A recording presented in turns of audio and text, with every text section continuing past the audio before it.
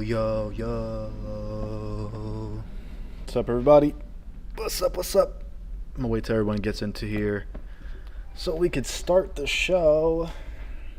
Oh, man. I don't know why. What did I do? Hurt my leg. Ow. Okay, let me sit back a bit here. Ugh. Alright. Let's do this thing. I'm excited.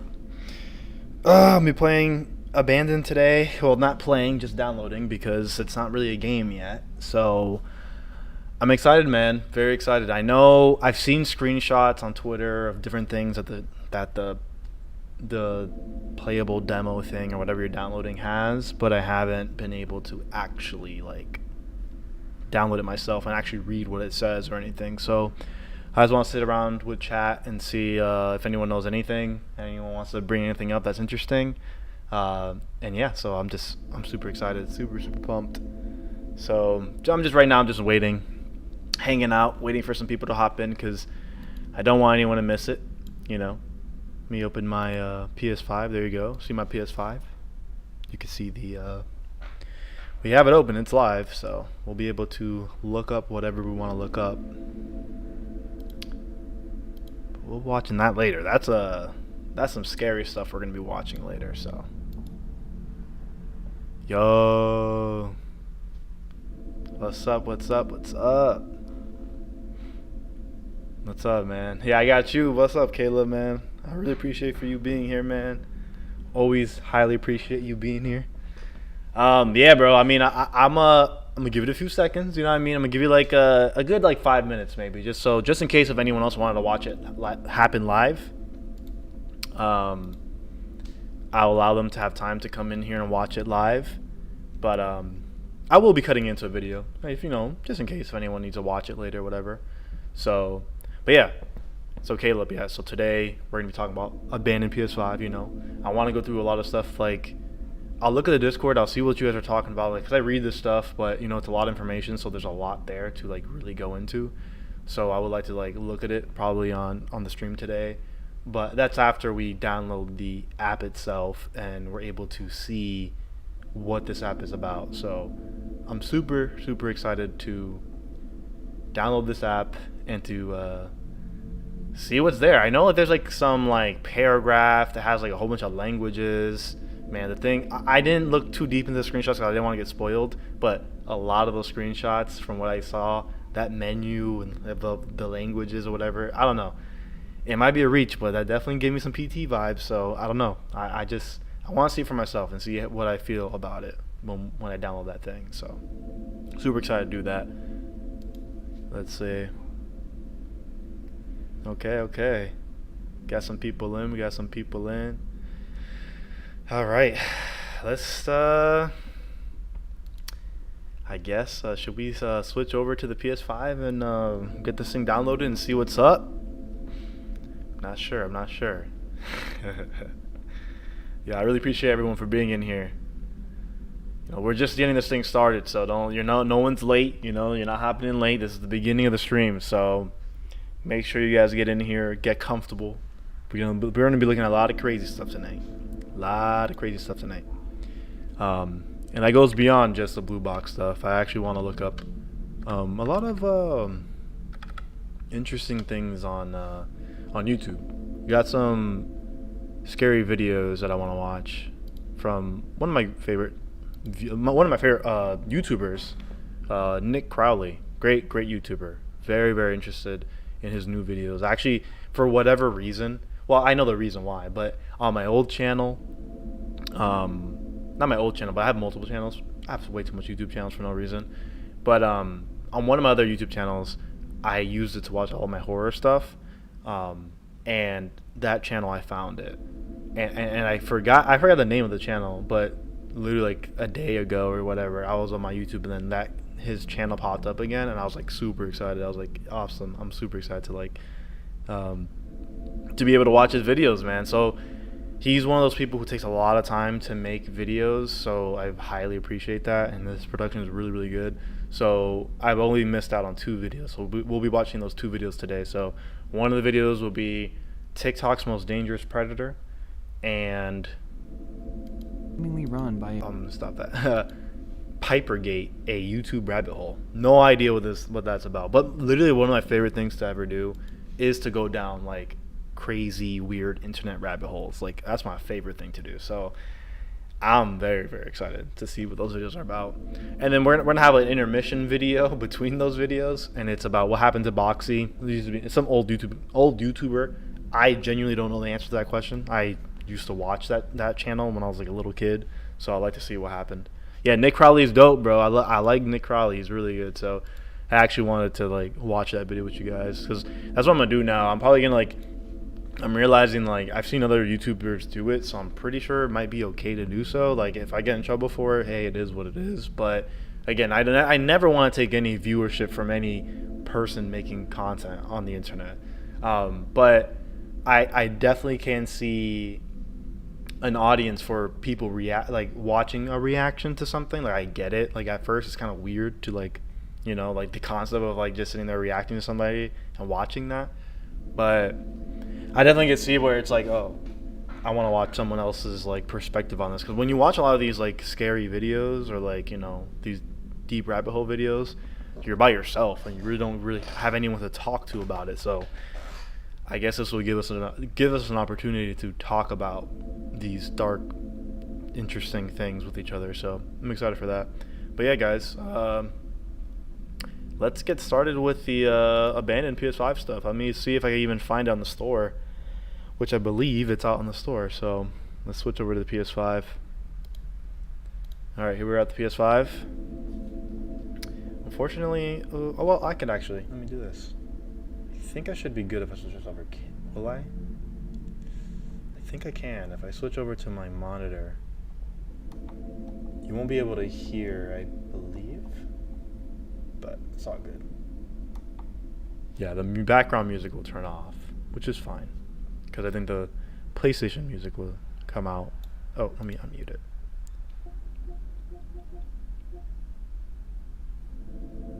Okay. Let me do property. Let me see something. Nope. Sorry. Alright, now you guys should be able to hear the PlayStation background music. Alright, this is the PlayStation. We're inside the PlayStation. Okay, let's go. Let's see if it's on the PlayStation Store straight up. No, we're not seeing it anywhere just straight up on the PlayStation. How about I go to my news and I scroll to the right, because I remember this is where I've seen it. Yep. So are you ready? Oh man, this is so interesting. So let's just dissect what this says here. So it says this was on Tuesday. You know, as you guys know. It says, "Are you ready? The real-time experience app for Abandoned is almost here with high-end content rendered in real time. Experience all exclusive footages available throughout the year to discover Abandoned and its cinematic storytelling in realistic gameplay." This sounds crazy. Alright, let's view game. Oh, do I have to search to download it? You're right. Oh, wait. View game. So I have to search it to download it? Okay, that's weird. That's so weird. Okay, let me see if it pops up.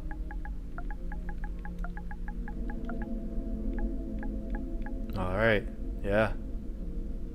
So hold up. Let me see something, right? Let me see one thing. You see the little logo on the side of on the bottom right corner of the abandoned thing? It has these little squares. The rest of them have like the little gamepad and the plus. That seems like DLC, but what if I search up any other game? Let me see, like Call of Duty or something. Okay, so look, so I've proved something. We have proved something, which might be a little bit of a downer here, but I'm realizing that the Crunchyroll has that same logo as an app, and then the video games have the controller logo on their image.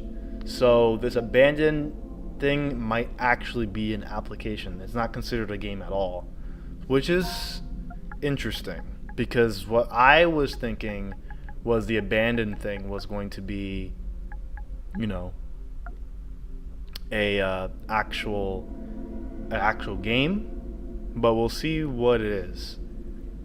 I don't know. It's very strange. Okay, it's interesting. Is the PlayStation background music too loud at all? I don't really know because I can't really hear it. So if you guys just let me know if it's too loud, I'll put it down because the background music can be annoying. I know that. But yeah. So that's a pretty interesting discovery I just found out right now. So the abandoned trailers or the abandoned real-time experience app is genuinely an app. It's not a video game. As you guys can see, Crash Bandicoot 4 right next to it. The logo on the bottom right is a gamepad, and then for abandoned, it's an actual application. So this might actually go into. Oh, thank you, Caleb. This might actually go into maybe more of the speculation that this is actually an actual application to have a PlayStation event, like people are saying, or maybe a platform to announce multiple games, as people have said. So I don't know. It's weird, man. This is really strange. So let's just go ahead and see if any details pop up. Okay, let's see this explanation here. By downloading this app, you'll be able to experience all abandoned trailers running in real time on PS5, get a taste of the visually realistic looking environments and characters all rendered in real time by PS5's hardware, and get a glimpse of the realistic gameplay system of Abandoned. Please be aware, this application is not a playable demo, nor does it contain any playable gameplay. All gameplay footages in this application are recorded gameplay sessions by the developers. This application does not contain any videos. All materials are actual PS5 footages. So I don't know, man. I'm genuinely now confused about this thing. Let's hop in more before I give you my full opinion on this right now. But let's keep going. Let's keep going. Okay. Let's see. Release date. Look at this. This is weird. The release date is still June 24, 2021. That's one of the original release dates. Weird. Nothing more of interest here. Just says action, first-person shooter, tactical. So tactical. I mean, maybe Metal Gear. No, we have no. It has no indication of horror at all.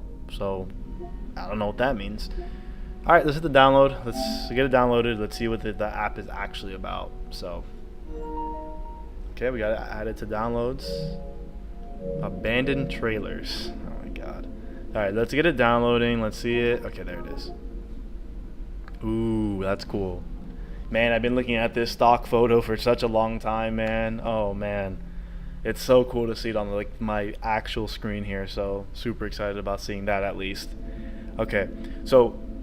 It's downloading. It's gonna download pretty quick. So I'll go ahead and read some of the comments right now, and I'll give you my opinion after. But let's see how deep. I won't go super deep into the rest of the conspiracies until I'm done downloading the app to like give you guys my opinion, and then I'll go into like what other people are saying. But right now I'll go give you guys a little glimpse of what chat is saying right now and everything. So okay, so let's see. Okay, it said I think. This app is those event Blue Box talked about. Okay. Yeah, I think this is Konami's E3 per se. That's a great way to put it. This might be Konami's E3 app or something. So that's a good way because again, we all are thinking this might be a Metal Gear Solid and a Silent Hill announcement. So there's, it could be a Konami thing. That could be it. That's a good point. So let's see what we ask. When do you think it will be live? I think it will be live on the 10th, from what I understand. Caleb's saying I think it's the 12th, so maybe the 10th or 12th. I'm not really 100% sure. We all have to keep our eyes very tight on Blue Box Game Studios' Twitter to make sure we're good on that. Let's see, what else do we have here? Let me take this headphone off. It was bothering me. Okay. Me and another guy may have figured out further details of things that may pointing to it being the 12th of August. So, yeah, we'll look into that. You got Returnal? Yes, I have Returnal. Yes, I do have Returnal. Returnal's great. In the servers. Okay. I downloaded this app this morning. What's up, Harvey? I really appreciate you being here too, man. Always great to see you. But yeah, he said he downloaded the app this morning, which is something I wanted to do, but I for sure wanted to make sure I did this live with you guys, just in case if I caught anything that was interesting, which I feel like I did. So I'll definitely regurgitate what I found out that's interesting about it, but I want to open the game first, which is already done downloading, so we'll see. Okay, so Marcone said tactical. Exactly. Tactical is a weird way to put it, because when they wrote the PlayStation blog thing, there was nothing mentioned about tactical, I believe. It was only saying like survival horror. So, hey, I mean, you could call survival horror tactical, I guess, but yeah, you know, Metal Gear Solid is kind of a tactical stealth game, so I don't know, right? I might be crazy. But okay, so let's open the app up and let's see what this is all about. I'm excited. I'm put both headphones on because this is important stuff. Hope you guys are all ready for this. Don't expect anything crazy. We shouldn't expect anything crazy. They already told us that, so let's just see. Oh, this is so cool to open this game up. Oh, it opens way too quick because I wanted to see the logo, but it went by really fast. Look at that, the Blue Box Game Studios logo. Okay, so here's our first screen. Okay. This is so weird to see, guys. This is so weird to see. The myth has come true, you know, the app that we all were like waiting for. Here it is, right? It says choose your language. Obviously I'm gonna pick English because I'm speaking English. I like how they have a little shout out to the Netherlands there, you know, and the Turkish. I believe that's Turkish, right? Maybe. I don't know. But yeah, many languages. So it's 1, 2, 3, 4, 5, 6, 7, 8, 9. 9 languages. Interesting. Pretty bold, right? Hey, maybe they may have the money to do it. We'll see. I mean, they have a private investor, so there's no sound. I don't think there's any sound. English. Okay, this application does not contain any playable content. It is intended for demonstrating the upcoming trailers. I couldn't read that. Sorry, I couldn't read. Okay, check back soon. Okay, I couldn't read that paragraph fast enough. Sorry. Okay, does it do anything else if I press anything, or me?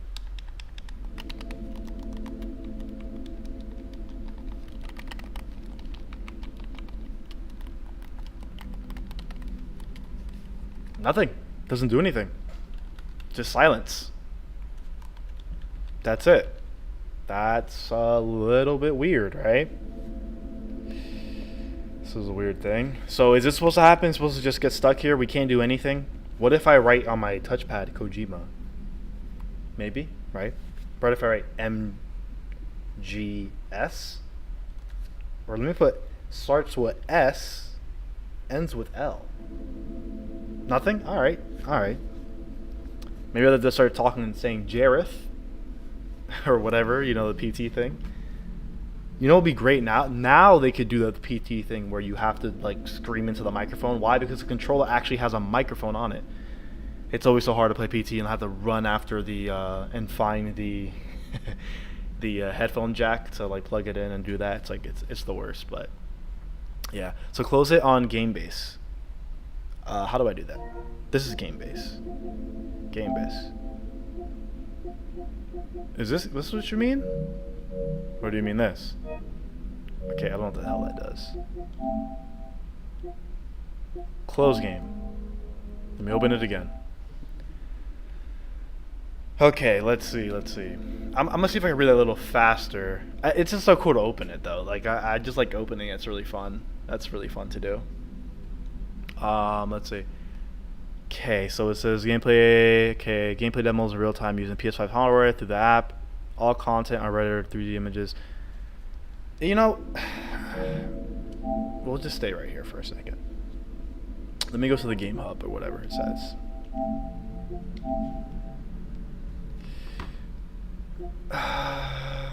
Let me just see. Trailers app available June 22nd. So it was announced on April 4th. Oh no. Abandoned announced May 4th? Okay. That's weird. Okay, whatever. So announced May 4th. Trailers app was supposed to come out on June 22nd. That was announced on June 12th. And the trailer app is coming. Alright, well, just go ahead. I'll start reading some of your guys' comments because I'm a little lost here. He says troll. Yeah, bro, this is definitely a troll. Like if it like again, that's what it's supposed to be. I 100%. They're doing this. I feel like this is supposed to be like a way drawn out thing. But let me get into. I guess before we get in, I'll read your guys' comments in a second, right? But I want to give you guys my personal opinion on this whole thing. Oh, where's the image? Wasn't the trees here? You guys remember those trees here, right? The trees are gone. Yeah, now it does look like the dark room background thing. You guys see that? It kind of looks like a dark background. Let me put it full screen, right?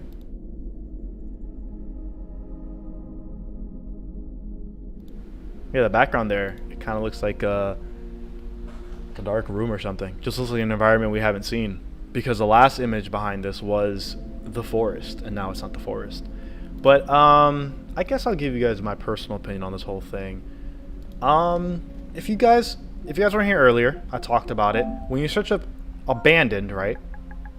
Abandoned. All right. Right. If you guys can see, the logo on the bottom right corner of the abandoned thing shows like these little 4 like squares, and then this one, the Crash Bandicoot thing, shows like the controller, meaning it's a game. The Abandoned Trailers app is genuinely an app. Is actually an app, which I personally thought it was going to be a game. And it's pretty much now confirming, even reading the stuff I'm reading on the app itself, it's kind of just saying like we're going to watch videos. So I'm like, why? It's just weird. I don't know. It's really strange, but just to prove that this is an application and not, some random thing. If you look up Crunchyroll or Apple TV right there. Oh, never mind. Apple TV. Okay, there it is. Apple TV has the same logo, so because it's an application. So interesting stuff. I feel like I had another point, but I completely forgot what it was. Man. Yeah, I made that point already. I'm trying to think. There's another point I was trying to make. Huh. Don't remember what it was. All right, I'll start reading some of your guys' comments here. What do we got?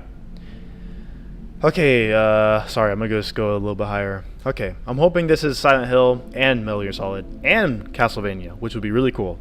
I'm a big Castlevania fan as well, and hope Konami makes a new game. I agree. I think Castlevania is a great game, and it would be amazing if that series could continue in a much more interesting way than just having what's the game, Bloodstained being the only thing we kind of have, which is not a Castlevania game.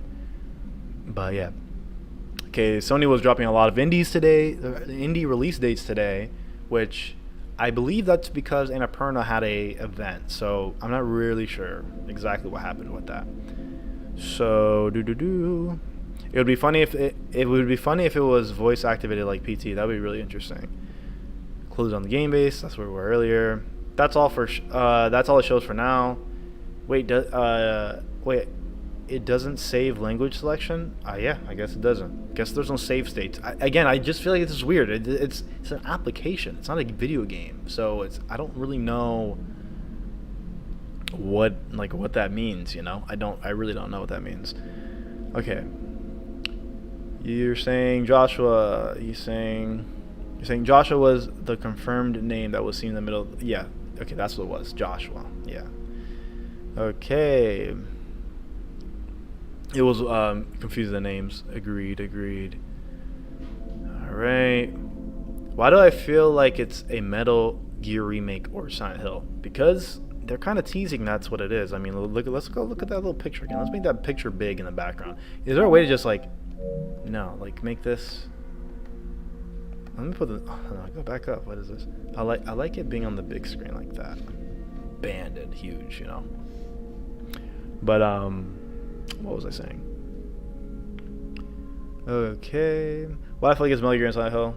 Because again, it seems like it is. Blue Box sold Abandoned as a horror game all along. Why aren't they talking about it anymore? Exactly. Very strange.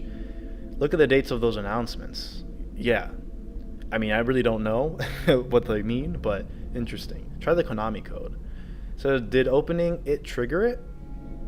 I don't think it triggered anything. I just opened it and nothing really happened. There is something about the app receiving constant updates before the 10th. Interesting. Very interesting. The phone app shows that too. Okay, which was the backdoor thing, I believe, right? First one 5th, next one 6th, the next one 7th. Oh, wow. Interesting. I like that. Yorved. I like that point. That is true. Let's go look at that again, alright? Let's see what he's talking about. Let's go to the games. We're in the games hub, right? Oh, no, we're not. How do I do that? Okay. Yeah, but am I in the game still? I am in the game. Alright, let's go to the games hub. I want this thing to just start controlling my PS5 and start going crazy. Wait, but what were those dates at? Did you see 4th, 12th? Oh, well, you're talking about the, well, I guess. I think what's more interesting, I mean, it says it's 5, 6, 7. Those are the months, but I mean, this is how the months just continues. I mean, I guess there's really nothing there on that one, but yeah, I mean, it was interesting. This whole company is a scam for real, bro. I'm telling you, it is. I mean, it seems like it. I mean, from what I could tell, it seems like it. Again, and especially after they pulled the other day with this image right here with the eye patch guy. Yeah, they're definitely doing something crazy. Okay, look at the dates, announcements. Yes, okay, that's what we looked at. Supposedly apparently it has remote play support. Yeah, I seen something about that. Have you seen the photo with the table and the door? The photo with the table and the door. Where is that at? Where can I see that image? If anyone knows where I can see the image of the photo of the table and the door, let me know. I'll look it up so I can find it. I don't know if it's on here at all. But yeah, man, I feel like I had another point. I wish I could like go back in time and watch my video, because I feel like there was something I was gonna say. You know, from going forward, I'm going to say what I have to say, because I literally lost my train of thought. I feel there was another point I was gonna make when I opened the app for the first time. I feel like you could like probably put like a cheat code or something in here. I don't know. Yeah, like the room and PT. I mean, I think that one I do know. Someone said in the other video that the current background of the app is the opening room and PT. I agree. It looks like that. Door and table like the PT room. Yep. It says when you hover over the abandoned app, it is blurred. Yeah. Exactly. What's the Konami code? What is that? Like, is it a code I could put in the controller? Because I'll do it. If there's a code I could do on the controller, I'll do it to see what happens. When will it start? I don't know. I don't have an actual date. I believe they said the 10th or the 12th. I saw the 10th on Twitter, but chat said the 12th. So I'm not 100% sure exactly when it's going to start 100%. But I will say what's really strange is that this background wasn't this background before, which is kind of freaking me out. I don't know how in the world this background changed to that. Like, is that a thing? Do games do that once you like open them? You know, oh, I guess what it was. I think the game, when it's downloading, it had a different image. I believe other games do that too. So, hey, might not be as cryptic as we think, but yeah, interesting stuff, man. This whole situation is just really strange to me, because they're saying it's gonna have haptic feedback, 3D audio. 3D audio I can get, because that's just a file, you know. That's just a file that you could just put on a program and you can hear it. But are there any other applications that you can play on your PS5, or like you usually don't play applications, right? They're video games. But is there any other applications on the store that you can download and it has haptic feedback? You know, can you watch Netflix and feel the remote shake? From what I understand, I don't think so. So I honestly don't know what this whole thing's about. So that's where I'm kind of confused. All right, so let me see the Konami code. I'll do it right now. Konami code. Up, down, left, right, B, A, start button. So I'll do it again. Up, down, left, right, B, A. Nothing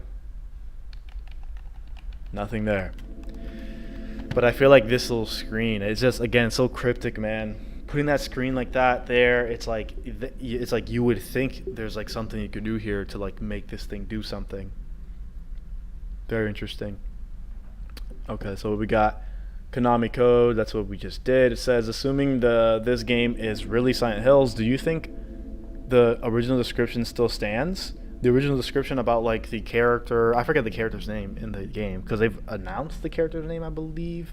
We could go look at the original blog post and see, but the description was something like you wake up in a forest and you trying to find your way out or find your family. It's something like that. It was like, so I was talking about survival horror. Okay, so you wrote it out for me, so I really appreciate that. Okay, it's a code for Contra on the NES, and many games still have use for after. Okay, interesting. May not work though. Okay, so this is the original PT description. So thank you for Paulau for writing this out for us. It says first-person horror survival shooter set in a highly detailed open world environment and favors a realistic approach to survival. A 60 FPS open world horror Silent Hill to explore is nuts. Yeah, they do say detailed open world environment favors. I don't know. I mean, that description seems awesome, but yeah, I don't know. To be fair, if this is Silent Hills, I don't think it's gonna be Silent Hills, right? I don't think it's gonna be Kojima's vision of Silent Hill. I do think so. So an idea that I have, right? I do think that this will be a MGS1 remake and a Silent Hill game, right? But I don't necessarily think it means that it's going to be specifically Kojima working on any of them. It's going to be like, obviously, it's just like they're just used, like I think Sony has a license to this stuff and they're just like going to do stuff with it because obviously I think Bluepoint would be remaking Metal Gear Solid 1, or whether it's, whatever else they're going to do Bluepoint with the remaking whatever Metal Gear Solid they're choosing to do, like, so there's that. Because again, I don't even think we could fully rule out the fact that they could be porting the original remasters they did on PS3 and 360 over to PS5 also. Like, we could never rule that out. We don't know. So that could be a thing, and also like a remake of the first game. So it could be that. And then when it comes to Silent Hill, it could just not be Kojima Productions working on Silent Hill. It could be another studio working on it, another Sony first party. A lot of people are saying Cory Barlog has said that he wanted to work on Silent Hill game before. Like, he has mentioned this, he said on Twitter, I believe, and that it wouldn't be crazy if Sony Santa Monica is working on it, because Sony Santa Monica is working on another game, but they haven't announced what it is. Even though a lot of people have said it's going to be a space-based thing. I don't know if they're mixing that up with Naughty Dog, who's saying they're making a space-based thing. We don't know. Someone's making a sci-fi space-based game at Sony's. We don't know. But we also don't know who else is working on Silent Hill, which has been basically confirmed that there's more than one Silent Hill game being made at the moment. So we'll see. I don't know. All right, so let's see what else you guys have. I really appreciate you guys being active in the chat. It really helps out with doing this whole thing, because you guys have a lot of good information. What else are we looking at here? Okay, so didn't they say this is not a Metal Gear? I don't know if they've specifically denounced that this is a Metal Gear game, but they for sure have, hinted at it being Metal Gear, especially with this image right here. So, that's all I gotta say. Okay, it says, have you heard of the Twitter account, The Quiet Silent Man? Never heard of it. Nothing to lose by trying the code. Yeah, I did try the code, so nothing to lose. I tried it 2 times, so nothing really happened. The game is still open, though. I have it open in the background still. Okay. Trailer-wise, I don't think so. It says Konami code is up, down, left, right. Circle and X. Yeah, I did it circle and X. It said BA, but yeah, circle and X. I did the same thing. Yeah, nothing. Not even a sound. That screen seems really ominous. It does. It's a very ominous screen. So yeah, very, very strange screen. You're right, Harvey. Yeah, Okay, it's strange that Kojima still hasn't said anything in words about this, though. Yeah, he hasn't said anything. No confirming or denying. Kojima has not yet have said anything, and neither has any official PlayStation thing. Like Sony has not said anything. PlayStation, no one has any. No one of the higher ups have been like, "Hey, yeah, guys, like this is not what you're thinking. Like, hey, back up off of it," you know. So I don't know. And it says that background music kind of sounds like the Silent Hill OST. Oh, right now? Is there background music? You guys hear background music?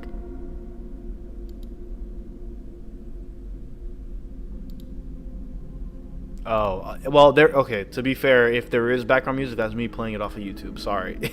I'm completely sorry. If there is, yeah, because it is, yes, it is ambient music from Silent Hill in the background. That's on my computer. I can't hear it right now because I'm on my PlayStation. But yeah, that is Silent Hill music. So I mean, good ear, but that's not from this. So yeah, sorry guys, very sorry. Sorry about that. I highly apologize for that. Very sorry. I didn't realize you guys could still hear that. I thought it cut off, but yeah, guys, I don't know. This is interesting stuff. Yeah, I don't know. Again, I'm a 100% believer of this. I still think this is real. Again, it's very strange. Like, again, all this stuff is strange. You don't sit here and drop an application to drop some trailers of a game that's not even called the game that you're saying it's called. Because it's like, what is the game called then? Why don't you just say the name of the game? Why not? And why is there blurred out letters on top of the word abandoned real-time experience? And why is Big Boss, or, because I had a lot of comments attacking me for us saying Snake or whatever. People were saying Solidus, or honestly, bro, like, I'm gonna be honest with you guys. I've played these games, but I'm not the biggest, I don't know all the lore of all of Metal Gear Solid. So, whether it's Big Boss and it's on the wrong eye, I get that, but I don't really care about the specifics. This is a blatant tease to Metal Gear Solid because they know, like the people who are doing this, they know that everyone thinks this is Kojima.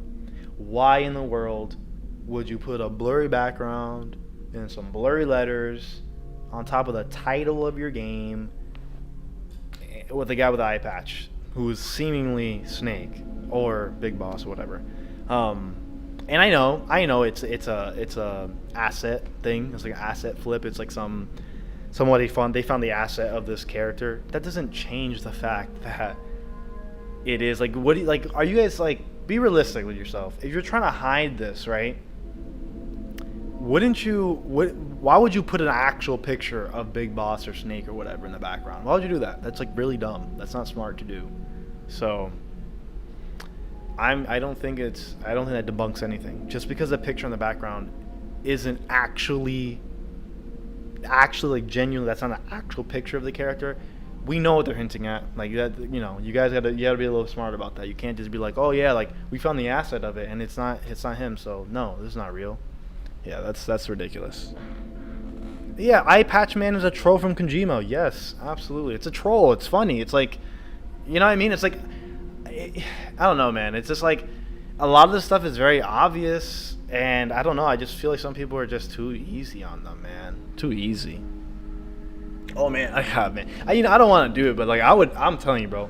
I kind of want to watch some of like the naysayer type people who I want to see their videos and like show you guys what they say and what they do. It's funny, man. It's funny. I would love to see someone else's. I've only seen one person's reaction about this and was like, oh, it's not real. Like, oh, they were mad about it.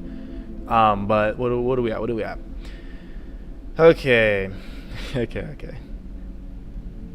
Okay, Norman Reedus has been trolling people with Silent Hill at least. Absolutely.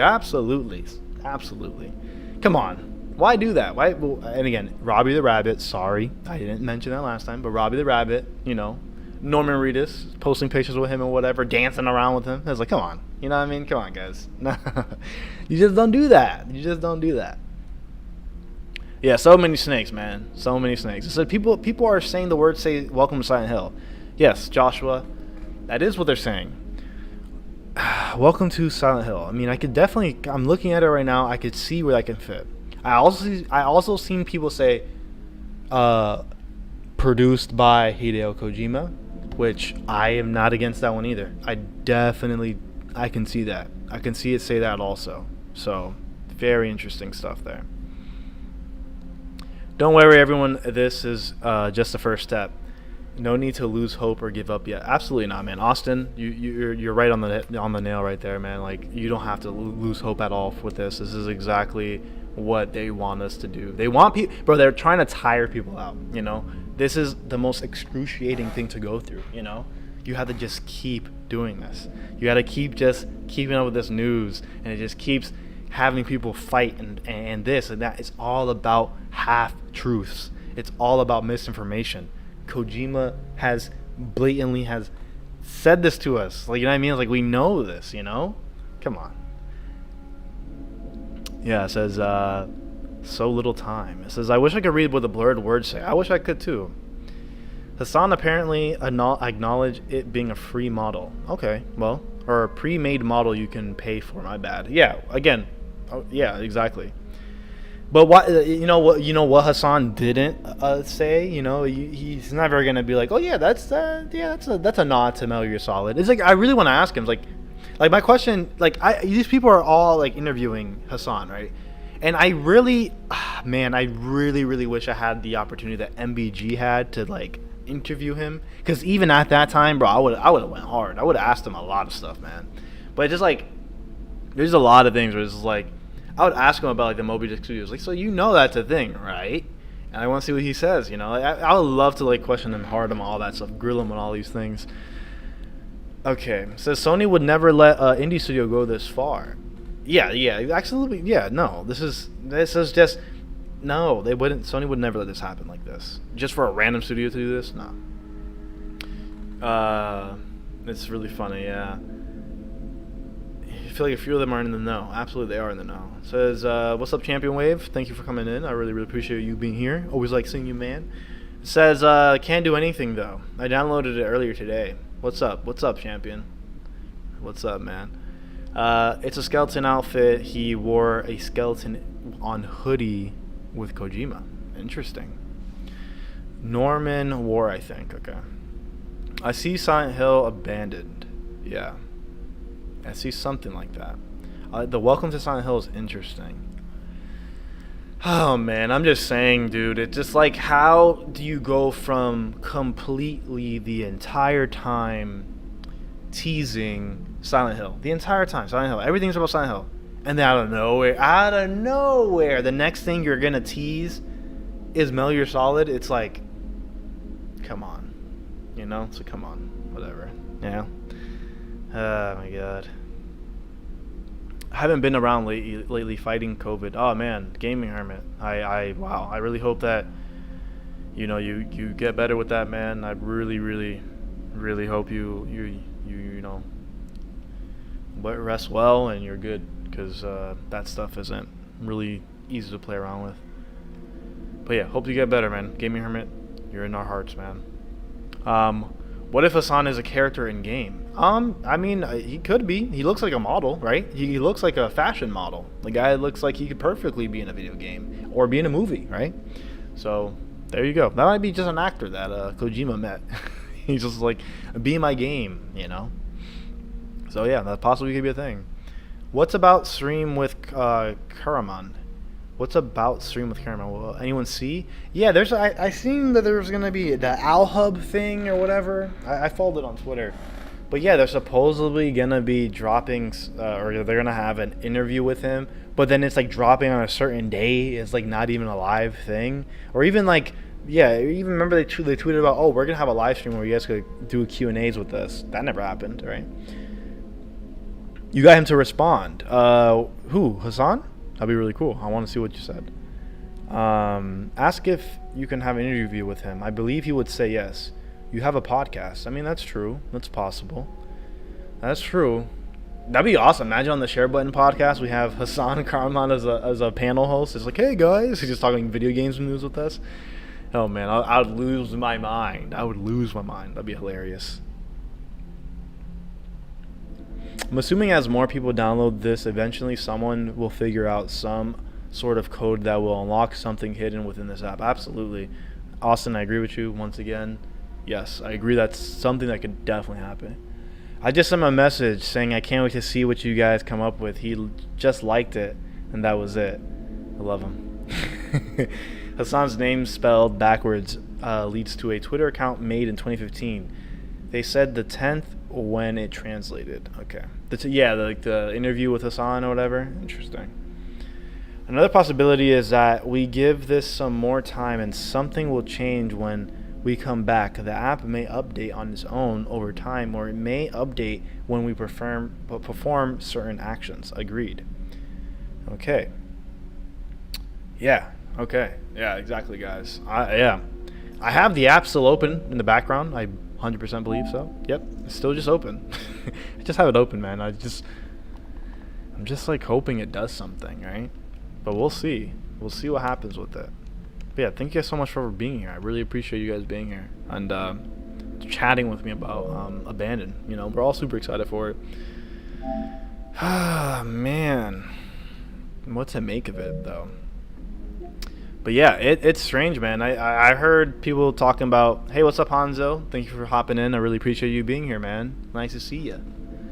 But I've seen people mention PlayStation Home or something, which I'm like, no. I love PlayStation Home. Like, I would die for PlayStation Home to come back, but to be like, Abandon is PlayStation Home, I don't think so. Could there be an announcement within the app that announces that? Maybe. But maybe this, again, Abandon, this application is going to be showing trailers. I mean, that's what it says on its thing. It could be an application where they show abandoned things, right? So, abandoned things that we know. Everything Konami's ever made, right? So that's an abandoned thing. So, again, specifically, a Metal Gear Solid remake, boom, that'd be great. Silent Hill, another Silent Hill game, boom, that's another thing that's abandoned, that'd be great. And then if you want to throw the PlayStation Home thing in there, I don't think it's not super crazy, you know? We didn't have a PlayStation Home at all for PlayStation 4, and that was depressing, right? So I would absolutely love if we got a PlayStation Home now, especially with the fact that, like, a lot of games, like, I'm even go back a little bit, but like Overwatch or Call of Duty is even like this now, and like Fortnite, what I mean is emotes and skins and all that stuff. Like, that's like such a big thing now that I feel like PlayStation Home, that's all it was about, is like buying apartments and buying furniture and all that stuff. I feel like obviously people cared about it back then. I cared about it. I wish I had expendable income like I have now, because, you know, I have a job, or, well, kind of. I work, I make money, I guess. I would have been able to buy so much cool things in PlayStation Home. I mean, in retrospect, that sounds stupid because PlayStation Home got taken down, but oh man, you don't understand how much excitement I had on PlayStation Home back in the day. I wanted all like the cool merch and all the cool apartments, but I was always just some pleb. But I played it all the time. I used to get on that every day and get banned every day because I'll just say the craziest stuff to people. It was stupid. I was a dumb kid, but it was fun. But yeah, so this app could definitely be something where they announce a whole bunch of just abandoned projects, right? I don't know. What else do you guys think could be in here too, you know? Aside from, I guess, the Konami stuff. Aside from Metal Gear Solid, Silent Hill, or Castlevania, whatever, you know. Because, remember, Castlevania was also teased by Blue Point Games. So if anyone doesn't, you know, if you guys have hope for anything about Castlevania, don't give up hope, because Blue Point Games has tweeted out things that are very cryptic and sounded like something to do with Castlevania. I could go look at that tweet with you guys live if you would like. Right? So let's go ahead and check that thing out.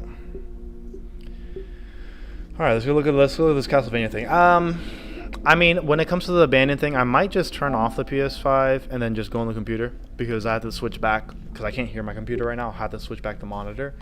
But I think that would pretty much wrap up my me playing around with abandoned PS5. As we all saw today, we were all kind of let down because we knew we were not getting anything, but we really got nothing. But I will say we do have some new discoveries, which one of the main discoveries is that the abandoned app is indeed an actual application and not a video game, which is kind of strange because I definitely thought we were going to be able to play something, but hey, they're sticking true to what they say. It's straight trailers that you're going to be able to have 3D audio and have a rumble feedback, which makes no sense to me, but hey, that's what they say. So we'll see. What do we have here?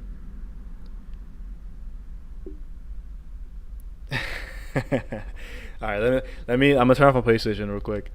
But I see some PlayStation Home slander in the chat. Which, hey, hold up, you know. Listen, maybe it's because I was young at the time and I liked it a lot, right? Let's switch back. There we go. It's back on my computer. Let me display port. Okay. Okay, you hear the Silent Hill music again, I think. All right, what's up, everybody? You can beat the first.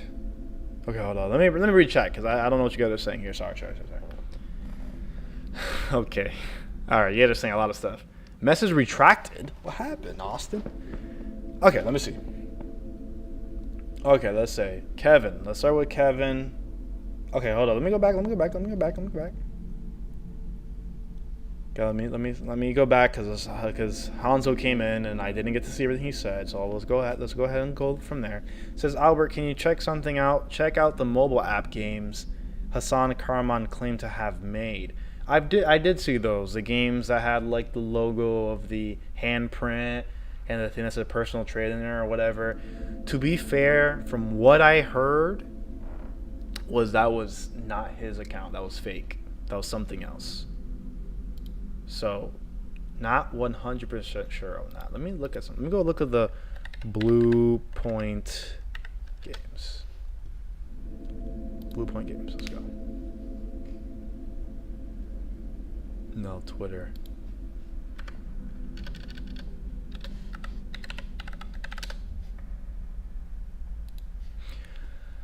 All right, hold up. Yeah, those. I want to find that tweet. How much do these people tweet? Yeah, they don't tweet that much. Okay, great. Man, where is that tweet? It was before they announced Demon Souls, so a lot of people were saying that it is Demon Souls that they were hinting at, but I'll go find that tweet again. Here it is. We'll go ahead and look at that for a little second here. So, but I'll touch upon what you guys are saying in the chat first, and we'll get to it. Okay, let's see. Where we at? Check out the mobile app. Yeah, so that's where we're at. Maybe a current time, a new message pops up hinting something. They're actually made by a guy named Hassan Reza Uzner. Okay. Blue Box Games said in the first trailer comes in August, and also that we are gonna get updates between the 1st of August and the 10th. Just imagine getting a teaser a day for 10 days straight. Bro, I'll be here August 1st. We'll see what's up, right? Okay. Wait, Hanzo said that something about a mobile app? Yes, we talked about that. Sorry, I'm reading these things so slow. I just sit here and I just ramble on. I apologize. Please forgive me, guys, for that. Okay. Was PlayStation Home really missed during the PS4 era? It was to me, alright? Sorry. Siren, maybe? Maybe Siren, man. Maybe Siren. I don't know. Maybe that could be another game that's abandoned. You know you're right about Castlevania, yes. I have facts and discoveries. Zone of Enders 3. Maybe. You can be first. I ride with you because you actually don't flip-flop like MBG. Oh, man. It says, okay, Albert, I figured out that Hassan, his mobile apps, is not by him. Yeah, that's what I saw. If we're talking about the apps made by the company, they aren't real from what I hear, but they were on the official Blue Box website. Blue Point has been extremely busy. I think he cracked it. Type in Joe Miller on Twitter. I will do that right now. It's like hitting at 3 different Konami games. It said Eye patch dude looks like reeds with a eye patch to my untrained eye. Who's reeds? Who's reeds? I don't know who that is. Yeah, who's Reedus? Like Norman Reedus? Interesting. Okay. Well, let's look at this tweet on the screen here real quick. Let's talk. This is what I was referring to. So calm this spooky night, a symphony of rumors. Oh my god. Not one but two return from the shadow. Oh my god. A resistance to dart home as black monsters escape twisted hills to wander lands and siphon souls. Filter your candy collection soft from solid and be eco-friendly. Have a metal Halloween. I don't know, man. This is weird though, because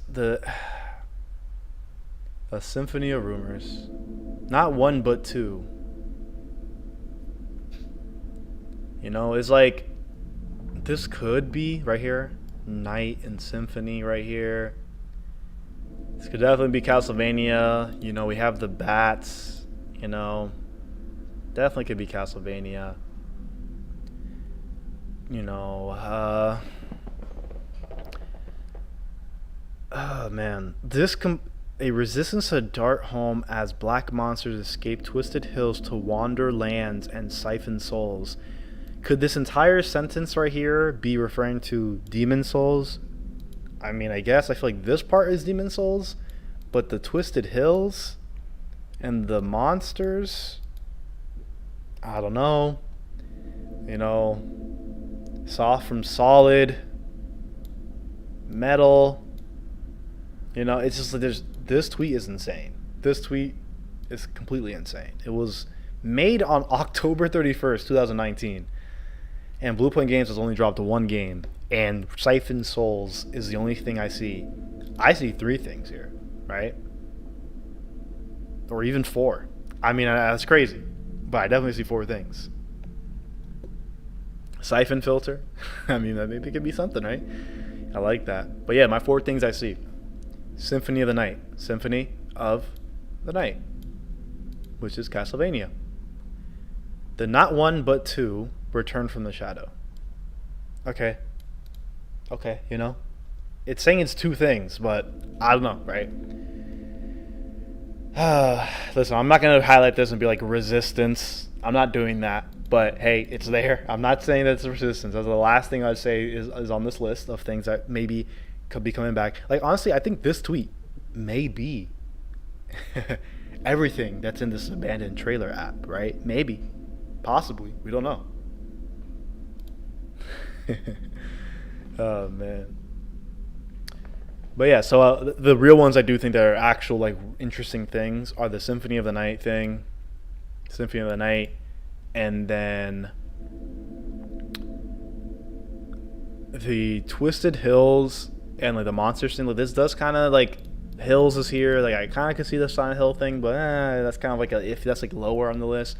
But obviously the Siphon Souls, like Demon Souls, that makes sense. But 100%, the number one thing I see on here, even more than the Demon Souls, which is the game we actually got, is the soft from solid. You know, the metal and the solid, you know. It's like 100%. No doubt about it. Blue Point Games is making a Metal Gear Solid game. And they're using this to announce it.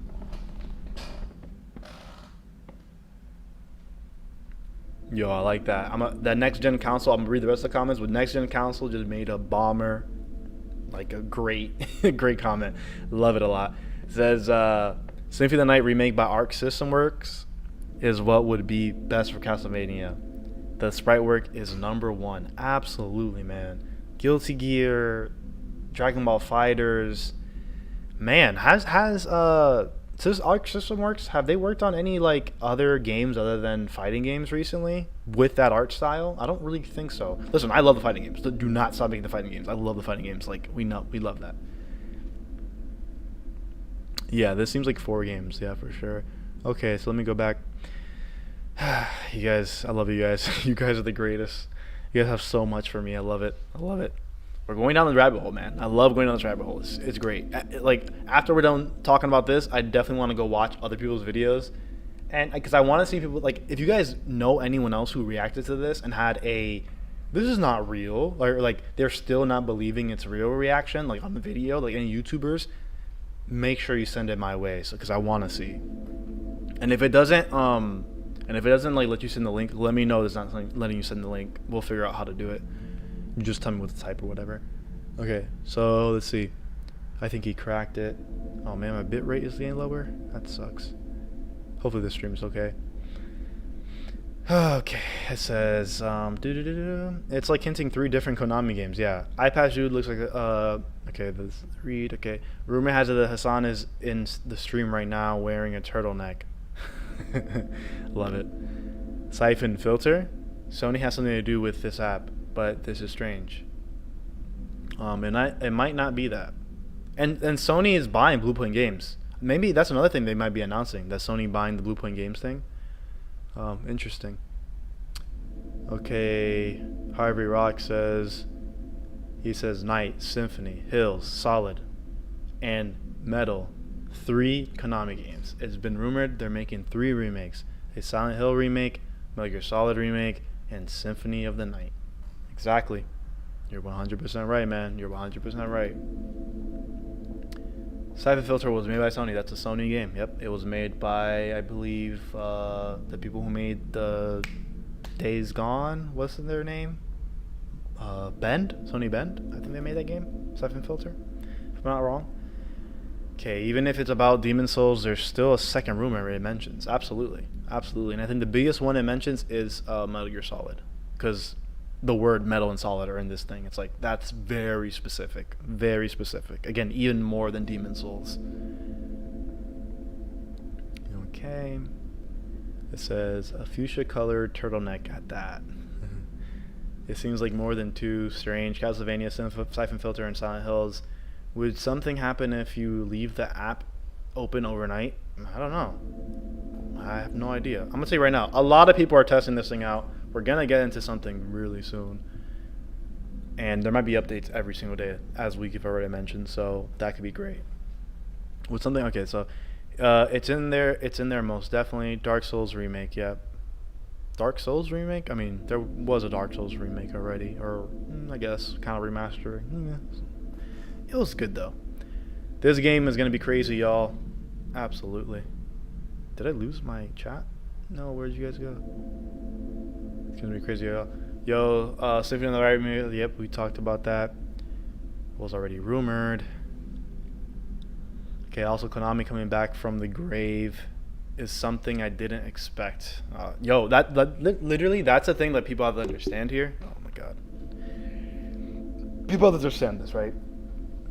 And I said this about when the news of Bloober Team thing came out. It's like, bro, I understand Bloober Team. You guys hate Bloober Team, whatever. I don't care about the medium or whatever and how bad they make games or whatever. But you got to be honest with yourself and understand how big of a deal that Konami has announced that, yeah, we'll work with other people. Like, straight up, like, partner and, like, announce that we're going to partner with other companies to help work on our IPs. That's important to understand. That's like immensely important because Konami has been dormant after the whole debacle with MGS5 and Silent Hills and all that stuff. Like they gave up, you know?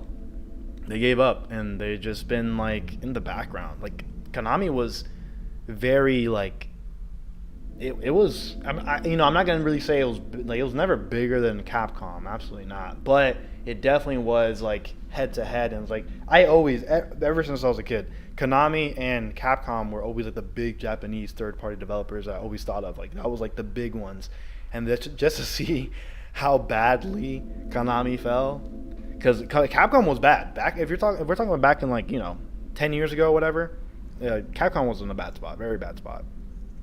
Same thing with Konami. Konami was always weird, but yeah, I don't know. I always kind of put them on the same pedestal. But hey, see what happens now. One theory is that the app is to showcase trailers for all the abandoned Konami IPs. I agree. I know you probably know this one, Albert. Yeah, absolutely. I do believe that app is going to be for abandoned things, because if we already have a confirmation that the app isn't, you know, it isn't called abandoned. It isn't called abandoned. We know that. Okay, we broke it. It's 4 games. Yep, absolutely. I could see it. I could see it. I'm not saying 100% it is. Because I point out resistance, and I don't think resistance is in there. But yeah, it says games teased in this tweet: Symphony of the Night, Resistance, Hills, Silent Hills, Wander, Shadow of the Colossus. Okay, interesting. Siphon Filter, Demon Souls, Metal Gear Solid. Yeah, if you had to pull from everything, if you had to pull everything from there, Kevin is right. All those games are 100% in this tweet. 100%. Okay. What we got here? I still believe Kojima has to be working on Silent Hills. Yeah, I mean, could be. We never 100% know yet. Not 100% know, but we do know something's happening. Okay, all remakes. I like that. Twisted Metal. Yeah, I don't see the metal's there, but I don't really see Twisted anywhere.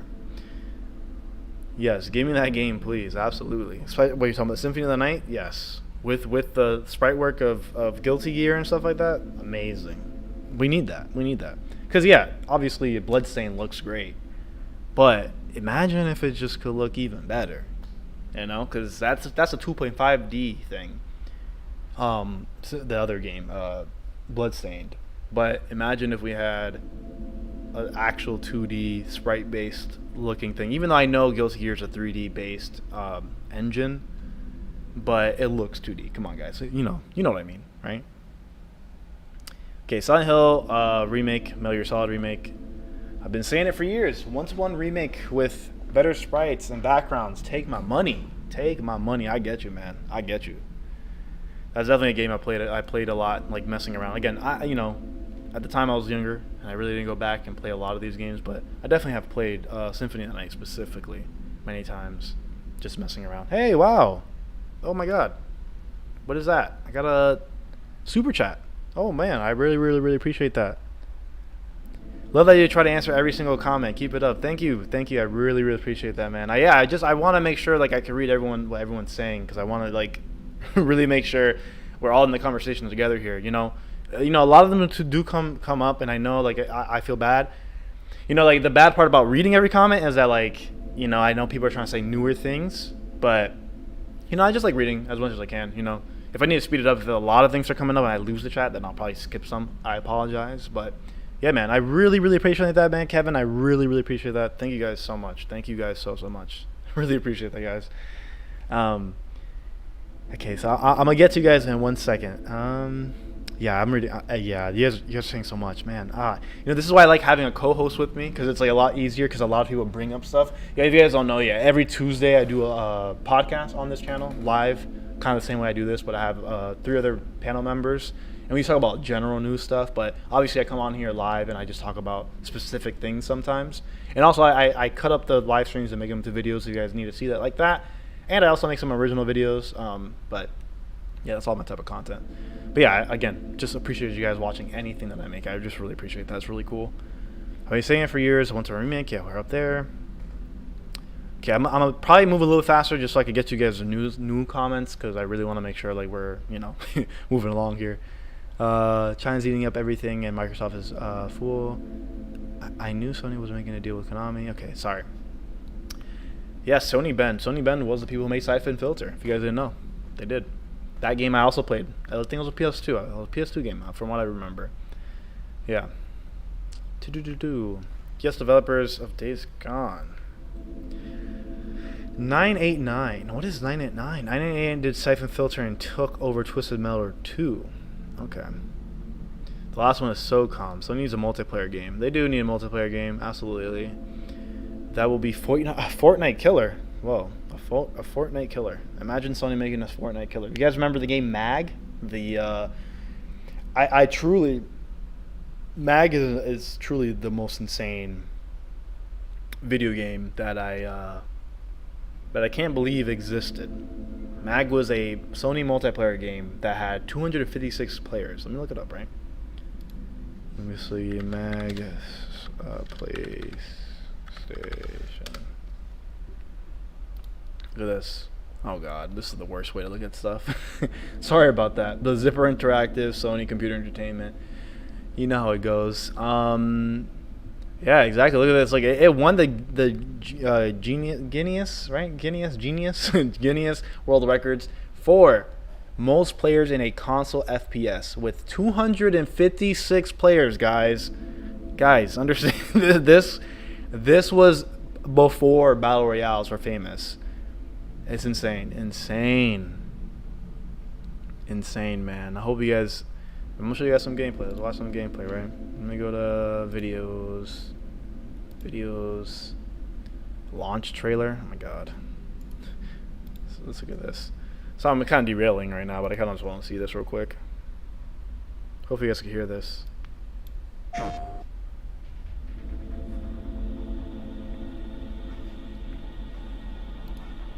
What you guys know about Mag, bro? I played this game. It was pretty bad, but it was great because it existed. Look at this.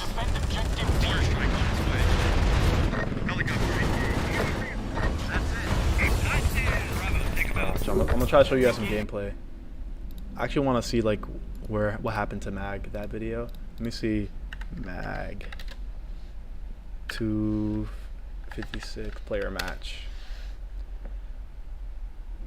Let's see. Let's go with this one.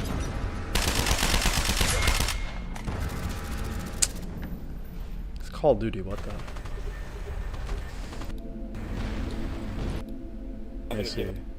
We have The enemy has gained control of E. It's like what? We've regained control of B. Bro, look how many points there were. Bro, look at this. Let me put the full screen. Bro, 1, 2, 3, 4, 5, 6, 7, 8. 8 different points.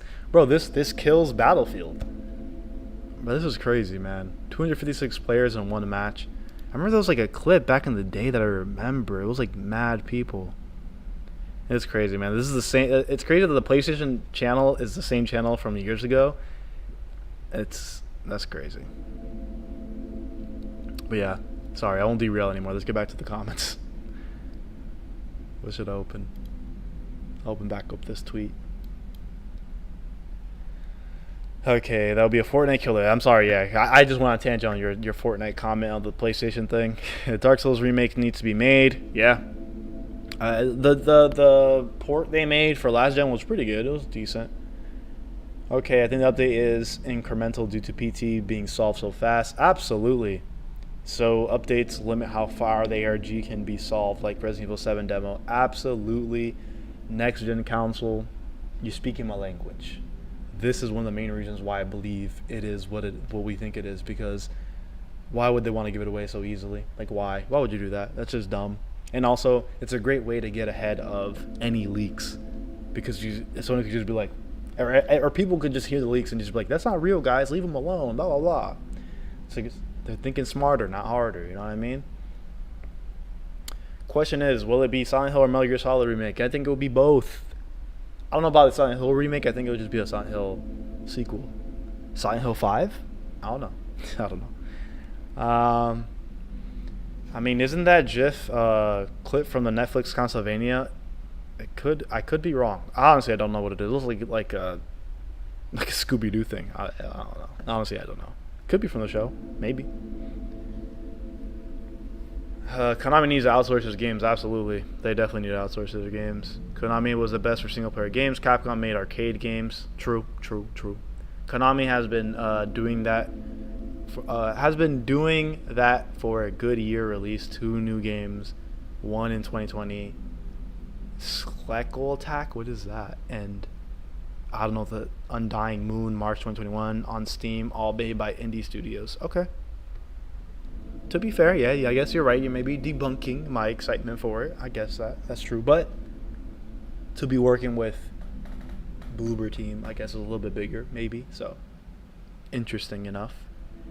For old school people, MSX, Konami, Heydays, and Metal Gear, the true original.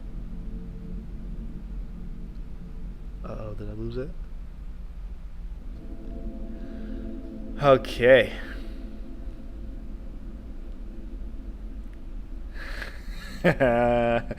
Hold on, I want to read you. This is funny. I'm reading the comments. You guys are hilarious. Okay, Twisted Hills Metal. Okay. Oh, the Twisted Metal. Wait, where? Oh, it does say Twisted Metal. You're right. I see that. You're right. No, what it says, Symphony of the Night. Okay, we got that. Speaking of Demon Souls, King's Field is a PS1 game as well, which that series was a precursor to that. Interesting. Albert is a thumbs up. Thank you, guys. Thank you for the thumbs up. Hanzo, you're the man. That's what I see. I see, Hanzo. Albert is the best. Thank you, Caleb. But thank you guys so much again. Too much evidence suggesting that this is Silent Hill. Absolutely. Austin, he says, can you think of anything else that's abandoned in any way that relates to Konami? Everything. Albert, the one panel member, hates horror games who was skeptic, even switched his sides. Abandoned has everyone screwed up. Absolutely. Yeah, massive game, massive action game, mag. Man, good times, bro.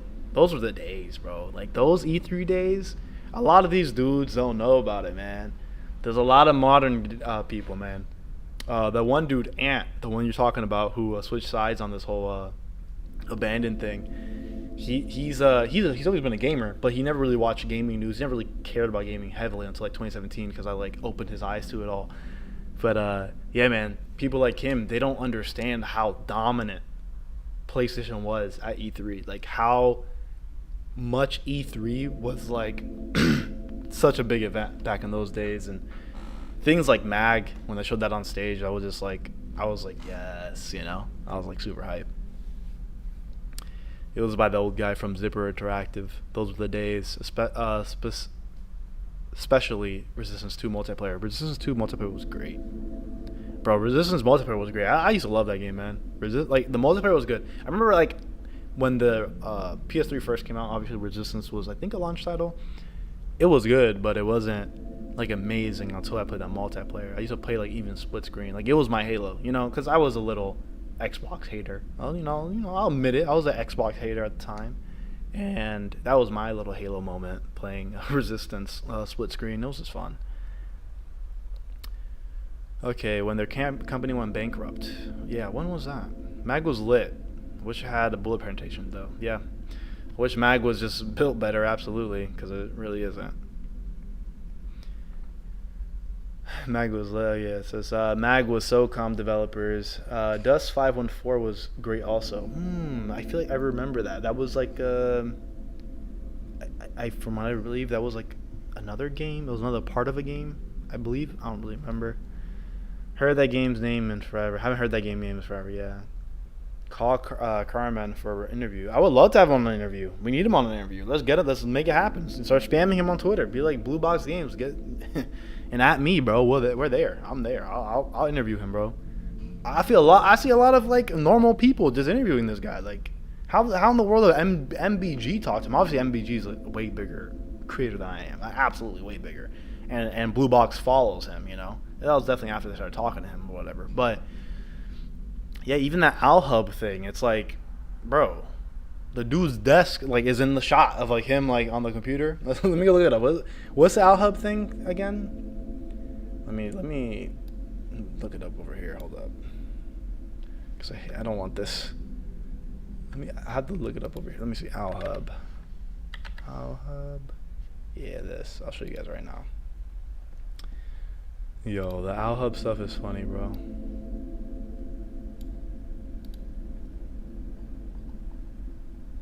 Wait, where are these pictures at?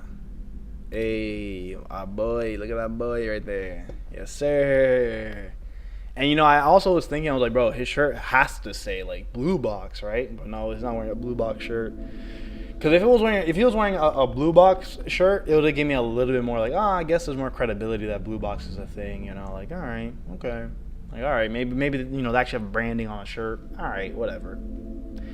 No Blue Box branding to be seen because it's a fake logo. So there we go.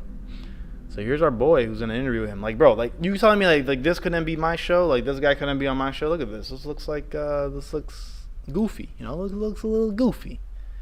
Let's go back to their main. Oh my Yes, okay. So back to their main feed. I think on here they have a retweet, and it's like a funnier picture. Oh my god. It's like a behind the scenes picture. Oh man, did they delete it? Oh no, this picture. This is by someone else. But like, yeah, look at this. Like what? It's just, I don't know. I thought this picture was funny, but yeah, they're just like on Discord or something, or Zoom, I guess. Yeah, that might be Zoom, right? I don't know. I think it's Zoom. Yeah, because I think Discord actually has your picture. But yeah, I'm just like, bro, I could be in here, man. I'm like, I could do this with Mr. Hassan, Mr. Karaman. I don't know. But I will say, let me address the people who are saying like, oh, like look, they had like the Ludwigs or whatever. I honestly don't remember. I don't really know the name of this little like the Kojima little statue, scary looking thing, a little astronaut with the skull. Amazing, such an amazing little mascot for the company. I love it. I think it's beautiful, beautiful piece of art. I love the actual statue of it. It's great. But there you see it on the little side there. Addressing that thing, people are saying, oh, it's there. Look, whatever. But it's like, all right. All these pictures are from many days. You know, he has a Doom chair. The dude's wearing an Ori in the Blind Forest a shirt. Xbox controllers everywhere. There's a Kratos on his wall. Naughty Dog logo. Yeah, Jason Voorhees things like MK, Capcom's Resident Evil. It's like this guy has a whole bunch of stuff. So I wouldn't read into the fact that he has a statue of the Kojima Productions thing right there. I mean, he's just a fan. You know, he's just a fan. And he has a Kratos on the desk too, and I don't even. Oh, that's from God of War, I believe. The little monster, I believe. Either that or some like White Walker or something. Yeah, I know. It's just funny that you see his cologne on the desk. You see his watch. I don't know, it's a funny shot. Just thought it was a funny shot, but there you go. There you go. Or Luden's statue, and the mug has always been there and during all the interviews. I don't know. I don't know. Whatever. What we on, What are we on, guys? Blueplay makes remakes. Sony had enough titles and IP. Can be resurrected. The Legacy of Kain. Guinness like the drink. Honestly, I'm saying it wrong. I don't know how to pronounce anything, guys. Sorry, I'm not the smartest. Genius world records. In the making 2, Legacy of Kain and Soul Reaver. That was that ish. I don't know. Why does it always skip so heavily? Oh my god. Sorry, Metal Gear Solid Cross. I'm sorry. I have to skip some because honestly I don't even know where I'm at because things like move by itself. Legacy of Kain had a remake that is on YouTube unreleased. There's a lot of like unreleased remakes. I actually have like a Code Veronica one or something. I believe that's what it is. I actually never opened it. One day I'll open it with you guys and play that on stream. Nintendo hopped on too late. Mag was crazy. Absolutely. Homecoming was 5. That's true. I understand. I know. I just like calling it that. And again, they never put the number in the title, so from what I understand. So they could still just use a number. Because again, a lot of games, like you could call God of War 2018 God of War 4, but it's not called God of War 4, so it's not really God of War 4. It's just called God of War. So, hey, you never know. Even though I love the N64, it says, Albert, if you like tactical shooters, check out 06 Behind Enemy Lines developer video. What is that? Interesting. I'll help screenshots confirms Hassan is a fashionista. Absolutely. Damn Hassan. Looks like Kojima employee, not gonna lie. Facts. Kojima likes to have his employees, fresh, dressed up nice. I guess. I don't know. I'm just talking nonsense. Okay. I want to punch my screen. I tweeted at Blue Box on your show. Oh, okay. Thank you. I haven't checked my, let me look at my Twitter notifications. Hey, yo, Harvey, my man. Yes. Yo, everyone retweet that or tweet yourself. Tweet at Blue Box Game Studios. Let me zoom into that tweet so you guys have a good example of what we should be doing here. let's get this guy on the podcast, right? Let's get this guy on the podcast. Ask him some questions, you know, because it seemed like he got anybody doing it. So you know what I mean? Harvey Rocks, yo, shout out to Harvey Rocks. Go follow him, you know. That's my man right there. But okay. Says do a search on Hassan Karman. His picture is only once used with the Blue Box post. Allowing Hassan to talk to normal people is all part of Blue Box's marketing scheme. No one here is falling for it. I agree, bro. I agree. Same thing. I feel the exact same way. I'm like, bro, obviously they'll let anyone talk to him because it's just funny. Because, like, why not? Why not, right? He's a ghost online. What developer has no trace online of digital fingerprint, right? Especially those apps supposed to be being fake. It's like, all right, well, then what else have you done then, right? Honestly, the apps being his apps were at least something, right? But now they're not. They confirmed that those apps aren't his, like those mobile apps. So, whatever, right? Hello, Trace. Okay, he's a sneaky warrior. I mean, that's his name on PlayStation. His name on PlayStation is Sneaky Warrior. Sounds like Snake to me. Oh, we got another notification. I second this. Yay, what's up? I respect that, Kevin. I respect us at the retweet. I love you guys, man. This is hilarious. Yo, if I get a DM from Hassan, bro, ooh, we're gonna have a show for you guys. We're definitely gonna have a show for you guys. It sucks that, like, again, like MBG talked to him. Like, I don't know why he didn't go live, man. He should have went live with him. But you know, there may have been some exchanges. You know, yeah, we don't really know. So he's involved in every game in history. He is. Red Tango. I like that comment. I like that. Yo, I respect all the retweets and likes. Really respect that. What company resides in a public building? Right? Oh man. Interesting stuff, guys. I think that ties to the mug always being there. Tweet. Penguin Adventure is Hideo Kojima's next game for Xbox. Oh my god. I posted the picture of that, how good.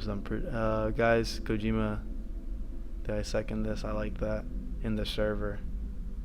Wait, what did you say? Wait, where?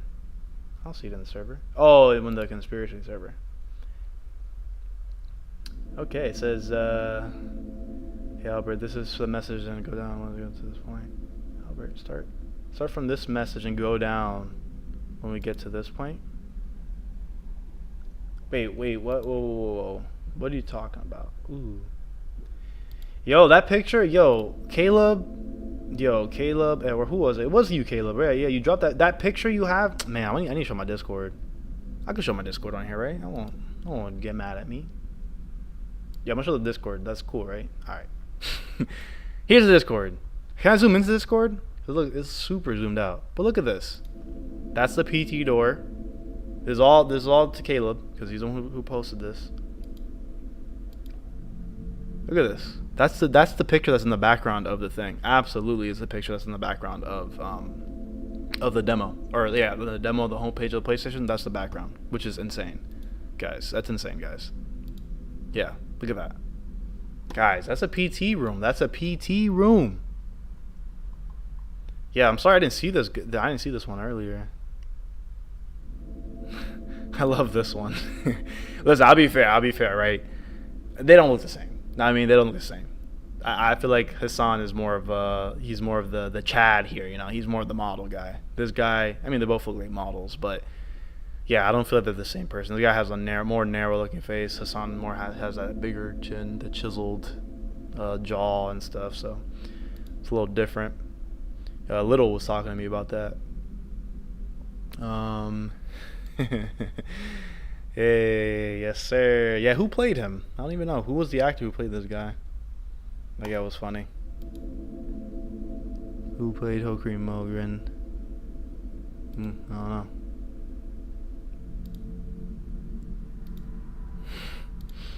Loving the little images here. Yeah, you guys can be a part of the Discord if you guys want. It's in the bio. It's a Patreon only Discord for the moment. but we have some fun on here. We go deep into some conspiracies. Sorry for not talking so much. I've just been reading. Sorry, guys. We're excited to announce that the abandoned trailers app will be available at preload. Yeah, this was earlier. This was some earlier stuff. There's a lot of stuff, man. A lot of stuff. This picture. Alright, so you said start from here. Hold on, my little ridiculous display. I flipped horizontal camera. Okay. Interesting. Bonkers. Okay. See what you guys are saying in chat. Let's see what's happening in chat. Okay. Either way, we need to see Hassan on here talking to Albert. Why not do it, right? I would love to see it. If you guys, again, my @name on Twitter is the same @name or like my same username here on YouTube. So just go ahead at Hassan or not Hassan, Blue Box Game Studios and be like, yo, Albert wants to have a little talk with you. You know what I mean? So that'd be great. Let me minimize this for a second. This isn't the server, okay. Makes me sad. Okay. It makes me sad. I can't think anymore on this situation. LOL. I just believe Blue Box Games is possibly Blue Point, Blue inside the box. Yeah, it could be Blue Point. It could also be Sad Square, which made Visage. I've seen a lot of people talking about there may be a collaboration there because Sad Square's logo is a blue box with a blue square, which that'd be great. Because of Death Stranding director's cut tease. So it's got to be Metal Gear Solid. Absolutely, Metal Gear Solid was absolutely teased in that the Death Stranding director's cut tease. Hideo Kojima presents a elfish Christmas. I can't even speak. Oh my god. Looks exactly like the room you wake up in PT. Absolutely. Hassan looks like a snack, and the other guy looks like a. Oh god. Yeah. So Andres, he got the answers right there. It's all possible that this is all the way to announce God of War 2. Like Blue Box is a way to mask that is actually Santa Monica. Total shot in the dark, but it seems possible. I don't know. I mean, I will keep away God of War away from it because God of War has already been announced and God of War already has its shine and everything. I think this abandoned trailer app is mainly for abandoned products, so that's what I would say with that. Let's hope he doesn't charm you into different thinking after the interview. Bro, I'm a pro. I 100% here. I'll you guys know me, you know. Throughout all this, I look like a psychopath. Like, I've been #Team Real from the second I seen this, and I never changed up, not even once. Even the day when they were talking about the Xbox thing, or even talking about the Konami thing, I never really 100% ever switched up and was like, man, you know what? I don't think so. Nah, man. I think if I talk to him, he's not gonna sway me, man. I think the guy, he looks funny. You know what I mean? He looks interesting. The video of him being all sad and stuff, it's like I never bought it. I know when I saw the video, people were like so sad, like, all right guys, enough, which we're gonna get into. Now I want to get into the little naysayers, and I want to hear what they say. I want to see what you guys think about what they're saying, because that's gonna be some fun stuff. That's what the thing I'm most excited for. And if you guys have any YouTubers that are on the negative side of this, who are saying like, and again after they saw the eye patch guy in the background, Big Boss or whatever, and they're still saying it's not real, link me their videos. I want to watch why they're saying it's not real. Or again, just write it in the chat or whatever. I'll look it up. But first, we're going to be watching Kinda Funny, because Tim Geddes, he be saying the most craziest things, bro. Dude's wild. Okay, it looks like the exact room. Okay, says Harvey's right. I think the app is more of what he says is interactive teaser. I felt like it's Kojima no matter what, but I wasn't sure what game it was. Yeah, exactly. Al recently interviewed Toya and Akira Yamaoka. Both, okay, that's true. But only a director would call a trailer a teaser. That's true. This is all to announce the home feature, with the first two games being announced for it being MGS and Silent Hill remake / reboot. The home feature? What's a home feature? The PlayStation Home. I love PlayStation Home. That'd be great. Imagine it's the PlayStation Home thing, and you get to like virtually walk around and like, here's the environment, and the game's coming out in 2022 or something like that. That'd be great. I'd be happy. Could be mind blowing if it was Home. That'd be great. Hideo Kojima is the only director / game developer. Yeah, he always totes that. He puts it in all his games. If he was mad, Hassan wouldn't have said LOL to a video of Silent Hill characters dancing to the theme. I remember in Home we could sit in a theater and watch videos. Agreed. I remember that too. That was my favorite part of PlayStation Home. I love PlayStation Home. I know a lot of people don't like it, but I loved it. Sorry. Oh, thank you for the follows. I appreciate that. Okay, let me try to find this one clip. Kinda funny games, right? Let's go watch this first clip. Was it this one? A war pipe at the Olympics. This is from Goofy. Y'all ready for the goofiness? All right, the ad's gonna come out. I'm sorry. Their ad blocker sucks. Introducing 40. Sorry about the ads. I have to fix that. I need an ad blocker or something, or pay for the YouTube Prime or whatever. Which I'd rather pay for the YouTube thing. I'd rather not use the ad blocker.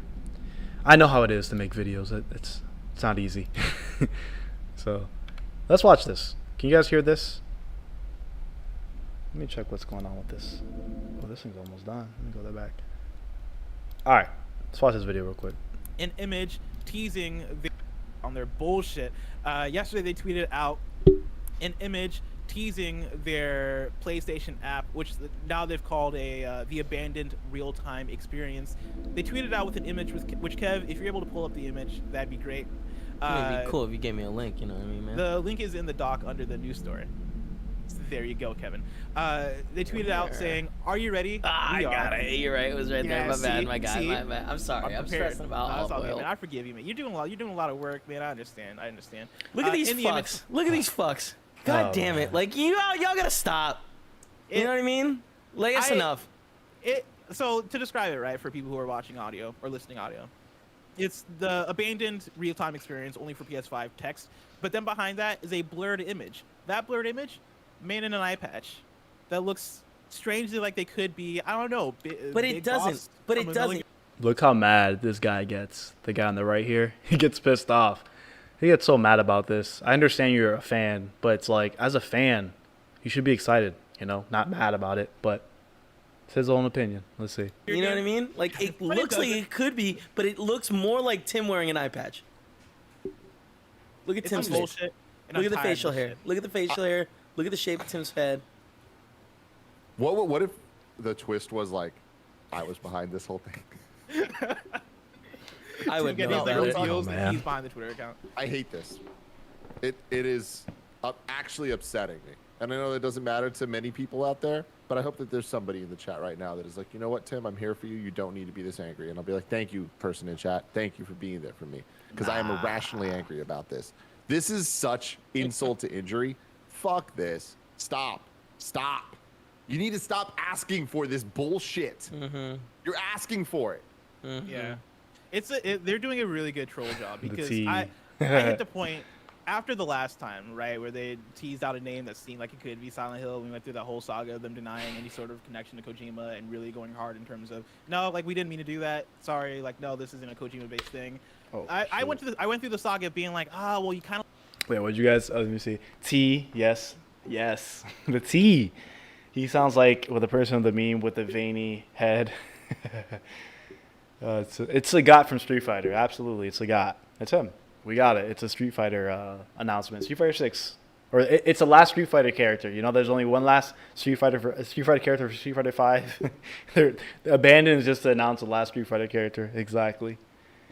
Okay, says, wow, that guy needs to chill down, bro. I'm telling you, bro. He gets mad. I'm like, relax, bro. It ain't that serious, man. Tiger uppercut. I love it. But God of War 2018 was more of a reboot. That's true. It's always good to hear any type of opinion. Yeah, exactly. I like hearing the opinions because it's interesting, you know, because I have my opinion, other people have their own. But I do love hearing the other side, especially after seeing the Metal Gear Solid tease, to me this thing is like insane. It's kind of hard to debunk. So hey, it is what it is. I leaned into it, but I get like, kind of sucks that you're a small developer. Okay, like I guess I'll let it slide. Like people make mistakes. You know, maybe you didn't know what you're getting into. Them coming back with this is like the most like, man, you guys are fucking just gnarly with it. You guys don't give a fuck. Like you guys are really trying to market this game by any means necessary. And so hey, I'm gonna download the app, see what it's about, and you know, it's not gonna be. Why not just wait till? Yeah, I'm gonna watch. Because I'm curious. I'm curious to see what it is. I'm interested in what's going on with this fucking picture behind him, where it's like I don't even know why am I doing this? Why am I giving the attention they fucking want? But the kind of it looks like an eye patch, but it also, based on the blurriness, kind of looks like sunglasses with just an eye patch line. But then when you look more, it looks like there's words, like white words that are blurred out, which is very reminiscent to the Phantom Pain reveal thing. So it's like there's just like layers to this shit of how annoying it can possibly be. But I don't think there's ever been a news story that has been this inconsequential that I've ever covered on Games Daily that like I get this upset about the longer it goes on, where it's just like it's just getting worse and worse and worse for something that like I hope there was like some ramifications for this. I hope that somebody is looking at this and like, you know what, fuck this. Right now, I think the ramification is I cannot see this game appearing back on the PlayStation blog. This game, if you remember, was revealed on the PlayStation blog as this abandoned thing. And if I'm PlayStation and I'm seeing this behavior, and this is not a Kojima thing, then I'm like, nah, fuck you guys. Like, no, we stood with you, and now you guys are out here, like doing crazy shit with your marketing. No, we're not going to stand by this. And so I think that's probably part of it. And then, of course, when this is actually officially revealed, like they are going to feel the wrath of the internet in a way that I do not I do not envy. Like they're asking for a lot of bullshit to get thrown their way. Is there any chance this isn't like bullshit and this is actually like, I don't know, something? Yeah, there's a huge chance. I mean, it could be so many different things, and like that's the worst part about all this. It's just like I just feel that I'm very over this, and I don't have faith in the way they're doing this, that I at this point don't want this to be something I'm interested in, because I don't believe that this team has the stuff to give us that cool thing. The wrath of the because they're handling this super poorly, in my opinion. At the end of the day, I need to say this, and I'm gonna always say this when it comes to shit. Don't be mean to people. Leave people alone. Don't go after these devs. But having said that, this sucks. It sucks. Let's wrap up the Roper Report with story number 6. So there you go, man. That's a guy's opinion. I don't really have anyone else's videos. I have the Great Debate. I actually just saw this like the other day, even though this was an older video.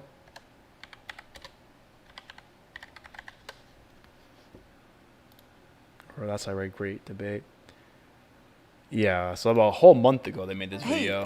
It was about when the Boober Team thing came out, but they still were kind of talking about the Blue Box Game Studios thing. It's just funny to me. A good You website. gotta lie a little. Cool. I wish I knew when they started talking about it. Could have happened simultaneously. One could have happened in its own. One could have happened, or the other could have happened. I don't know. I simply do not know. But these two aren't mutually exclusive. Look, Konami didn't want him to release PT, right? That came from the. And then Phantom Pain happened, and don't forget we have games like Sonic 4. Person who clearly knew what they were talking guys. about was just like super trying silent. to Let's see what we got. Someone who knew nothing about. All right, Hassan better work on Silent Hills, otherwise no place on Earth is gonna be safe. He better book a one-way flight to the International Space Station. Absolutely. Fans of Hassan Karaman, us fans. Says, I mean, the guy on the left has a point. He is an icon. He is the moment. He is the moment while the angry guy on the right. Bro, have you seen the Forest 2 trailer?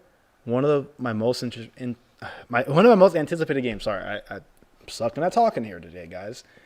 Who wears a turtleneck in the summer? But actually, Champion Wave, I haven't seen the trailer for the Forest 2. I actually want to see that. Hope people don't go insane at them though. Absolutely not. You don't have to get mad at any of these people. It is what it is, you know. People have opinions, and also people who are making the games, just leave them alone. I mean, we obviously have to investigate. We have to dig. We have to keep doing that. But Be respectful. Obviously, always be respectful. Don't be doxing nobody for no reason. Okay. Okay, it says, if it isn't Kojima, it might be one of the biggest upsets in gaming history. Agreed. Check out 06 Enemy Behind Lines if you have the time. I'll definitely probably check it out. People will harass them to no end, but love them or hate them, they have a lot of free publicity thanks to all the controversy. Yeah, it is what it is, right?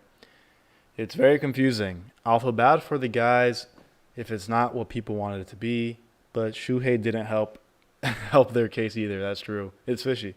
So many people just think that it's impossible because Kojima and Konami would never work together again. But people forget that this is a great business opportunity for Konami. Absolutely. Great opportunity. It's true. And Sony might be behind it.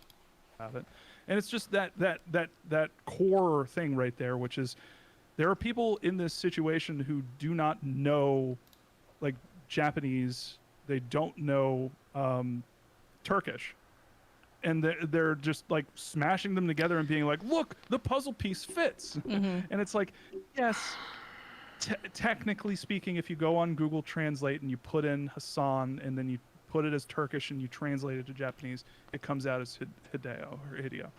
Like, okay, fine, but BB, your point, if what you were saying was, what were you saying?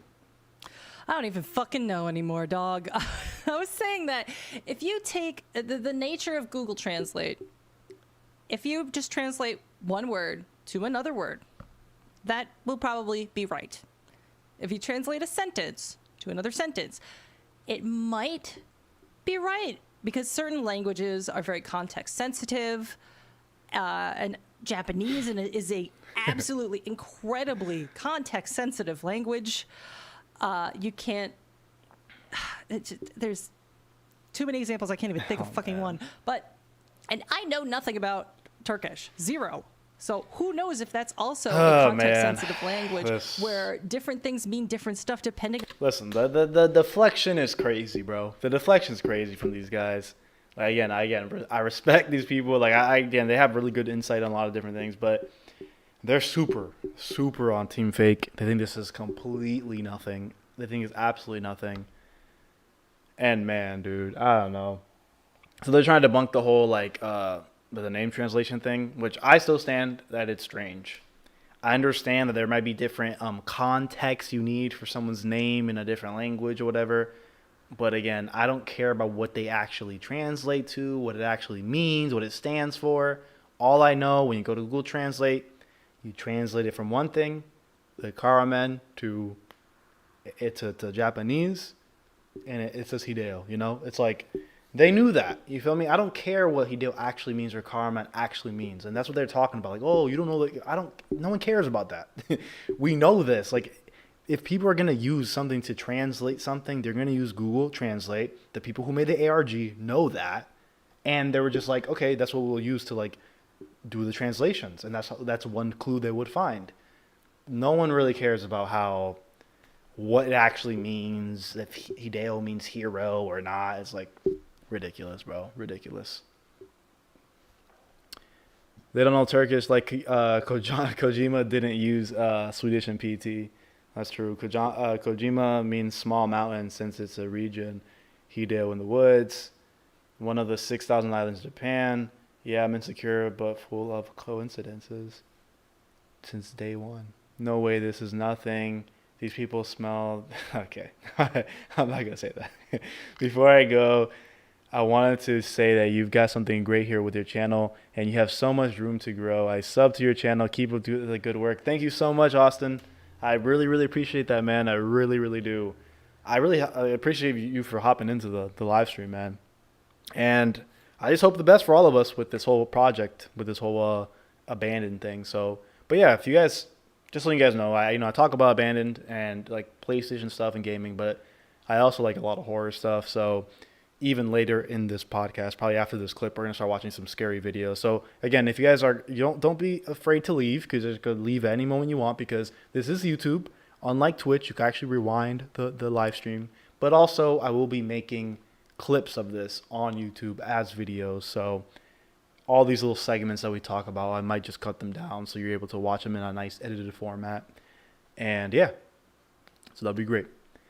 Chat is awesome. Chat is amazing, man. I love you guys. You guys are great. Okay. They look like they're into being right despite being wrong. Yeah, I don't know. It's very condescending, you know. It's like people are excited, you know. It's like, okay, I get like you guys are trying to throw logic into the whole conversation, and that's fine. And we need to do that. We do, because we're trying to discover something. We're trying to like dissect something, I guess. You got to be realistic. You do. And I am. I try to be as realistic as I can be. But to sit here and to take clues and downplay every single clue and not even give it any time of the day, any type of light, and just kind of just like be like mean about it, kind of, it's just kind of messed up. It's kind of messed up. But hey, again, they could do whatever they want. It gives me something to react to, you know, at least. That's good.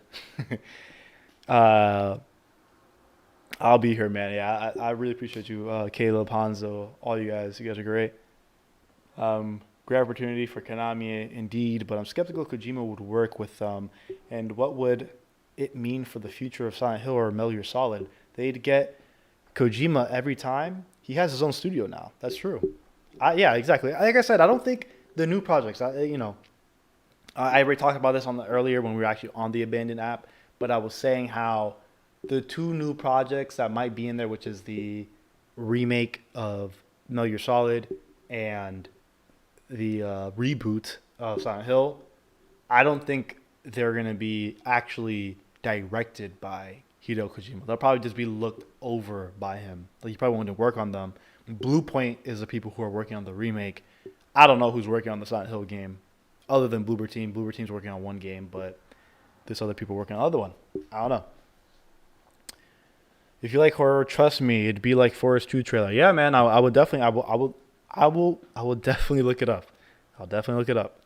I really appreciate you, Chappy Wave. I played the Forest 1. The Forest 1 was pretty good. No, they get Kojima to oversee Metal Gear Solid. I agree. Exactly. You'll have different developers. Yeah, Kojima was in it. I don't know if he's still in a abusive relationship with Konami. I think he was in a. Again, it's business, guys. You know, all what happened with Konami and Kojima was, yo, your games cost way too much money. They're prestigious. Yes, they get great reviews, but they're not selling as we wanted to sell. And we're Konami. We want money. That's all the problem was. That's it. It's just a creative versus business difference. I don't really think it's like they were beating him up in the back room or nothing like that, or abusing him like straight up. It just was a mix-up.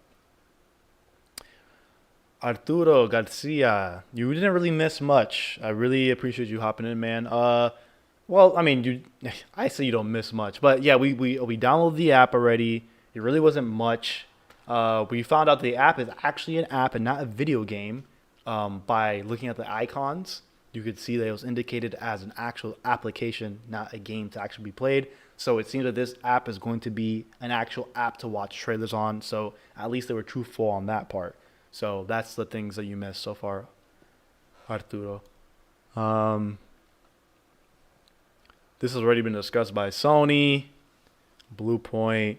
Silent Hill was made by Kojima, so they wouldn't give him every time. It wasn't made by, yeah, exactly. They don't really need Kojima for Silent Hill all the time. Hideo can make his game and Konami can keep their name. They've been using Money Konami for 3 years. Da-da-da-da.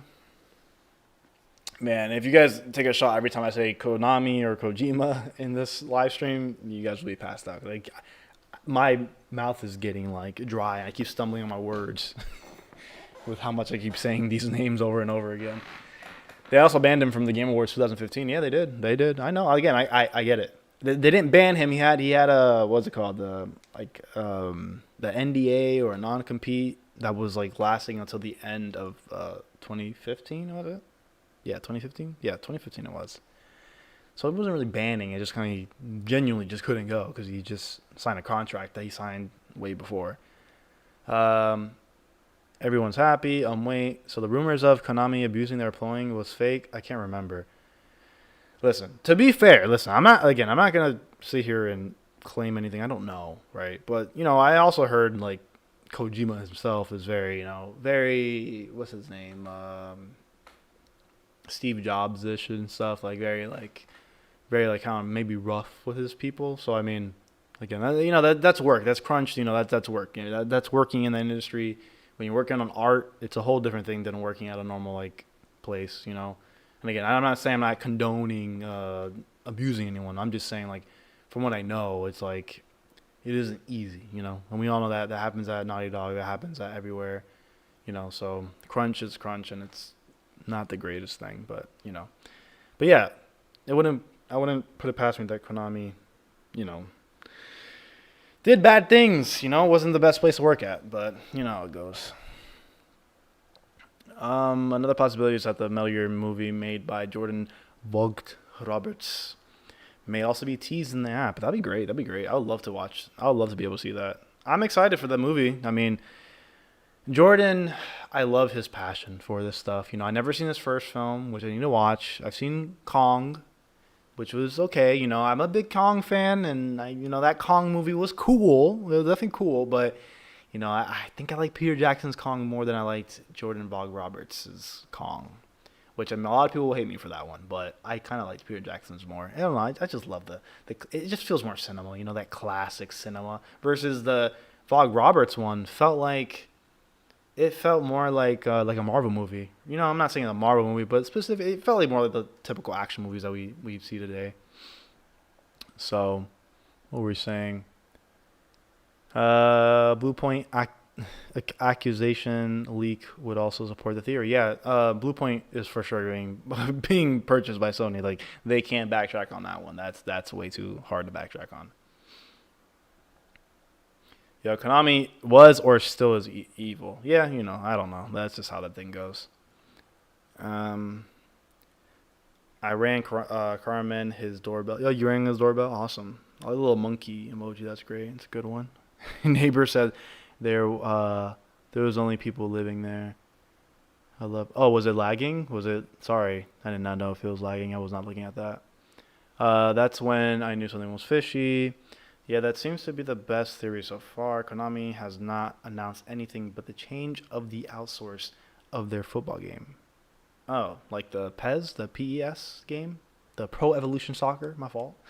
Metal Gear Solid 1 and 2 remake of anything is remade. Opinion, not fact or rumor for myself. And change the name, but I know. Okay. No, it would be something. It's a lot. Sorry. It's a lot to read. But I want to keep listening to these people talk because they'd be saying the craziest stuff. Love the Peter Jackson Kong. I agree. I like it. But again, there's for sure people who hated it.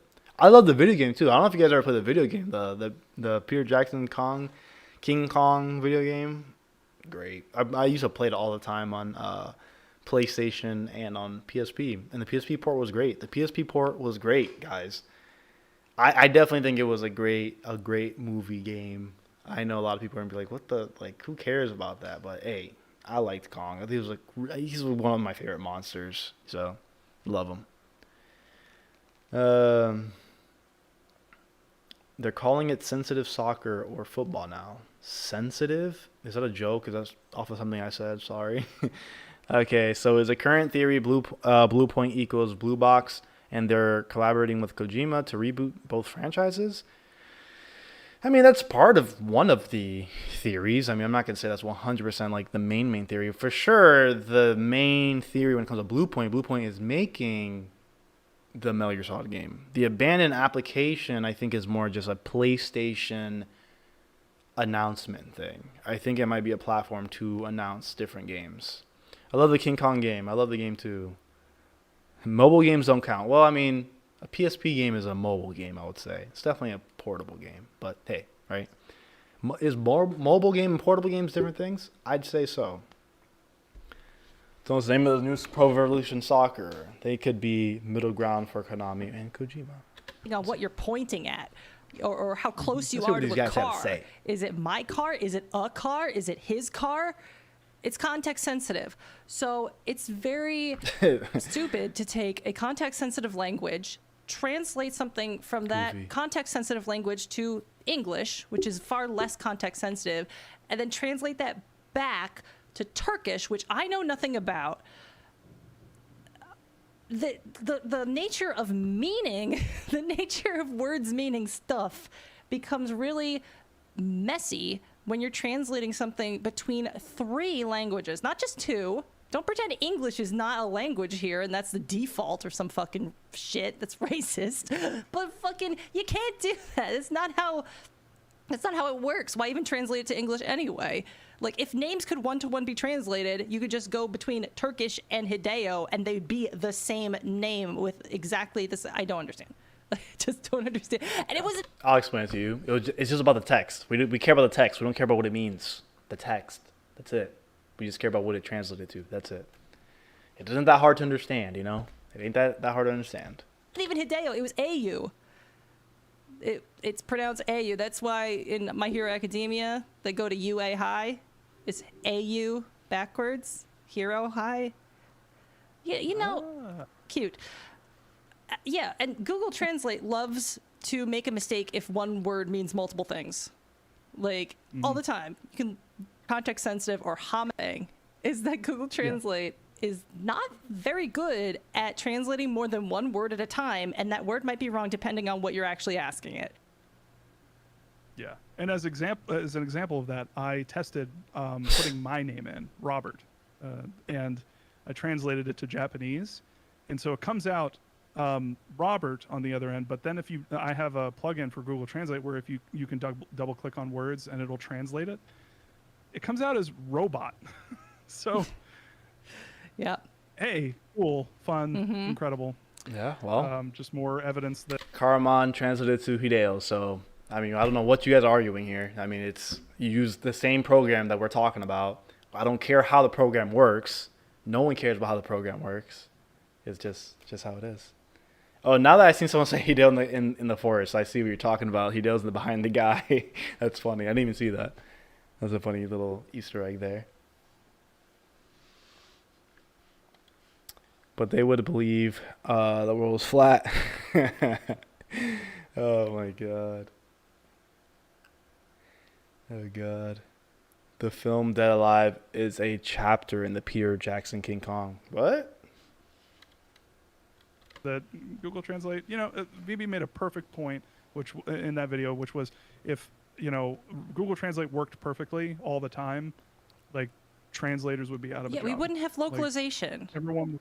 Yeah. What a point, guys! You guys heard that point? Oh, if if Google Translate worked, then we wouldn't have localization, which localization has to do way more than just translating. Obviously, that's the main job of translating, but you have to understand how to translate it within the medium you're working on, where in the sense of writing subtitles and implementing it into the code and everything. It's like, come on, stop.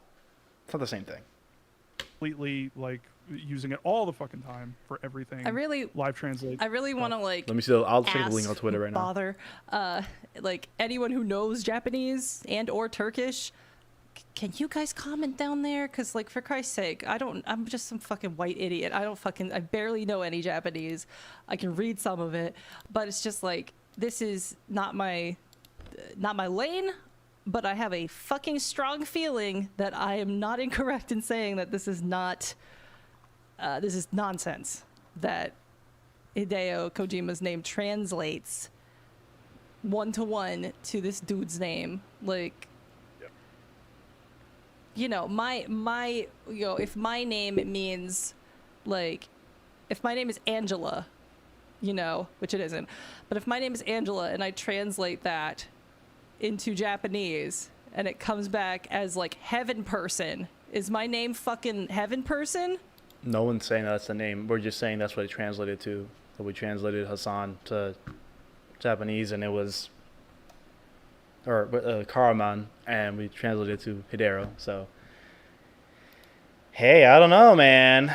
That's a hard one. I'm actually pulling up a video sent to me by Kevin.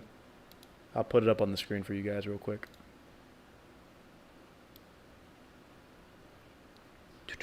Where we at? Where we at? What time is it? 10:06. Oh God. All right. What's up? About the 1972 project. Les Enfants Terribles.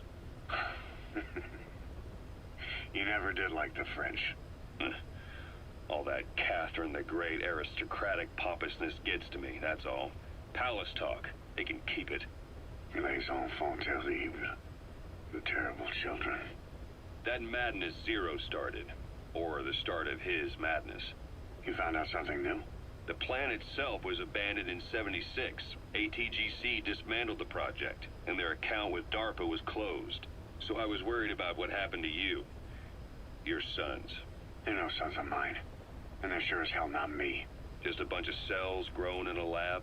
What they are is much sicker than that. Well, Zero doesn't think so. Eva doesn't either.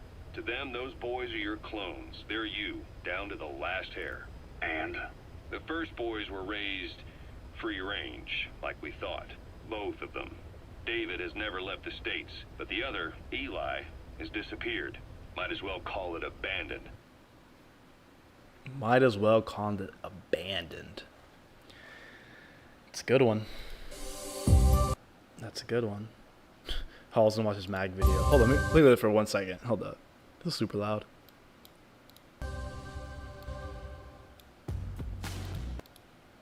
Reach. No, I'm not gonna derail this. I'm sorry. I was gonna watch that. Sorry, guys. We're not watching that. But yeah, interesting. Interesting. That's from Metal Gear Solid 5. That was a clip from Metal Gear Solid 5. If you guys didn't know. Interesting stuff. Might as well call it abandoned, right? Interesting. She didn't sit in the first row in school. She sat next to the teacher. Oh God, I could feel that. I get what you're saying there.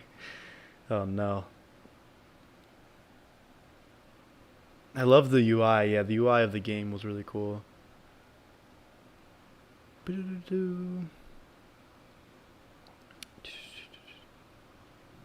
Hey, I mean, listen. Hey, if they have their pronouns, that doesn't mean they're like you're gonna discredit them. I mean, you know, I mean, if they're gonna say something crazy, yeah, you discredit them. But not just because of pronouns, you know.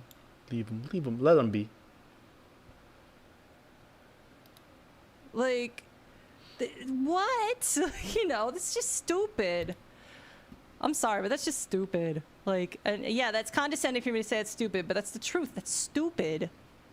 I feel a better word to say is silly. Silly. I think people don't get as worried about it. Also, people are calling me a robot in the chat, and I just wanted to say that that's not true. I am not a robot. Hey you, hey you. God Madden, football. That's pretty funny. Very good impression. Holy shit. Thank you. I am not a robot.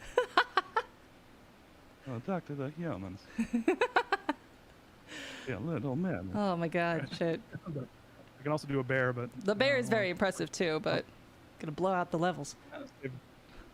Yeah, save it for the end. Stay tuned for Bob's incredible bear impression, and you'll think it's fake and we dubbed it in.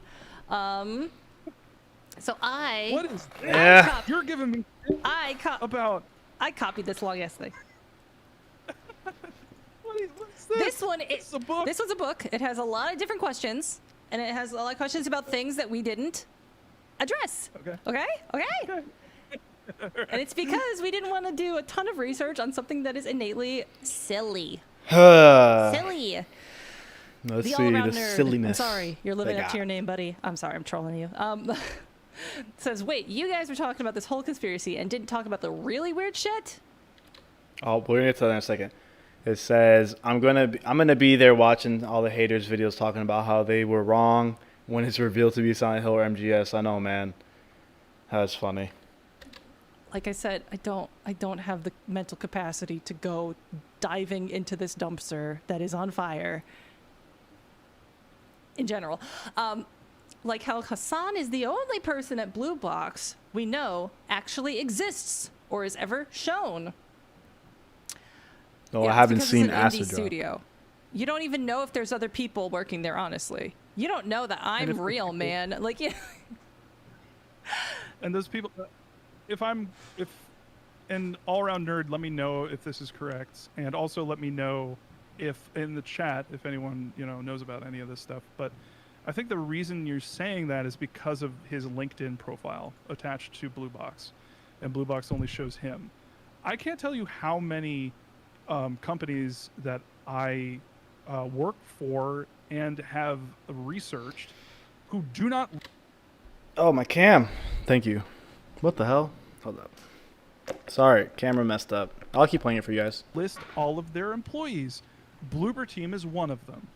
They say that they have like a staff of like, I think they said like over 100, but if you look at their LinkedIn, it's like less. So, and half of those don't even have any information on them. Some people So don't it's like LinkedIn. I'm not on some people LinkedIn. Shit. And it's like, it's also the case that not everybody wants to be in the public. They don't want to be in the public sphere. They don't want to, you know, if something blows up, they just want to, you know, hunker down and work, you know, focus on work. They don't want to have to deal with like PR shit. There's a reason why PR is like funneled through individual people or like small, like a small team of people. It's because you don't want that shit spread out. You don't want everyone like answering all these things. And a great way of getting in front of that issue and situation is preventing some, you know, or not preventing, but like, you know, not having everyone have a social media. So, you know, it is what it is. And also a really good point in the chat. Games can be made by one person. Like, yeah, Stardew is basically made by one guy. Undertale was a very small fucking team. Games are made all the time by one guy, like against all fucking odds, honestly. The I'm old back, website boys. says they were a team of 10. Sorry, but when you guys talking about probably- employees, they never gave any names, Sorry. and all their pictures were stock images Sorry from about Google. that. Thank you so much for the Okay, the heads up. stock images thing, I'll follow you on that one. Like, that's odd. I But actually I know banned people you who have guys. used stock images on, or not Sorry their about that. images on their social media. Yeah. Just because they don't want to be bothered. And with that and shit. why They're just why like, do you want these employees to be doxxed? Like, Did you like it? Yo, where's that clip at? Where's that clip at? I'm not gonna watch. That's ridiculous. like I Yeah, exactly. like this What the fuck? doesn't make a ton of sense to me. It's so fucking demanding to be like, you're not real unless I know your fucking name and where you live, and It's especially with insane. the situation. Yeah, it's Doki Doki Literature Club was one guy also. yeah. You know. What are these guys talking about? That game, Holy shit. man. Wait to do it. So, Do it. or how they said they were seemingly working on this game since 2017 and only threw together a shitty trailer with pre-bought assets. Here you go. They're a bad developer making a shitty game with pre-bought assets. No way. Are you telling me that PlayStation, Sony, put an asset flip game on their blog? Okay, we are being condescending now because this is ridiculous. This is ridiculous. Sir. Yeah, games Ah, never restart man. development ever. First of all, games are hard, especially if you're just some fucking guy. I mean, he might just be one freaking dude. It's like they just leave no imagination to their argument. It's just kind of like, nah, it's just one guy. No, it's just an asset flip game. It's like, bro, that's the point. It's an asset flip game. Yes, okay, people make games that are bad. I get that. But this is clearly purposely done. But I digress. Continue. And like, yeah, why we were about to bring this up, William Foo Hustle in the chat. Why do so many people forget that Life of Black Tiger existed? It was a PlayStation exclusive on the PlayStation Store.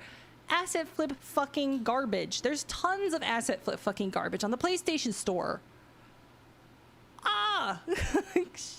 Jeez. Yeah, that original thread on Reset Era was like full of the team fake people were like compiling a list of all of the awful Sony games and Black Tiger was one. Life of Black Tiger was one of them. It's just like, you know, at a certain point, you're only looking at what you want to look at. Yeah. And you're deliberately not looking at the evidence to the contrary. Yeah. We are the evidence to the contrary. Ta-da! Occam's Razor, baby.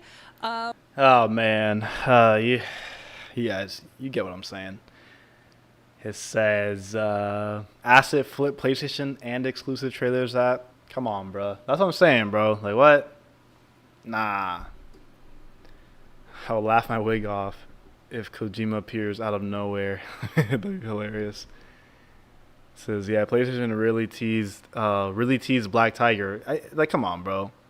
Come on, like bringing up Black Tiger or any other bad game. It's like, bro, none of these other bad games did any of this. Like, stop this. Like, that's not the same. That's not the same.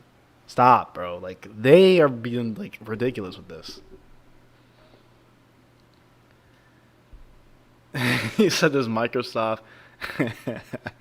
Need to stop hating." Oh man, tons of games that don't have an app and made a freaking mystery out of their release. Actually, though, Kojima is behind the guy on the right. That's true. What's next, Rambo? Possibly. Maybe. Yeah, it was also featured on Sony's YouTube channel, Life of the Black Tiger, and it, like, look this up. It's The exact trash. same situation. Trash. Same It's not the situation. exact same Trash. situation, bro. Just because the trailer was on the PlayStation thing, bro. Okay, yes, that is one thing people are pulling at. It was first shown on the PlayStation blog and the PlayStation channel itself. The video was there, but it's like, oh, we're gonna sit there and be like, oh, it's the same thing because it was there. Like, bro, Life of the Black Tiger, whatever the hell that game's called. I don't care if there was a video of it on the PlayStation's YouTube channel. It doesn't matter. That doesn't make the fact that there's an app, that they're teasing Silent Hill, and that they're teasing Metal Gear Solid. Like, come on, stop. Keely, ever talk about Life of the Black Tiger? I wonder if we could find that. That'd be a fucking cincher, wouldn't it? But yeah, the idea. Oh, the name of this channel. This is the Great Debate. Look, again, to be fair, I'm going to show you their channel. To be fair, they're big fans of Silent Hill. You know, if you guys can see, I've watched a lot of their videos. They have a lot of Silent Hill videos and PT videos. So, like, it's some good information, but I definitely am disappointed in the way they're treating this whole situation. Because, again, I like their channel, but I just feel like it's just kind of annoying to, you know, just kind of hate the whole time and not really, you know, give it the time of day at all. It's like, you guys, your entire channel is based on Silent Hill analysis and discussion. It's like, you guys are on the wrong side of the thing here. It's like, okay, yes, even if, let's say, in some weird way that this is fake or whatever, right? It's like, at least you guys could have made some content, bro. Like, at least you guys could have just at least had some fun here, bro. They made a video a month ago, and then they made this live a month ago, too. And that's only two things they talked about this, because they just don't believe it. They're just like, oh, this sucks. This isn't real, blah, blah. It's just like, I guess. It says, let's bring Angry Joe to the discussion. He says, them defending their own opinion feels more toxic. I feel that. Oh, I remember that. And NBGO? I thought Death Stranding was MGS6. What is NBGO? Is that a YouTuber? They're the same guys that thought Death Stranding is Silent Hills, right? I don't know. Honestly, I don't remember any of that. And if that's what that is, I mean, yeah, whatever. These guys are funny. The idea that somehow being on the PlayStation Store or being a PlayStation exclusive makes this somehow legitimate is a false premise, an incredibly false premise. Or how they had a Kickstarter for their game, made $200 off it before a private investor paid the rest of the thousands of dollars they were asking for. I'm sorry, have you seen Kickstarter? Have you not seen that happen thousands of times on Kickstarter, where something looks like it's doing? Bro, their Kickstarter made $200. Like, bro, not even 200. How much was it? You guys don't know. It was like a very low number. Their Kickstarter made like no money. It was literally just, it looked like someone just, like, I sat there, I made a Kickstarter account, and I was like, okay, I'm gonna put this fake project we're working on. Let's add like $25 to it, and let's cancel it. So we can have some type of backing that we were an indie studio. We tried to fund games before. And they don't even say who their investor is or nothing. Spooky. Doing. Israel Grant. Yeah, I got the app. I did that like an hour ago at this point.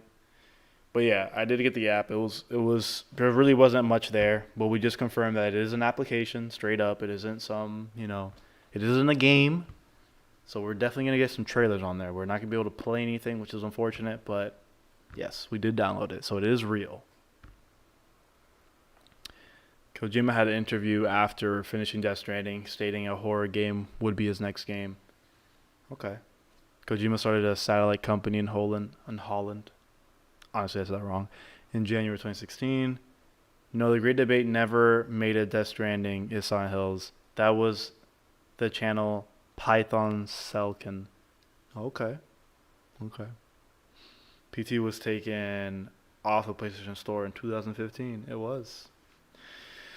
But I guess I'm going to watch like a few more seconds. I want to see some other points because I just want to see it. But I definitely got to move on to the scary videos because I actually really want to watch those videos. So, and I'm getting kind of sleepy here. So let's move on as quickly as we can. Fucking terrible. And all of a sudden, some mysterious benefactor swoops in. And all of a sudden, wow, they're successful. Doesn't that look really good? We had a successful Kickstarter. That is on purpose to make it look legitimate so you get other people interested in your game or publishers interested or actual investors involved. You have a secret bankroll that you are willing to funnel into that Kickstarter to get it to be successful. This is a common scam. It's not a scam. It's just a thing people do. I don't know what to call it. It happens all the fucking time. Happenstance. I'm pretty sure. Call me out if I'm fucking wrong about the chat can. The comments can't. No, I'm kidding. It's also a way of saying, like, hey, it's a way of being like, our Kickstarter failed, but did it, though? You could say that you got a private investor and then just cancel the Kickstarter and not do walk anything. Away with the pride impact. Yeah, not do anything. It's your own money. You can funnel in your own fucking money and then it's going nowhere and you have a successful Kickstarter. That is not crazy. Okay, but they didn't have a successful Kickstarter. That's the problem. They didn't have anything. Again, they made I remember the number being very low. Like, very low. I don't know, man. I don't know. I wonder how much the money was. I should have looked that up. Can you look that up for me? Someone in the chat look it up for me, actually. You gotta... Yeah, because someone in the chat, I'm kind of busy. Someone in the chat, I want to see how much money they were asking for on this Kickstarter. Yeah, that's why I agree, man. That's what I'm saying. Because, like, I'm not even, like, I don't try to be mean to the people who believe it's fake. Like, I get it. I just have my strong points about it. But, again, just like Harvey says, like, I just think the issue with the entire thing, again, I've seen almost 2 hours of this video before. Again, I enjoy it. I enjoy their conversation because I do think they're educated people. But, again, it's just like Harvey's saying. It's not the fact that they don't believe it's fake. It's the fact that they're kind of being rude about it to the people who don't believe. Exactly. That's the issue. And that's the thing about it is kind of like, again, I like the debunking, but like this video, they're kind of explaining their points. But like, if you saw the video before this, when they were first talking about the Hassan thing, that's what they're being like really condescending about everything. I was just kind of like, all right. For something. And I guess it's Blue Box at the time. I don't know if they changed the name of their company or anything like that. But yeah, there's Occam's razor for that. So yeah, let's say I would love it if the budget was really low, like $5,000 or something. And then it's like, whoa, a mysterious benefactor paid thousands of dollars. Yeah, $5,000 is like no money. Like, if it's like $20K, I'll be like, okay, that's a little more difficult to do. You might have to take out a fucking investment or something. I think we have the number of the amount of money. It's like, I forget. But also, yeah, it's not $5,000. And also, they're working with Noir Studio, which is a big studio. Like, I don't know about that. I really like their essay-style videos, but they really don't look good in this one. Not because their opinion, but how they're presenting it. Yeah. Again, to be fair, like I said, like they said it themselves in the beginning of this live stream. It's like they chose to do the live stream instead of like making the essay video because it would have took too much time. And I agree. Like I actually agree with them with that one. Like it would definitely have taken a lot more longer to make, because again, they have great production in their videos and they do a really good job writing those scripts and everything.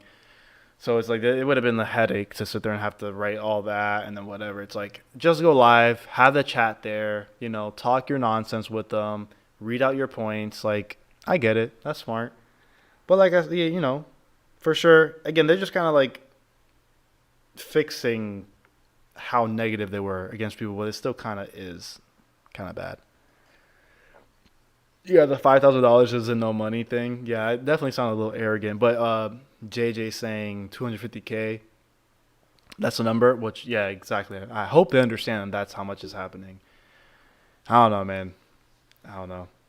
I just want these people. I want to see their new opinion. Because again, to be fair, this video's from 4 weeks ago, so like a month ago. So they could. I hope they have their minds changed with the Metal Gear Solid thing that has been teased. Even if not, at least be a little bit nicer about the whole situation now, because they could probably be like, okay, now you guys are not bullying these people. They're the ones doing this to themselves. So at least maybe they can have that opinion. But from what I've seen on Twitter, at least the guy, he's still kind of being mean about it. The girl seems a little bit more nicer about it. So, but we'll see. We'll see if they ever go live and talk about it. Yeah, the Noir Studio collaboration pretty much confirms the whole thing is a play for something bigger. Agreed. Noir made the best cover art for Black Tiger. Oh, God. Exactly. Fucking loan to pay off your Kickstarter that you're fraudulently, funneling money through, so you still, look legit. But there's an explanation for you. This is all the questions they asked. Or their other game, which was in production in 2016, but was canceled again and given to another team, which does exist, but that team is apparently a department store that sells electronics or some shit, and most definitely never had any game developers. You're talking to Silent Hill fans, baby. You know what happened with Hijinks Studios? You ever hear of them? No, I didn't hear about that. I'm sorry. But they made a little thing called the HD Collection. And by made, I'm using quotation fingers on that because it fucking sucked. Konami went to some fucking who cares who developer who had only made it was only 10k euros. Shut the fuck up. How much is 10k? That is not sus. That is not sus. $12,000. Come on. $12,000. I could get a loan right now for $12,000. Easy fucking peasy. That is nothing. It's not like this was actual game development investment. That's a normal investment. That's not a lot of money. That's not sneaky or suspicious or weird at all. So come back when it's 500,000. I love when my suspicions are automatically shown to be fucking. Okay, he says they say this is a lot to delve into there is a lot to delve into on the situation, and not just for the conspiracy theory, but also just for the entertainment and intrigue of it all. Seriously, would love to see a follow-up where you guys deep dive into the whole thing. It gets fucky. No, it doesn't get fucky. This is what you think is fucky? I'm sorry. I'm getting a little passionate here, but that's not fucky. What is she talking about? Actually? I think what's fucky is that when Hassan posted a video, the first comment I saw underneath it was accusing him of being a CGI man. Made Hassan with the is a fucking metahuman. Fox engine. So good. A CGI man.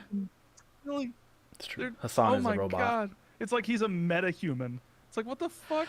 If this looks like one. NVIDIA didn't create this man. Stop it. If this man is CGI.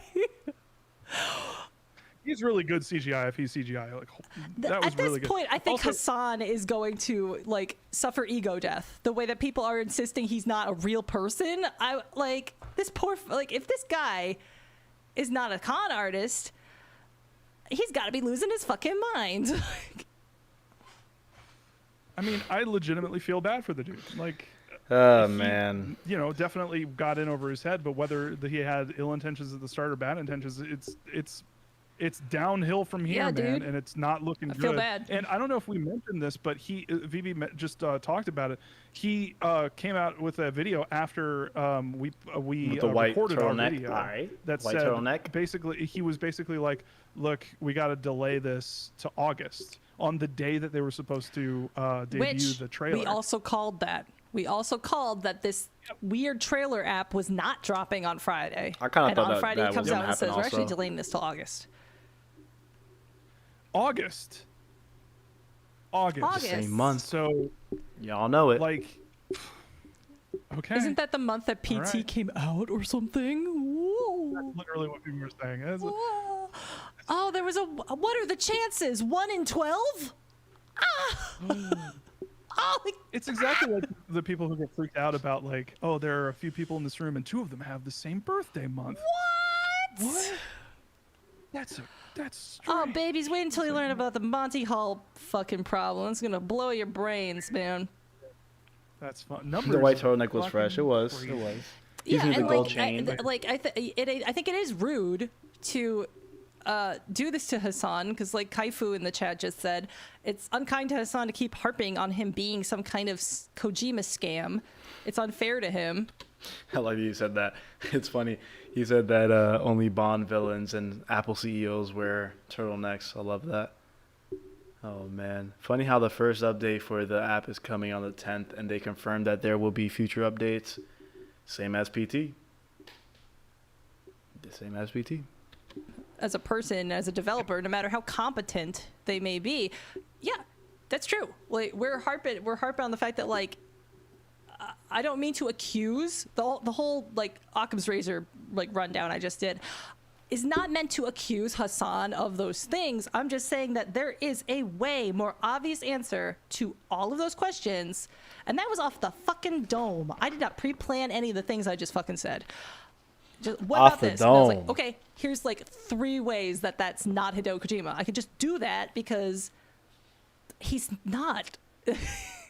Like, there's other explanations for this shit.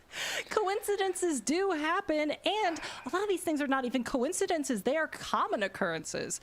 Lots of times people have bad Kickstarters that they funnel money into at the last second, so it looks like they don't have a failed Kickstarter. That's just an occurrence. Well, that's not what happened, though, but all right. It's not even a coincidence. It's just a thing that happens to people all the time. Shit like that. Well, Nothing, man. You said it. Interesting. I guess I'll leave them. I'll leave them. Listen, you guys saw some of the video. If you guys want to watch the whole thing, again, I suggest it. They go into stuff. They talk big. They talk a lot. They talk very poorly of Bloober team. So if you guys are interested in that, you guys could go ahead and be a part of that conversation. Huh. But yeah, we're gonna move on to what I had prepared for the rest of the show here. Because yeah, you guys can go watch that yourself. If you guys want to continue from the part where we're at, I was 2 hours and 3 minutes in, or 2 hours and 4 minutes in. You can watch it, and I gotta still watch it myself. There's a lot there, and I have 3 videos I wanted to watch today. They're kind of, this is where I'm shifting this show to the scary videos portion of it. I won't be talking anymore about abandoned PS5. Not today, at least, for sure. I'll be talking more about it in other live streams or whatever. But for now, I want to move on with the show and watch some videos that I wanted to watch that I found earlier today. That I was like, oh, I watched the first few seconds of them. And I was like, wait, hold up. I want to watch this on stream because I want to show this to my peoples. So we got some spooky videos to show you guys. I'll be honest, like I'm not the guy to be scared of typical like horror stuff, like horror movies, horror haunts, like real life things. I'm not really like the biggest ghost guy or whatever. I actually embrace those things. I think those things are really fun. But for whatever reason, dark web or like just like internet-based horror is the stuff that gets me the most. I don't know what it is. It makes my skin crawl. Internet-based horror makes my skin crawl. And this channel, Nick Crowley, again, I 100% believe you guys should go check this guy's channel out. He's amazing. I think this guy's channel is really good. His videos are really, really good. It's probably the most unnerving content I've seen when it comes to like the open web and the stuff he talks about, because he finds the horrors within the open wide web and not even going into the deep web, you know, because deep web obviously has like dark stuff. A lot of the stuff on the deep web is like, you know, like very like trying too hard to be scary shit, versus this is like, I think like real stuff, and I like it. So this is his first video on TikTok. I'd never seen this video, and I'd never seen the next video we're gonna watch, but hopefully this one's unnerving. Hopefully this one's good. But yeah, once again, we're going to be watching TikTok's Most Dangerous Predator by Nick Crowley.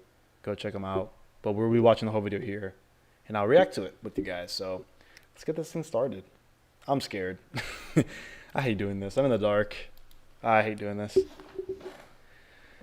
What's your favorite horror movie and the game? Damn, that's a good question. I think my favorite horror, it's a bad answer if I tell you my favorite horror movie. It's not really my favorite horror movie. I have a whole bunch of them, but on my letterbox, one of my favorite movies on there is It Follows. I love It Follows for specific reasons. I don't think it's an amazing movie or anything. I just enjoy it a lot when it came out and stuff. Horror game. PT was good. Obviously, everyone loves PT, but PT for sure. Like, as if any of you guys are here for the live stream where I played PT on the channel, I actually have that live stream still up. You can check it out, but I will actually go and edit it and stuff, and so you guys can actually watch the video of just me playing PT. But I was live streaming with my friend who played PT with me for the first time, and yeah, again, it's not even because we've been talking about PT or like Silent Hills recently, but like, you could ask me this 3 years ago, would it tell you the same answer, you know? PT was like such an eye-opening experience, such a different experience for me. It was like one of the first times playing a game that I actually genuinely felt fear because I didn't understand what was going on at all. And I was just like, what is this? I was so scared. But yeah, other than that, basic stuff. Like I like Resident Evil. I like a lot of basic things, honestly. Damn, I feel like I have to have an answer, like a deep cut answer of like a good horror game. I'm like, yeah, this is it. This is my one. I've always loved like the first Silent Hill. I like Silent Hill, the first game, a lot. Again, I never really played too much of the other ones. The first one was the one I played, like I beat and stuff. So that's the only one I actually genuinely played. I've played the second one, the third ones, but just like in passing, really. What's the game called? Fatal Frame. I played some of those, but again, I just played them. But I feel like good horror games were coming out more in the PS2 era, and I was like very young in the PS2 era, so realistically, I was very scared at the time when I used to see these games. I was like, I'll run away. But yeah, Dead Space is actually good. Dead Space, like that's a good one. Dead Space is pretty good. But like, again, like it's hard because I don't have like the only answer I have is PT, because Dead Space I think is a good game. Resident Evil I think those are good games. Silent Hill I think is good, but I don't really have that answer where it's like I could like fully stand behind and be like, this is the one, you know. This was really good. That was really good, but still, it's close. This is a close one, but I'm still waiting for a great horror game. So, Siren Blood Cursed, okay. Del Toro Devil's Own greatest horror movie. Man, I don't know. I have to really look through all my stuff. But he said, yeah, I follow Nick's channel. Yeah, that's awesome. Hey, Little, you ready to watch some stuff? Oh, man.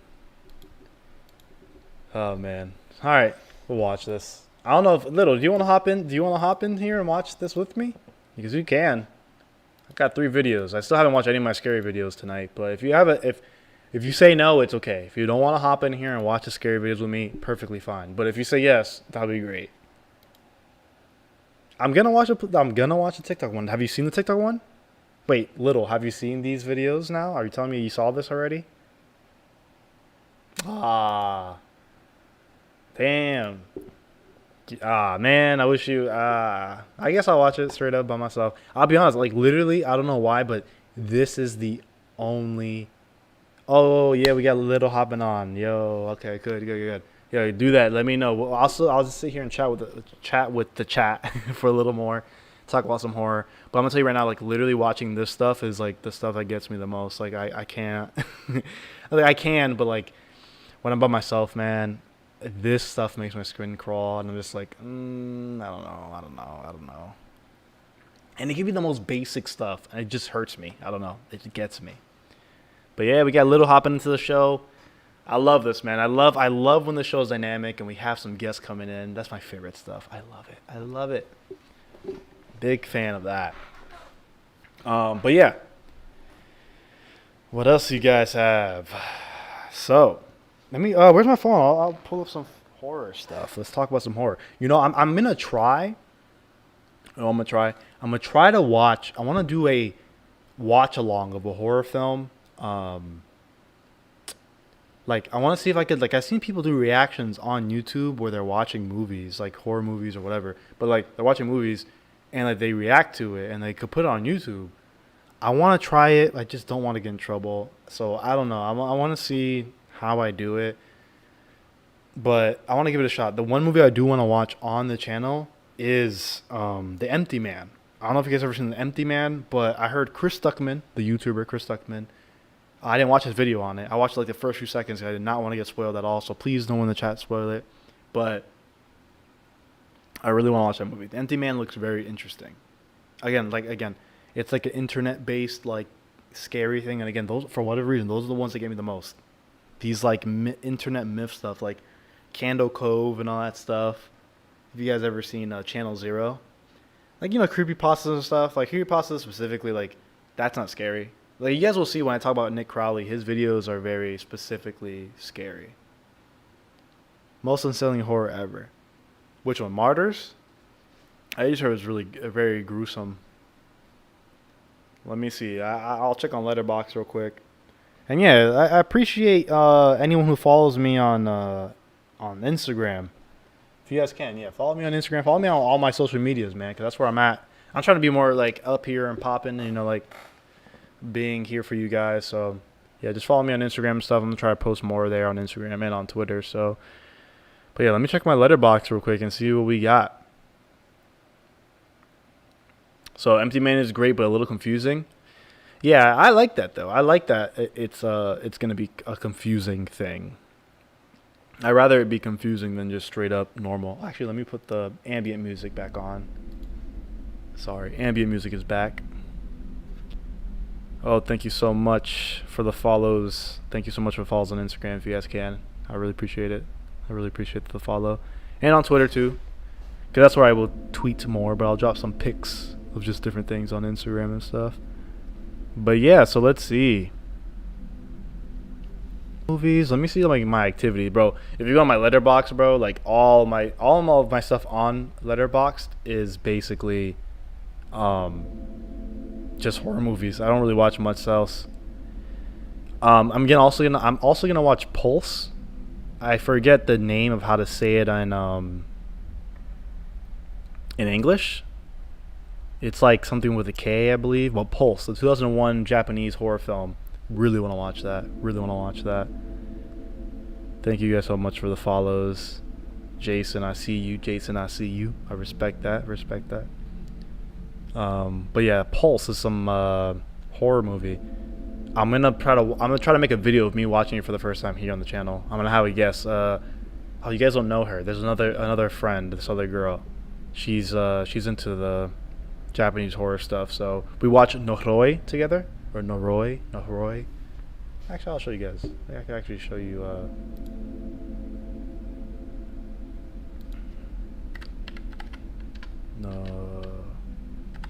Noroi. Oh, my finger's too big. This. Images. Hopefully there's no spoilers here, but yeah, this movie. Saw this. I wasn't in love with it. There's a lot of great things it does, but I wasn't in love with it. It was cool though. It was cool. But I want to watch Pulse. I'm not gonna look too much at the pictures. Well, I'll look at the pictures. Screw it. Pulse 2001. What is the movie called? How is this? Cairo. It's Cairo.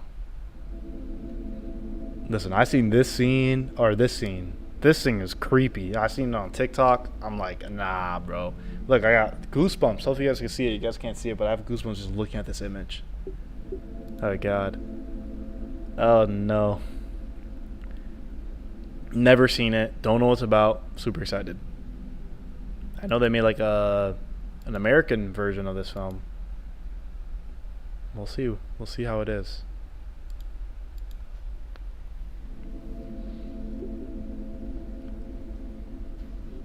Okay. Watch Takashi Mike audition? What is that? Let me see.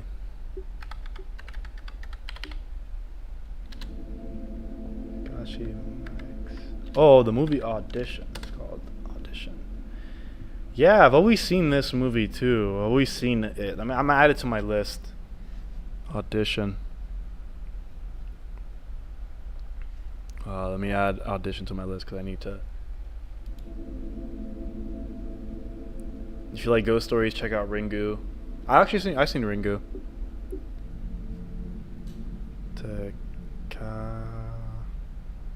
It's Audition. Definitely gotta add Audition here. But yes. Let me add to my watch list.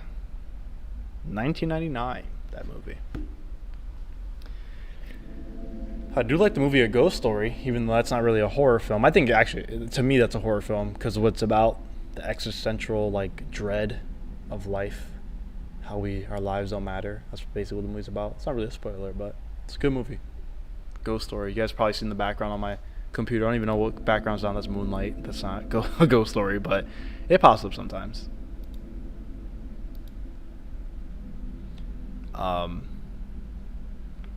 What do we got? Yeah, if you guys don't know, I think movies are great. I love movies. I make movies. I am actually a director of photography. If you guys look my name up on IMDb, I work in the industry. I've worked in the industry. I've done things, so filmmaking is one of my passions, something else that I do. So yeah, obviously I've seen all the Fear Street movies. Those Fear Street movies were really good. How do I look? Oh, Diary, here it is. Blair Witch Project, saw that for the first time ever in June, so 2 months ago. It's pretty good. It was pretty good. If you look at my reviews on Letterboxd are like, they probably look a little bit weird, like, because I rate things like very realistically. Like, I really look at, like, if a movie's okay, it's like, yeah, it's in the middle, 3 stars. And then if it's like a little bit under, I don't think it's bad, but it's just a little bit under. But yeah, most of my movies I have on here are like 3 stars, 2 stars. If you get a 5-star from me, it means that it's good, I saw Silence of the Lambs for the first time in April. I gave that one 3.5 stars. Blair Witch Project I gave 2 stars. Under the Shadow, if you guys ever seen Under the Shadow, great film. Oh, sorry, you got a snack as well. Oh, you're back? All right. You need to see Fear Street. Fear Street's really good. Fear Street's really good. Oh, actually, so that's a funny thing. So you've probably seen all of Kubrick or Scorsese. And Scorsese. Scorsese has seen many films, not everything. But, this is a hot take. I've never seen a Kubrick film, not even one. Not even The Shining. I've never seen that movie. So, and it's not like it's a conscious decision. It's just kind of something where I'm just kind of like, I never was super excited to watch. I'm like, I guess. Maybe one day I'll watch one of these movies. I know it's blasphemy, but hey. They had books in middle school. I remember enjoying them. Oh, yeah, the Fear Street books. Yeah, man. I do love Akira Kurosawa, though. That's a classic film director that I love. Those movies are amazing. Yeah. Yeah, Kubrick, man. I never really got into his films. I know of them. I guess it's a thing where it's like when you're learning about this stuff, or like you're like watching YouTube videos about it, video essays. It's like endless amount of like appraisal, and it's kind of like, okay, I get it. Like, yeah, he's good. That's awesome, and it's awesome. Happy about that, but just haven't seen any of them. So. Lamb, if you want to hop into Discord, just hop into the Let's Play in my server, and we could get in on that. If you still want to be on the stream, just let me know. Just go ahead and let me know in the chat if you're trying to hop in. Okay, what am I doing? Here we go. Have you seen The Witch? Yes, I've seen The Witch. I love The Witch. The Witch is a spectacular movie. Love that movie. Great movie. The Witch is really good. I'm a big fan of witches, and The Witch did an amazing thing.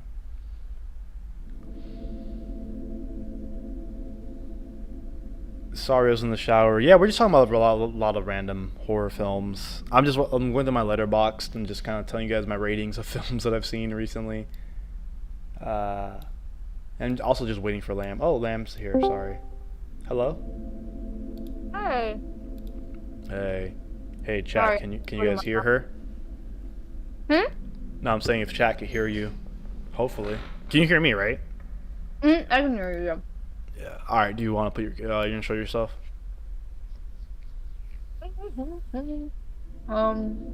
Yeah. You'll just see me eat a piece of bread with cream cheese. That's fine. How are we gonna do this? Is my question. I will share my window with you, and you'll just be able to watch it like that. Okay. Let's try it. I guess. Let's see.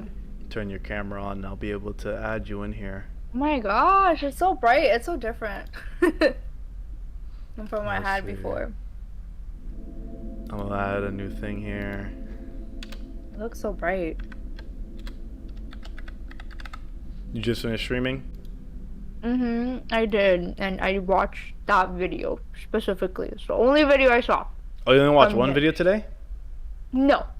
I watched multiple ones, but from his account, from Nick Crawley's account. Yeah. I only watched this one because I was like, oh my gosh, this sounds so interesting, and I can't wait for you to see it. Yeah? Was it good? Like that? Oh, I want to see your reaction. Okay. So, I like that. Let me put you in here. Yeah, Fear Street is great. 3 thumbs up. You guys could probably see her now, which is awesome. Got you in here. Okay. What is that, popcorn and Skittles? Hold on. What a good combo. Wait, popcorn and Skittles. Oh yeah, we got a show tonight, so. A show? Yeah, you're here now, so we're all happy that you're here. I don't know. I think that's a good place to put you, right? Hold on. I'm seeing. Remember the things like movie night. I just ate my snacks. Like I swallowed them. Let's do it. I'm kind of reaching into your little thing. You know what? Alright. My arm came off today, like this arm, and it was like painful to do it. Like put it back. What do you mean it came off? What does that even mean? Like, cause it comes off my table, cause my table has like weird edges, so it's not a straight edge. So for some reason, sometimes like it comes off. Gotcha. So hopefully it doesn't happen here. I will not be touching it at all today. Okay, so you guys can see her good, right? Everyone's all good with that. I'll move her a little higher so I can be able to. I want to be on your head. Yeah, I'll put you higher then. Listen, I love me Skittles, but the best combo is white chocolate M&Ms and popcorn, and that's it. Wait, what'd you say? White chocolate M&Ms with popcorn. Okay. All right. And if no one has ever tried the white chocolate M&Ms, I'm sorry, you're really missing out, and go buy them. All right, whatever you say. But yeah, everyone, this is Little Lamb. She was just streaming on her Twitch channel. She streams more on Twitch, so if you guys are not following her, make sure you do. Can I drop links in here into the chat? I don't know. I'll try to. I'm assuming so. You could. Ooh, sour Skittles are good. Hold on, I never said I didn't like Skittles. I just said white chocolate. M&Ms are the best. Listen, today I actually because I'm usually always wearing these headphones now when I'm on the computer, and I was on. I opened Amaranth's stream, whatever, and she's like doing the ear licking thing. I was like, bro, like that thing like is in your ear. I'm like, all right, hold up. I was like uncomfortable. Really? Yeah, I was. But the ones you're wearing right now? Yeah. I was like, that's too much. That's way too much. Yes, I'm Garcia. There's white chocolate M&Ms, and they're hard to find sometimes, at least in my area. But listen, Jarvie, it's good. I promise you. They're delicious. They're delicious, and then they have like a texture to it. I love it. Yeah, follow Little Lambs there. Oh, also, I'll drop your link tree. That's what I should drop. Thanks. Look, I got a haircut today, guys. Did you drop a picture of your hair? Yeah, white peanut M&M chocolates. Yes, those are the best. The white chocolate peanut M&Ms. They are hard to find. I found them last time at Walgreens, and I said... Oh, wow. They didn't put it as a link? That's weird. You know, I feel like Linktree is like... I feel like Linktree is like... dying. It's like attacked by all the platforms. Let me see if I can open up. I think so. I'm pretty sure it's getting attacked. Yeah, so weird. Well, you just have to look hard. I honestly found out about them like 2 years ago. Let me see if I can put it up. White M&Ms 2 years ago. What's up? What's up, Akira? Yeah, oh, that one's that came out as a link. Sorry. I guess I have to put HTTPS, you know? Jesus. Hey, yeah. All right, cool. So that's little stuff. You guys can follow her on Instagram and everything. She said she got a haircut. Hopefully she posted a story or a post of her hair on her Instagram or something. I don't know. But there you go. Thank you guys. Thank you so much for coming on the show. Oh, you're welcome. I literally just got out of mine and I was like, oh, I need to feed my doggies. Poor babies. They're hungry. Like, literally, they were like, girl, like scratching on my thing. Yeah. Look, M. Garcia's asking, where did you learn your edit? Oh, how I learned editing? I'm not good at editing, first of all. That's the last thing I like to do. That's why I don't really make that much videos. But I just YouTube. I literally, the way I learned how to do any of this stuff, I just went on YouTube and I looked up everything anything I had a question on. I just like, wait, how do I do that? And I just Googled it and I'll just read people what they say, and that's it. And I just figured out how to do stuff. But to be fair, I started off with this whole filmmaking stuff, or like understanding how to do video work, from high school, because I was in video production in high school. So that's how I learned how to do most of this stuff. But yeah, thank you so much for the question.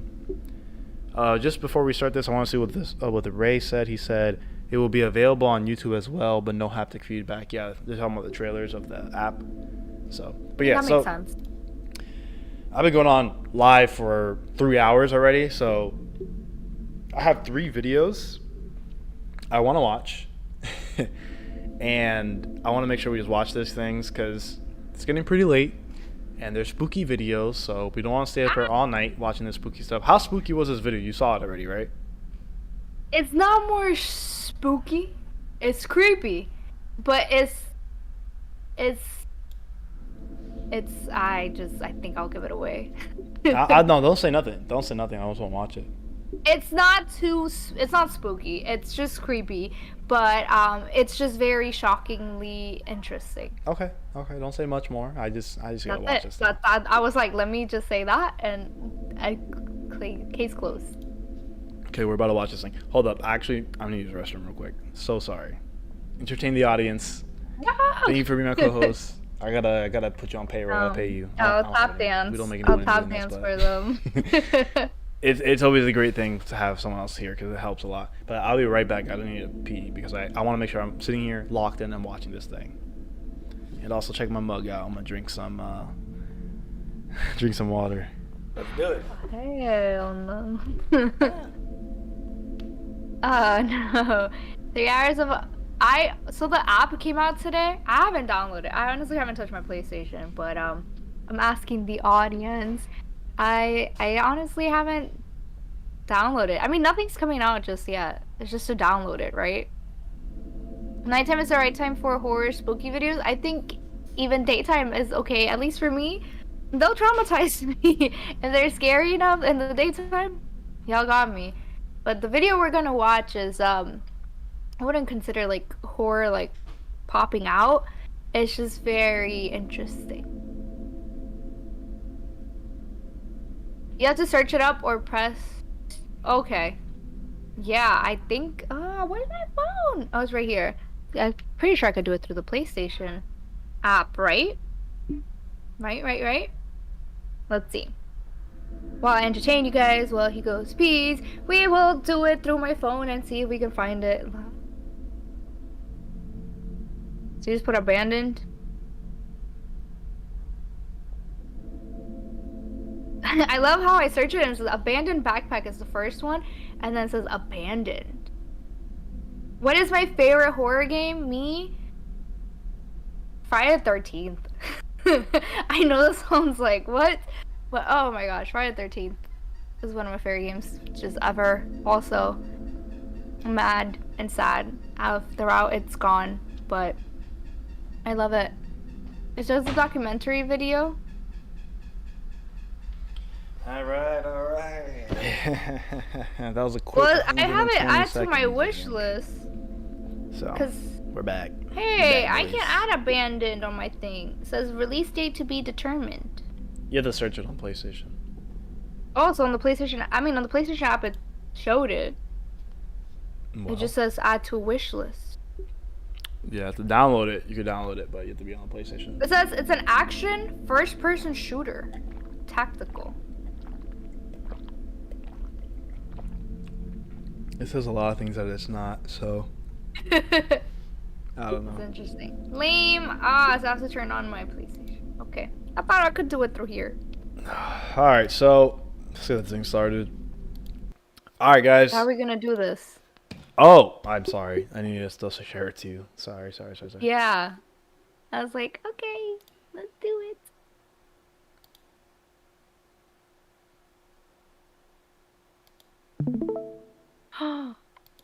He's sharing his screen.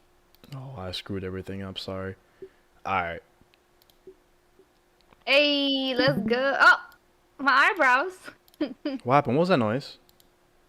All right, Oh, that was a stream. I joined your stream on the Discord. Gotcha. That's your Discord sound.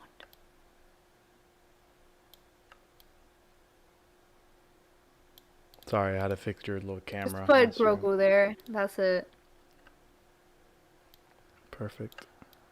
In realistic setting. That's horrific. Uh-oh. Make you bigger. Sorry, now there's silence because I turned off the music in the background. All right, but we're good. Let's get this thing going. We're good now? Yep. Let's go. Can you see my screen? Yes. I'm actually gonna turn on my other screen to make it bigger. Okay. Or I think this way.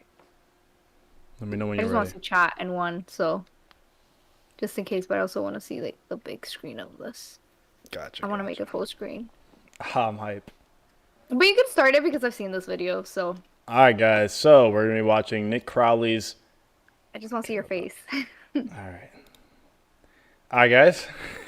What's up, everybody? We're gonna be watching TikTok's Most Dangerous Predator. This is from Nick Crowley. Great YouTuber. Make sure you guys go watch him. I'm very scared of these videos. This guy makes videos that are terrifying. So, oh god, I'm gonna try to fix one. This is 17 minutes long. So.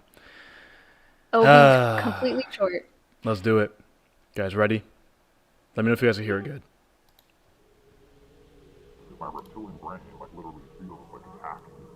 Here on my channel, we've spent a great deal of time exploring the vast depths of YouTube, discovering a plethora of dark content along the way.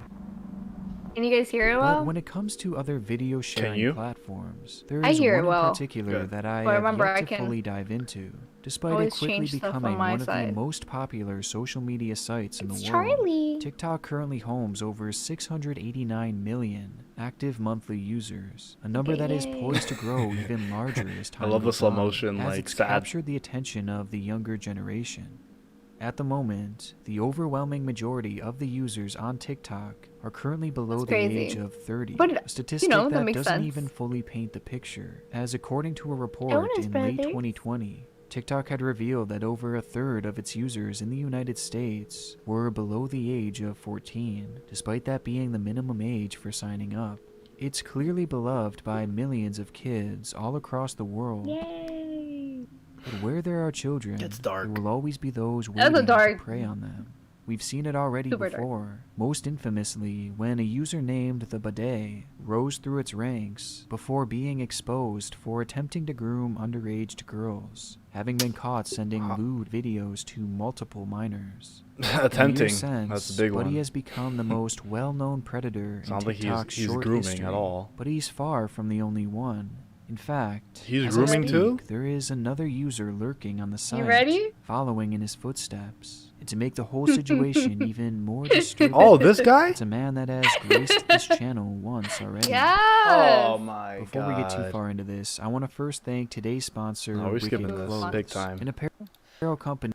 Yeah, that was the big like what? This guy's back, bro. Oh, Wicked man. Clothes side of back, elements baby. way to pop the design prints are. If you do decide These to purchase, shirts look kind of cool. so I won't lie. materials you something for. Hold up. I like the serial killer Over one. to description order. Oh, here's this weirdo. Oh god. I mean, that's explaining him. You know, for the people who haven't watched previous ones. What's your name? Huh? What's your name? The downtown LA Yeah, Predator, he's back, the baby. now notorious nickname for a man named Dan Silly. And if you think that name says a lot Goofy, about bro. who he is, what's even more telling So is this who is just gave like it to explaining him, him as he for wasn't just anyone who dubbed doesn't this know who across Dan the is. web. Like as we see, Instead, some people he know who Dan is already. Yeah, this guy. This guy. Oh god. came up with a nickname himself, and he wears it proudly.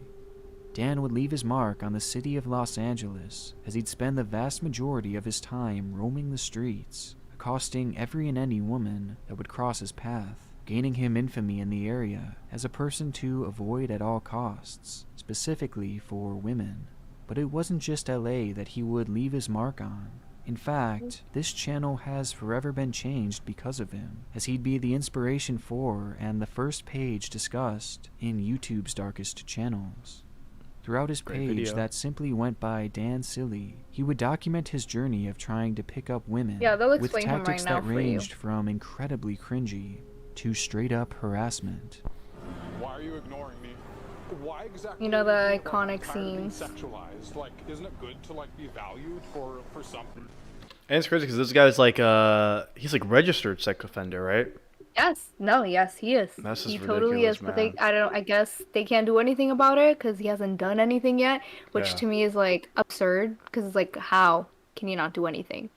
Yeah, that's crazy. Whatever. I mean, let's see how this goes. He's done this on YouTube and now he's gonna do this on TikTok, I guess. What, he's gonna do dances while he's doing it? I don't know. We'll see. Just watch. Oh god.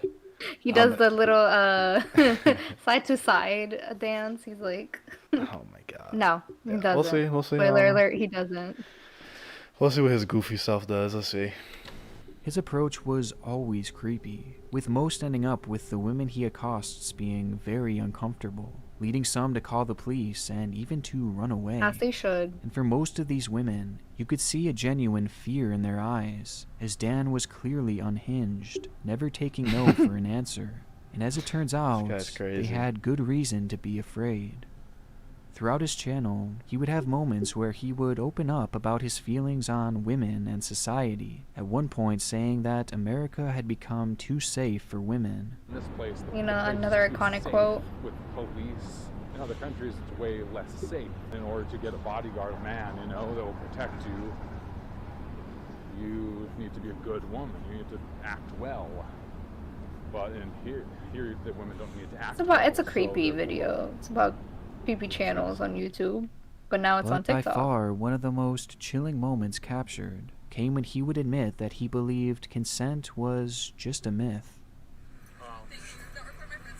Why not? Because we don't give you consent. You don't have to. I mean, I don't need consent. Oh god. My man.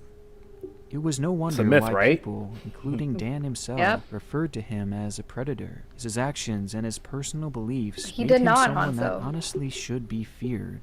I mean, he wants But the he did world to not. be less safe for women. He wants them more vulnerable. And couple Hold this on, with hold on. Was there a website? What do you Bro, mean? he had his own website, dansilly.com. What does this guy I think guess, he is? man. I mean, Oh just my keep watching. god. he wants the world to be less safe You just for skate in women. that spot? He wants them more vulnerable. Have you seen And him? couple this with the fact that he doesn't believe in consent. and Has he a talked clear to you? obsession with sex. Well, it's a melting pot of disturbing ideology that made me seriously question what this man would and could be capable of doing. I figured it was only a matter of God. time that he would actually do the unthinkable. An idea that he even mentioned as something that he thought of often. Because I literally do feel like No, look it up. wanting these women. Look When up the I accost website. them, Oh my no. reptilian brain like literally feels like attacking these women. This man says reptilian brain. Like just like strangling them and stuff. Like He's something. We'll say that. Seriously, you know. Like, that's not enough evidence for the cops to arrest him? Things would be further escalated to a whole other level once you start to realize that many of the girls Dan would approach were just girls. Young girls. And even when Dan would clearly know that they were in fact underage, it never stopped him. Are you 18 years old? You're not? Sorry. I don't want to touch you because... Sorry. Or do you want to touch me? It's okay. All right. Yeah, bro. I was like, I'm out of here. Oh my. Girl looks like she's like with family too. A creep, an incel, a predator, and most importantly, a registered sex offender, currently listed as a high risk to reoffend.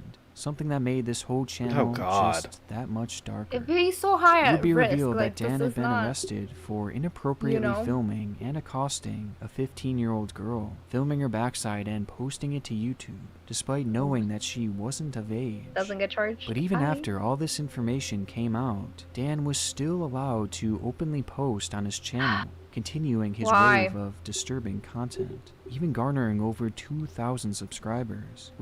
So that's it's like the worst part. That's the worst part. So it's like 2,000 subscribers.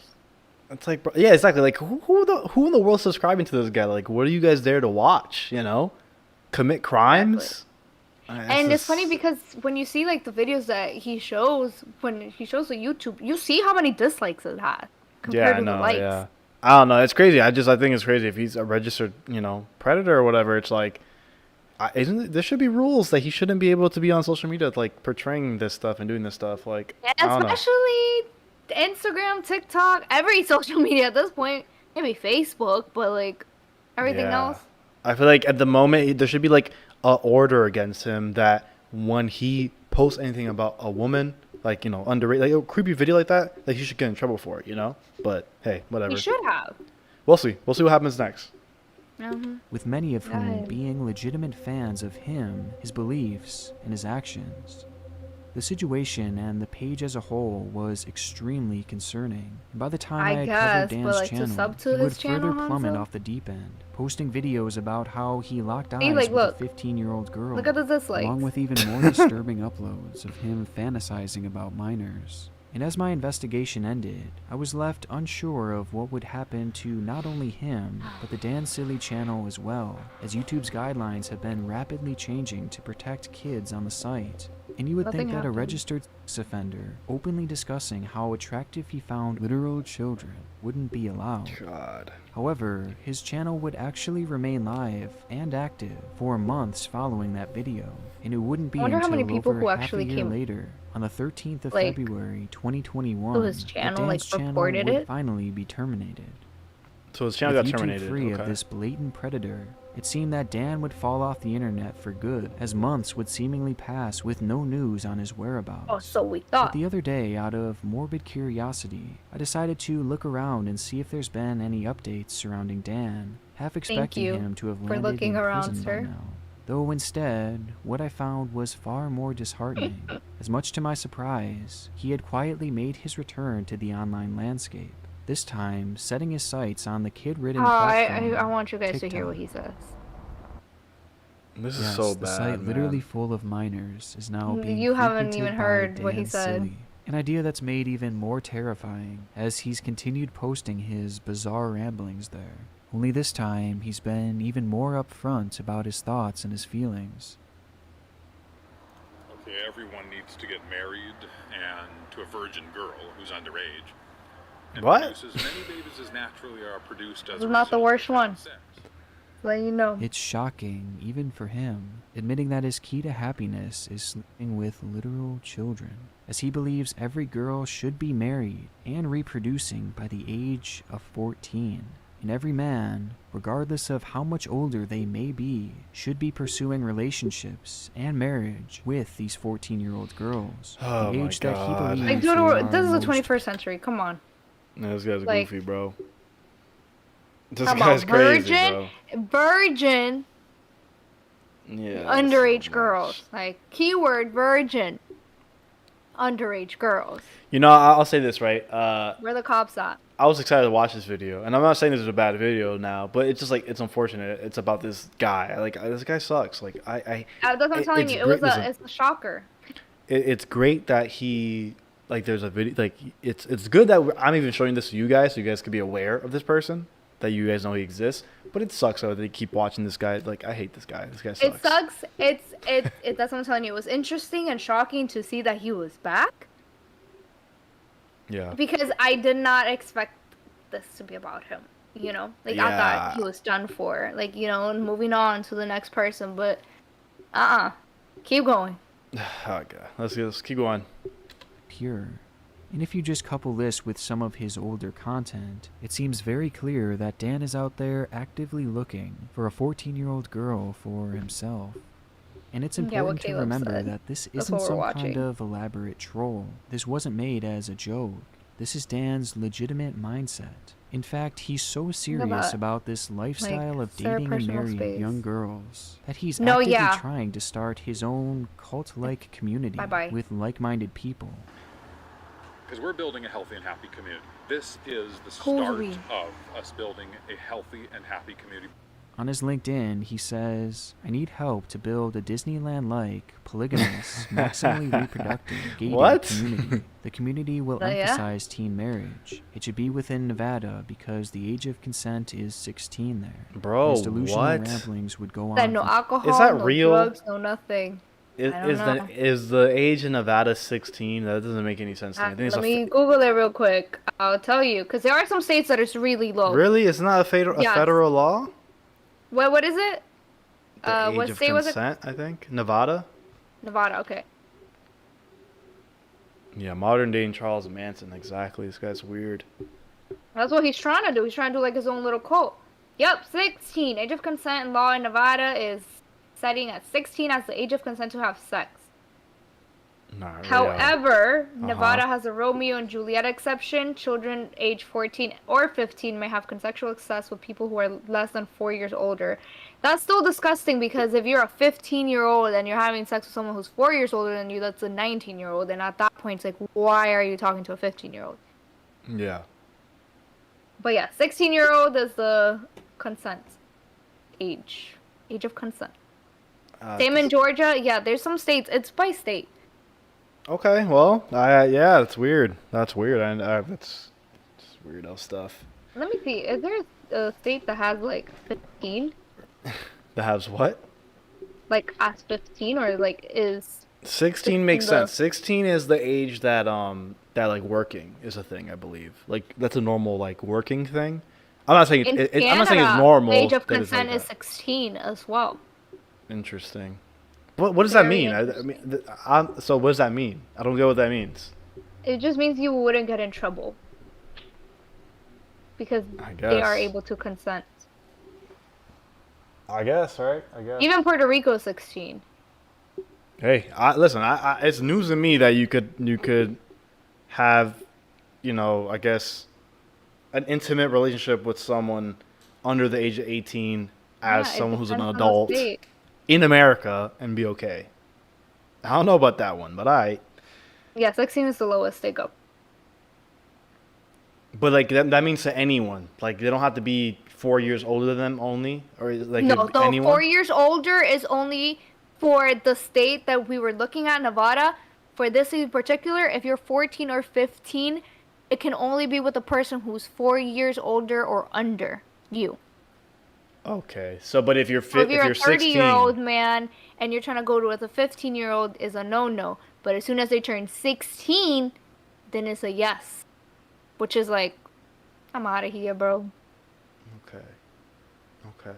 Interesting. Very loophole ridiculous system. I agree with you. So you're telling me, so you're telling me in states like a 40-year-old man could be with a 16-year-old. That's crazy. Yep.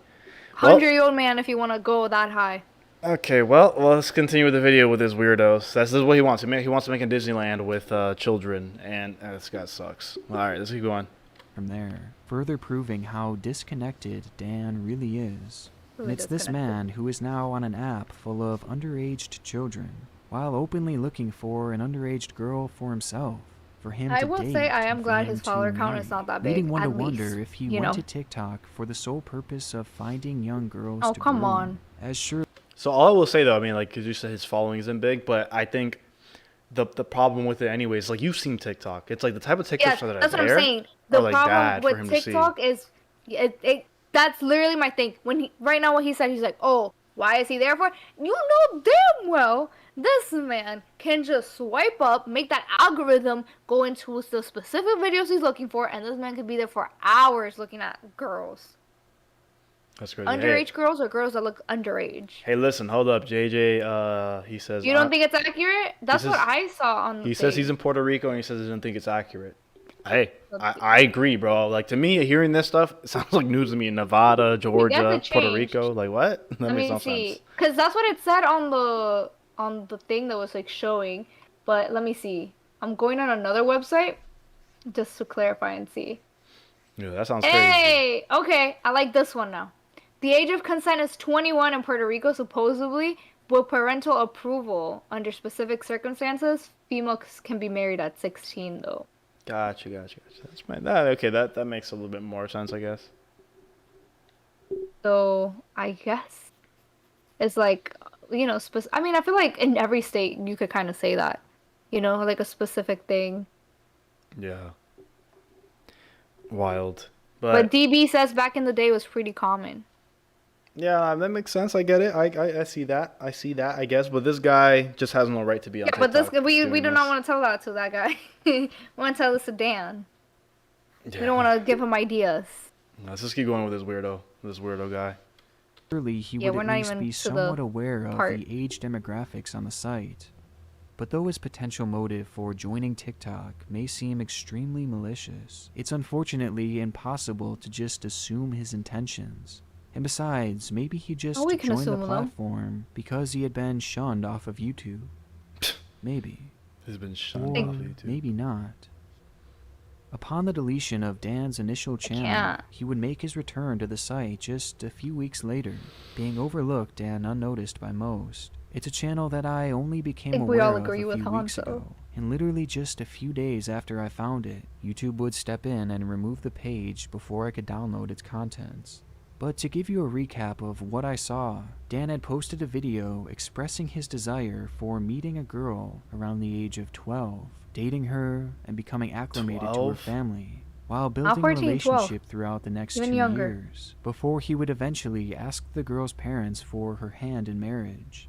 In this clip, he literally described how he would groom not only a young girl, but her parents as well, essentially manipulating everyone involved into allowing him to marry this hypothetical child. So he could have her. It was honestly sickening, but it wasn't even the worst one, as there was one more video that immediately stood out, to the point that I couldn't help but save it, just in case. With its title being, Let's Get TikTok Famous and Attract Underage Virgin Girls. What? Make this video because malicious intent in TikTok? Definitely. Definitely, 100%. You have to watch it, bro. I mean, if someone tells me, like, this man is, like, you know, like, he has a brain and obviously he can come up with ideas and think of stuff like this. So it's like, this man's insane, but at the same time, he is capable of coming up with this. Is like, jail this man, please. Like, how much times do we have to, like, say this? Like, can they do anything? Oh, man. All right, let's see. On TikTok, and I want to make, obviously, it's successful, and I want them to go viral and famous. So that I, personally, because from my own desire, obviously the reason why I want to become famous is for a reason. I mean, not just to make money, but to become seen in the eyes of girls, of underage girls, virgin underage girls who watch TikTok. You always have to point out the virgin part. TikTok, as compared to Facebook or YouTube. I love that he's explaining this like mad, like, all right, yeah, like, is this like some normal business proposition or something? Yeah, it's like who? Like, what? He's talking to his community, you know, his we are gonna go somewhere. Who was we? You yourself? This man's crazy, bro. Oh, God. In the clip, Dan tells us how he wants to gain a following on TikTok because he knows it's full of minors. And once he becomes famous, he then wants to use that fame and power in order to meet these girls and eventually marry one of them. We want to appeal to that demographic, and we want to become famous so that there's for me at least, there's an underage virgin girl who I can marry. Dan is literally openly admitting in this video that he is looking for young girls to groom on TikTok. He wants to find them, appeal to them, and groom them to marry. And this is from his own mouth. He's not even trying to hide any of this, even admitting that this is the only reason he was joining TikTok in the first place. All I care about is getting the attention of underage girls who are healthy. Dan's intent not even the money, dude. Isn't even speculation. Yes, healthy virgin We know why underage he's girls, here, you know? which makes this account perhaps the most dangerous that I've ever come across. A sex offender who doesn't believe in consent and who is now actively searching for a 14-year-old wife on TikTok and talking about it as if there's nothing wrong with these desires, believing in it so much that he's trying to start his own community around the idea of legalized pet. Is Disney like Though he comes off community? as an obvious creep, and it seems that no one would ever fall for this. He's already said that he's willing to make any type of content necessary to make his dream a reality. So I'll do whatever it takes to combine. Not right there, like cops. He will do whatever it takes. Videos and do parodies or whatever. Get the cops. Every single day to just optimize and try different videos, be creative in different ways, and keep trying and trying. And in reality, all it takes is one child to buy in for a life to be forever changed for the worse. And we all know that when we were 12, 13, 14 years old, we didn't always make the best decisions. And for many of us, that's the most vulnerable and easily manipulated time in all of our lives, making the idea of Dan actually finding a minor willing to date him something that, unfortunately, is By a real kidnapping? possibility, especially if he's able to grow a following on TikTok. That's it. Dan Silly is... Hold up, so he's trying to grow his TikTok channel by making videos about being like, yeah, I just want to commit crimes and, like, what? Like, why would you say that? Well, listen, he said himself, I'll do whatever it takes. So at this point, I don't know, maybe he would have changed his, you know, maybe he would have done TikTok dances at this point or something to get famous. Because at the end, he understands what his goal is, which to me is like, that's so malicious. It's just weird. I just feel like it's funny because it's like, okay, your goal is that, but like, oh, instead of like actually trying to trick anybody, I'm just here and just tell you guys what I'm gonna do and like incriminate. Because he doesn't see what he's doing wrong.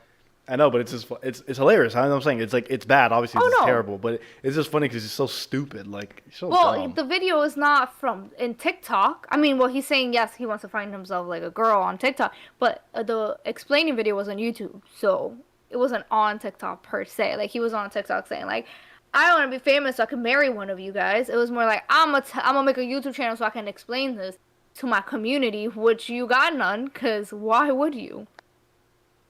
Wait, but his TikToks are him just saying that, though, also. His TikToks are him, yes. When the TikTok was, yes, the one with the talking about the girl.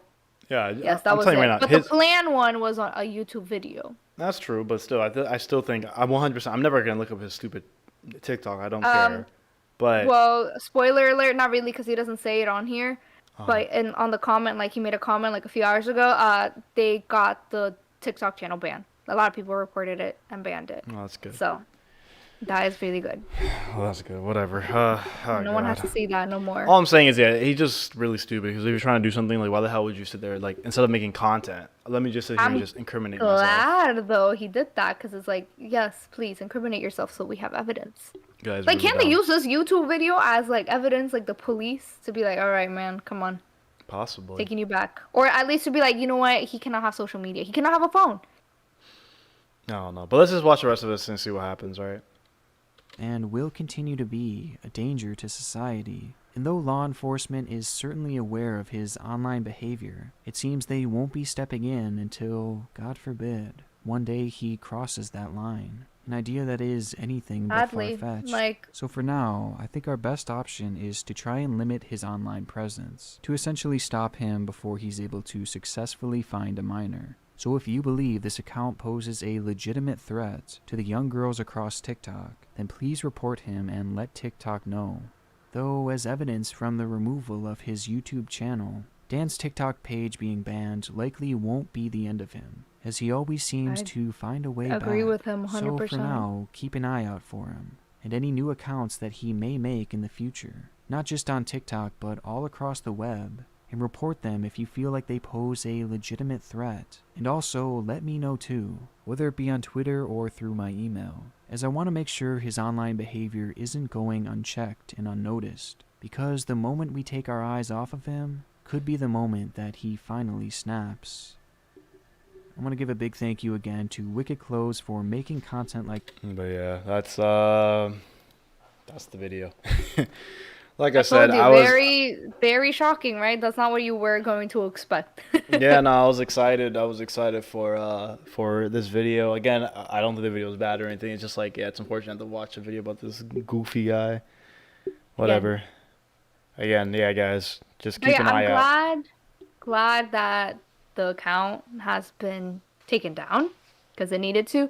But to me, personally, what's even scarier and a thought that came to me after this is this man is fully out there saying these things. He's making a YouTube video about it, but then think there's probably someone else out there doing this exact thing, his exact plan, but just quietly in the shadows and no one knows. Sorry, I'm nodding. But yes, you're right. There's that. There's the possibilities of other people trying to do that. And then the next thing I will say is like, how he's saying, how the Nick Crowley's saying is like, we're trying to limit his online presence or whatever. But at the end of the day, it's like, this guy's still free, regardless of what he's doing on the internet or not. It's like, he for sure is abusing people verbally on the streets every day, probably, and just doing the worst stuff. So, yeah. Yeah, but it sucks that they haven't done anything because I guess by law it's like you have to wait until something actually happens so they can get him, which is like, oh my gosh, he already has the charge. You guys already know, like, you even say it yourself, he's on a high list of like he will repeat. Yeah, that's crazy. Like, just do it. I promise you, no one's gonna get mad at this. That was that. So that's TikTok's most dangerous predator. So yeah, disgusting. So this video was July 1st. Sorry. I was saying, Ski Mask, did you download the Abandoned app? Yes, I did. And what we found out by downloading the app, we found out the app is actually an app. It's not a game. So, I thought it was going to be like a game. It would be something we're actually be able to play. But from what we could tell, it's actually an app. So it will be interactive trailers, as we said. So just giving that heads up. But yeah, how long that guy's channel is up, I don't even know. All I know is he had multiple channels. The video was July 1st, and then it says 4 weeks ago it was taken down, so I don't think it was up for too long, I'll tell you that. Yeah. EMAS has no hints. Kind of surprising he hasn't been baited by a YouTube channel. What do you mean by that? I don't know. Well, like someone pretends to be a underage girl, like kind of like Chris Hansen type. They should do that. They definitely should do that. Yeah. Yeah. True. You know what? Let's call Chris Hansen and be like, can you please do to catch a predator so this man can go to jail, please. Because like literally that's the only way that they'll freaking get him. At this point. Yeah. Well, to move on from from that dark video. Hopefully the next videos we're gonna watch are dark, but in more interesting dark ways, not just straight up just being just stupid and a terrible person. The next one is more lighthearted. It's not a scary video. It's about a YouTuber that existed, and I genuinely want to watch this video because I don't know what happened to her, which is Boxy. This is a YouTuber that I watched a few videos. Obviously she was really big at the time. It was like viral videos. It was at the time where YouTube, if you had a video with 1 million views, it was viral. And honestly, this was so early YouTube that I don't even know if it had even 1 million views at the time. I don't even know if that channel's even still up. Do you know who Boxy is? I don't, but Caleb at Next Gen just said something that's like, What? Saying Chris Hansen also been in legal trouble. Oh yeah, I've seen that. All right, now we'll make our own Chris Hansen and we'll get him. Yeah. We'll do that. But no, I don't know about Boxy. I did watch a video about this girl named Leah. Leah? Who's Leah? And it was like a thing like, what happened to Leah? Basically. She was another big YouTuber in her own way. Interesting. Yeah. It's a very interesting video too. This is like you'll see when you see Boxy, right when we press play, most likely they'll show her or whatever. Again, I never seen this video, but yeah, she was like a scene looking girl. So probably I feel like if you see her, you'll probably be like, oh, I know who that is. Maybe. But again, this is very deep cut, early YouTube stuff. So hopefully the video will explain who she is. And again, hopefully she's okay. I don't know. I've never seen this video. I've never seen this. I literally I've been on YouTube and I've just been like saving videos I want to watch for later. And I just knew this would be a great intermission one, you know, because I know not a lot of people wouldn't know about this. And also I know it's not that scary or anything. So it's just interesting. Who's Brian Peppers? Next Gen Counts. What about Brian Peppers? Do you know? So there's a lot of people we don't know, but we all know. Yeah. Good night, Jeremy. Thank you for being here. Yeah, have a good night, man. Thank you so much for being here. Yeah, we went on for a long time. It's almost 4 hours of being live. But yeah, thank you so much for coming out, Harvey. Make sure you guys just keep that notification on because you'll catch us when we're live. Thanks again. Yeah, the RAR type. Yup. The XD RAR type. Hey, all right, so typing. Let's get into the video. Let's see what happens. What happened to Boxy? This is by Sunny V2. So let's see. On the 3rd of January 2008, a 16-year-old girl from California by the name of Katie Wayne would upload 2 unassuming video blogs titled I've not seen this person. Caleb, have a good night too, man. Thank you so much for coming out, man. Thank you so much. We'll see you soon. Brian Peppers. I'm scared to look it up because you told me to look it up. All right, so let's get back to the video. I never heard of this person. Let's do it.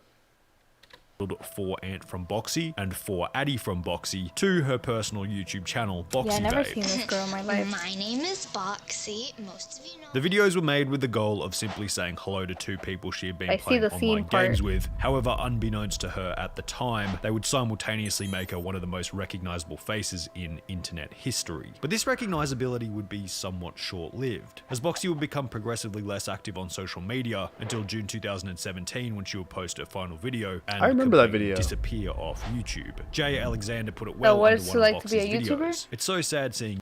Yeah, I've seen that. It's like she's like out of character and she's just like in normal clothes, like, hey guys, whatever. But it's like that was like way after, like years later. Yeah, that was years It later. would make sense as to why she's out of like character, if we would say.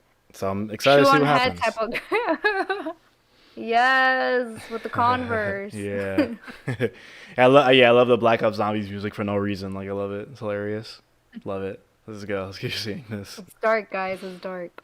YouTubers disappear. Is this how it ends? Boxy's accidental accumulation of fame began in 2008 with nothing but an internet forum. Gaia Online was its name, an anime-themed role-playing website where you could build a virtual avatar, buy things from shops, and even potentially meet friends in the process. Katie Wayne, or Boxy as she was known in Gaia Online, would meet 2 seemingly insignificant individuals on the forum by the name of Admirable Awesome and Ant. And after conversing with them on the forum for some time, she decided she would make each of them a personal video message. Oh hey guys, I didn't see you there. I was too busy. Why is this man doing that? Why is he reading this like that? Oh man. Because that's how it's written. He perfect. I love that he's reading it correctly as it's typed out. Hey, yo, that's funny. All right, let's go. Making Addie a video. I love you guys. I'ma go get dressed and showered and try to look super pretty and take pictures. I'll get Ant's video done today for sure. KK bye. Please PM me. These videos would appear on her YouTube channel in the few days following. I decided that I was going to make videos for people, and the first one was for my friend Admiral Awesome, and now this one is for Ant. And throughout the 2 videos, Boxy displayed a personality that can only be described as bizarre. She kind of reminds me like Gaga a bit. Is that So why is it bizarre? Are her other videos not like this then? Okay, the main thing about Boxy is that, like, okay, so this is how the videos are, but then, like... She's a raw girl. We know Yeah, that. she's a very raw girl and stuff, but, like, her videos, everyone will, like, kind of accuse her of, like, being on drugs or something, because, like, she's, like, very strange. Like, she'll just... You'll see, but you can definitely tell it's just, like, this is just, like, a funny act. She's just being, like that, like, extra. She was a XD, like, the little face, that's what she was portraying in these videos. Yeah, you know, I don't know. To me, it seemed like parody. It was always like, yeah, it's just like a character she's playing. It's not like a real thing. In all her videos, or just... Oh, and all the videos were like this. All the videos were like this. But you're gonna see like the iconic one. It'll pop up next. It's like she's like in the darkness. I think she's like wearing black, and it's like she's like very close to the camera. Well, it'll probably show up soon. So I don't want to see that. it's not scary. It's just her. But you made it sound scary, bro. No. But yeah, maybe real quick, let me answer the question about someone said something about the game. Who said that? Yeah, he said, do you think they'll actually drop a real trailer on August 10th for Abandoned, or will it be fake like the first? I think they're gonna try to egg this on as long as it can be. I think it'll be a troll for as long as it can be. I don't know when it ends. I don't know when the troll ends. Maybe at the Game Awards, that's when they finally get it. We'll see. I don't know. But dude, if they go that long, I don't think people will wait that long. They will, because I will. We'll be here. What do you think people are gonna stop caring? They'll be here. I'm not saying everyone. I'm just saying some people. We'll see. But all right, let's get back to the video. I got the hiccups. Upbeat with strange ramblings, mannerisms, and when mixed with her borderline emo physical appearance, the video stood out as incredibly borderline unique. emo. However, I like as that. you might assume from what we've discussed, the intention was never for anyone besides Ant and Addie to watch these videos, and that's how it would remain for the entire year of 2008, until something strange would happen. The weird parts of the internet got a hold of the videos. In the 11 months between January and December of 2008, Boxy's videos were viewed by less than 20,000 people. And as time progressed, there was nothing that might have indicated that her viewership would begin to dramatically increase. However, on the 27th of December 2008, the video would be anonymously embedded onto another forum by the name of iambored.com, with the goal of sharing her bizarre and borderline cringy personality. Users on iambored.com would share the sentiment that Boxy Babe was an absolute nutbag, stating, "What the drat? This is the worst dratting video I've ever seen on this site. Holy poo. In the entire 4 to 5 years I've been on here, this has got to be the worst thing I have ever seen. It has no point. Jesus Christ, this is terrible. She sounds like she has multiple personalities. I think I finally have hearing aids." I agree, After the two videos were posted to the iambored.com forum, the ratings over on YouTube would drop dramatically to between 2 and 2.5 stars each, displaying the negative attitude that the classic rating stars on YouTube back in the day. Let's go. Forum users had towards I remember Boxy's the personality. Following this, Boxy's two innocuous video shoutouts would be shared to 4chan's B forum, embedded in a "You Rage You Lose" thread, challenging users to watch the full video without getting annoyed. Would Boxy once again receive an absolute hiding from 4chan with regards to her annoying personality? Famous because they were yes, bullying her? but at the same time, no. Yeah, basically, it was like kind of like, it was like because again, it's like the videos are very obnoxious. I don't know if she like started like feeding into it or whatever, but like that's what it was. It was just like this girl who was just like and like just like, you know, like, I mean, from what we are right now in the video, it seems really messed up. Yeah, no, for sure. I'm not saying like I condone any like the bullying or whatever, but I'm just saying explaining, like he's explaining, and I'm also just like reiterating what he's saying. Like that's what was the excitement of it at the time. So That's sad that was the excitement. Not like making fun. To me, I never thought. When I saw it, I was just like, it's interesting. I thought it was just interesting. I was just like, this is interesting, you know? Well, there's some people who thought she was truly obnoxious.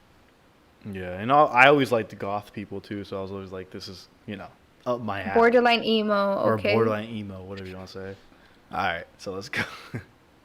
As this time around, many users actually shared a rather different opinion. "I'm 23 and I would marry her anytime. I would divorce my beautiful 26-year-old wife so I could marry Boxy. I need to find me a Boxy." Numerous individuals over on 4chan began to take a liking to Boxy for her attractive appearance and cute personality, ultimately leading to numerous questions surrounding who this girl actually was. Users began to repost her face all over the site, hoping that someone might know who she actually was. As she became more and more recognizable on the website, the demand for finding out out who she was became greater and greater. She would eventually be crowned the Queen of B, and it seems like a large majority of 4chan had a bit of an internet crush on her. My dearest grandchild, let me tell you a story of the first simp queen of the internet. Children simp over Belle Delphine, men simp over Boxy. This woman had a rally of simps before the term simp even was made. But while most found her to be cute, there was still the fair share of forum users who found her to be annoying and childish. Yeah, Additionally, many were getting annoyed that they couldn't go anywhere on the beloved forums without seeing Boxy's face, and a strange tribal type war broke out between those who loved Boxy and those who hated her. The event would eventually come to be known as the 4chan Civil War of 2009. As the craziness escalated, it was clear that something needed to be done. Approximately a week and a half into the Boxy explosion on both ironboard.com and 4chan, Boxy herself would address the public, uploading a YouTube video on the 9th of January 2009 titled For Everyone from Boxy. My name is Boxy,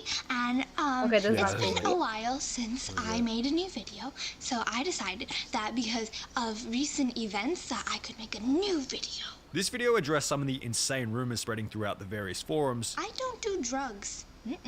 No, I know that you all think that I do drugs, but I don't. And once again displayed Boxy with her over-the-top, insane, rambling type personality. 4chan was covered with the video from the second it was posted to YouTube. And after 12 hours, it had racked up a whopping 70,000 views. Within 24 hours, it had racked up 300,000 views. And after a week, the video had gained a massive 1.2 million views. At that time, it was insane. YouTube in That's, early 2009. I believe it. The Boxy Babe channel had gained 24,000 subscribers from the video, which made it the most subscribed channel for the month of January 2009. Overall, Boxy had gone from a relative nobody in mid-December 2008 to an online celebrity by mid-January 2009, only 30 days later. However, for many, what they had learnt about Boxy so far was simply not enough. She had addressed both her fans and haters with this third video, but the viewers still wanted to know more about the identity of the girl behind the Boxy channel. Why? For this reason, a vigilante group of 4chaners would launch a creepy stalker project by the name of Operation Valkyrie. The goal was to hack Boxy's YouTube, Facebook, Photo Bucket, Gaia Online, and MySpace page and identify the individual behind the channel. What? You have a pin? What? No. Get it out. Get it out. What are you gonna say? That is weird. I'm so freaking sorry. But you do not need to hack someone's Facebook, MySpace, Photo Bucket, Gaia, whatever, to find out who she really is. There's a reason she's not telling you, because she doesn't want you to know. The vigilante group, that was the best part. Like, what? Vigilante group will be to help her, not to attack her. What? It was very obsession. Like, it was like a huge obsession over this girl, man. And she just made it worse because she just kept making videos like this. Listen, we're talking about Sims or whatever. Talking about, oh yeah, this is original. No, this is Sims.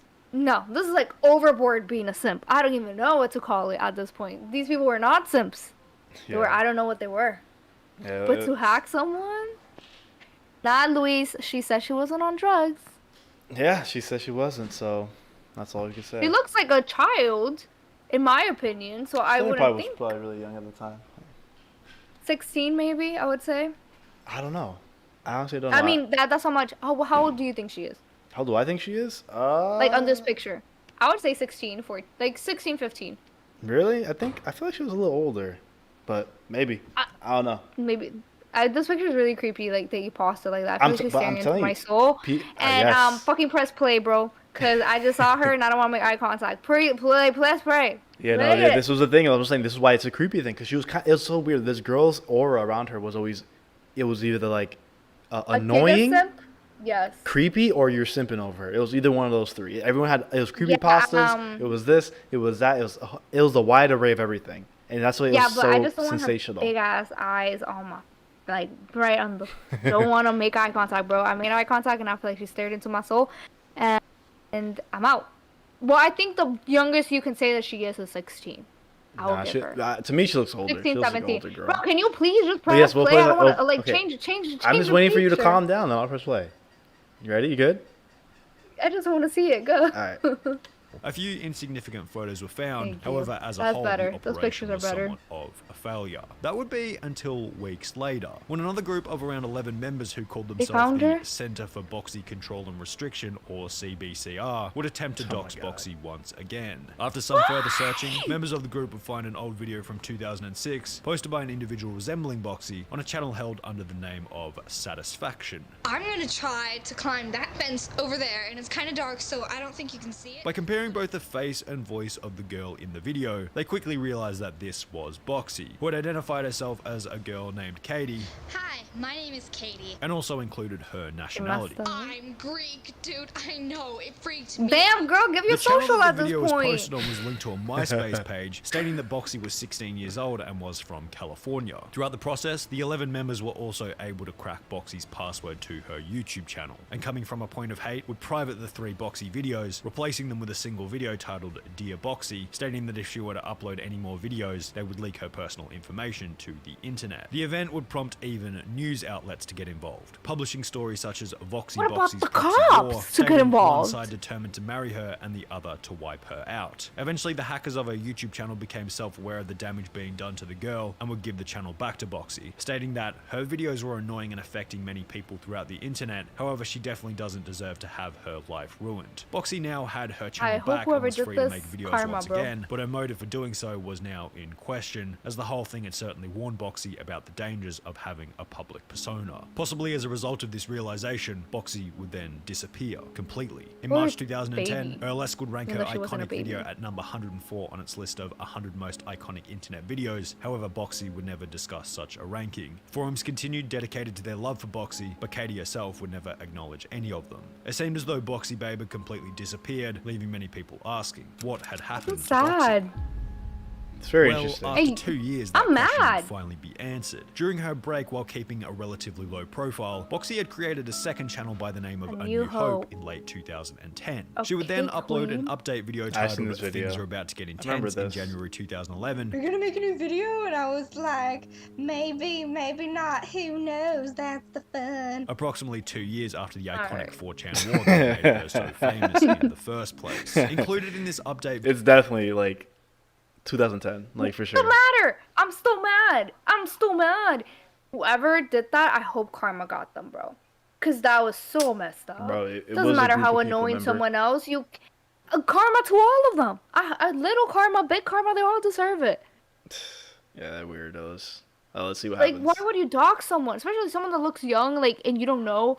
You still are gonna be like, yeah, let me ruin this girl's life because I think she's annoying. Bro, just don't watch it. How hard is it? Don't watch it. Are you just jealous that she's getting all the attention and happiness from some people and not everyone's agreeing with you? Because you know, no one's gonna. To me, that had to be that, bro. Because at that point, it's like you just had to be mad that she was gaining good stuff from this, like love. They and liked her, bro. attention They just and, had like, a crush on her. That's exactly. what it was. That was it. I don't know. I wonder if she kept her Gaia online stuff, even with this going on. Honestly, like, I have no idea what she did, but she had like a 2-year hiatus. But let's see what happens. I mean, video were multiple motives for why Boxy had disappeared initially, citing unnecessary hate as one of the main reasons. People would just be saying like these really mean, awful things about me, and I was like, oh. And I didn't really want to be there because I felt really, you know, hated. Regardless of the hate, Katie would return to the Boxy Babe channel with a video titled Force Svetlana from Boxy, approximately 2.5 years after her initial explosion. Okay, hi, my name is Boxy, and I was just surfing on the internet. However, the issue was that after... Oh, okay, sorry, there's advertisements. like, hey. No ad block. It's like Justin Bieber. I don't like him.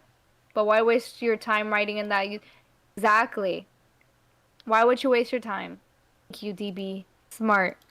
Just because you don't like someone doesn't mean you have to go and, like, do something to them, you know? Yeah.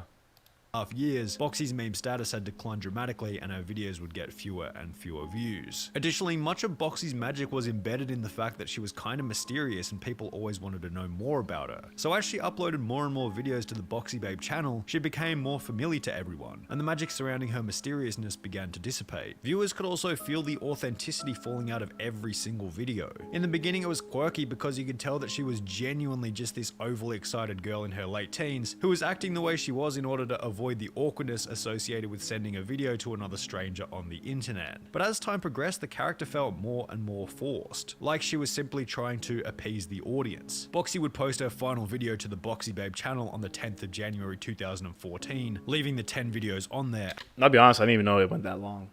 I definitely fell off after she made that New Hope channel. I remember seeing that video, like I'd never seen anything else after that. So I didn't even know that all this happened after that. So that's interesting. I didn't know about her at all. Period.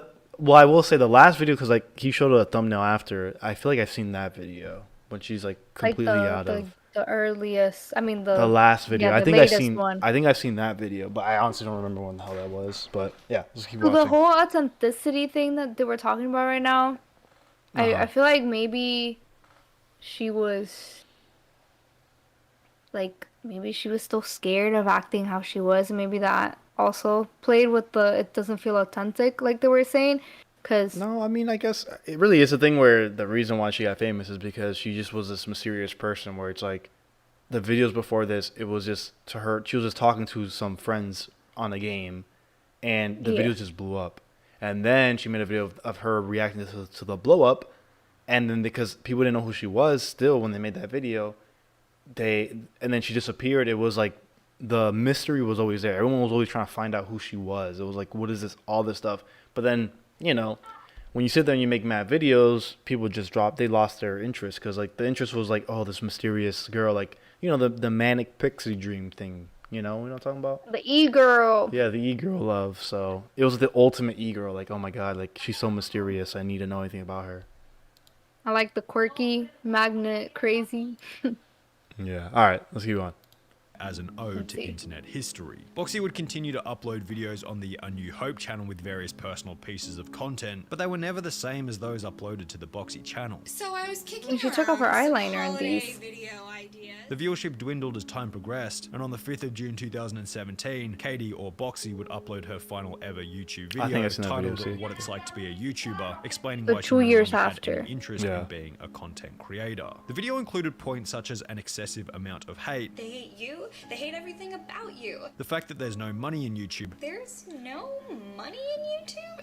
At least for me. That YouTube wasn't something she even wanted to do anymore. If YouTube was what I wanted to do, but it's not. It never was. And finally, that she simply no longer had the time to make any videos. I don't have time to do this thing. About to that cry. ultimately makes me miserable. And this was kind of the end of Boxy's YouTube journey. She hasn't uploaded a single video since this one almost 4 years later. However, that wouldn't be the end for Boxy. In 2017, she landed a role voicing a character on the Disney show. Additionally, Boxy's voice would be featured on a game titled Boxy Quest, which attempted to satirize various aspects of internet culture. More recently, and most interestingly, Katie Wayne aka Boxy would put up the original For Everyone from Boxy video up for sale as an NFT to her Twitter page. It was stated that the winner of the auction will get to take home a piece of internet history, and after 4 days of bidding, an individual by the name of Doe would successfully purchase the NFT for a price of $26,425. Boxy's story as a whole is a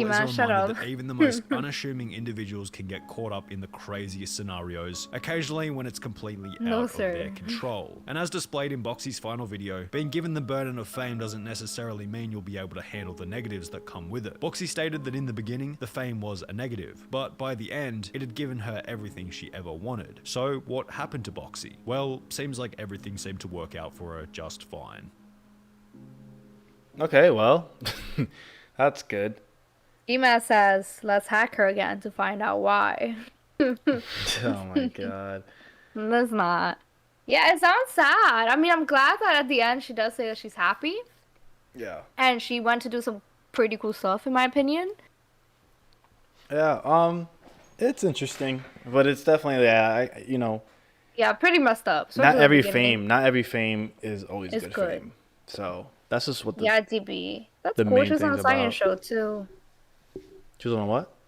On a science show. Oh, I thought you knew what it was. I wish. No, but that's interesting. The boxy.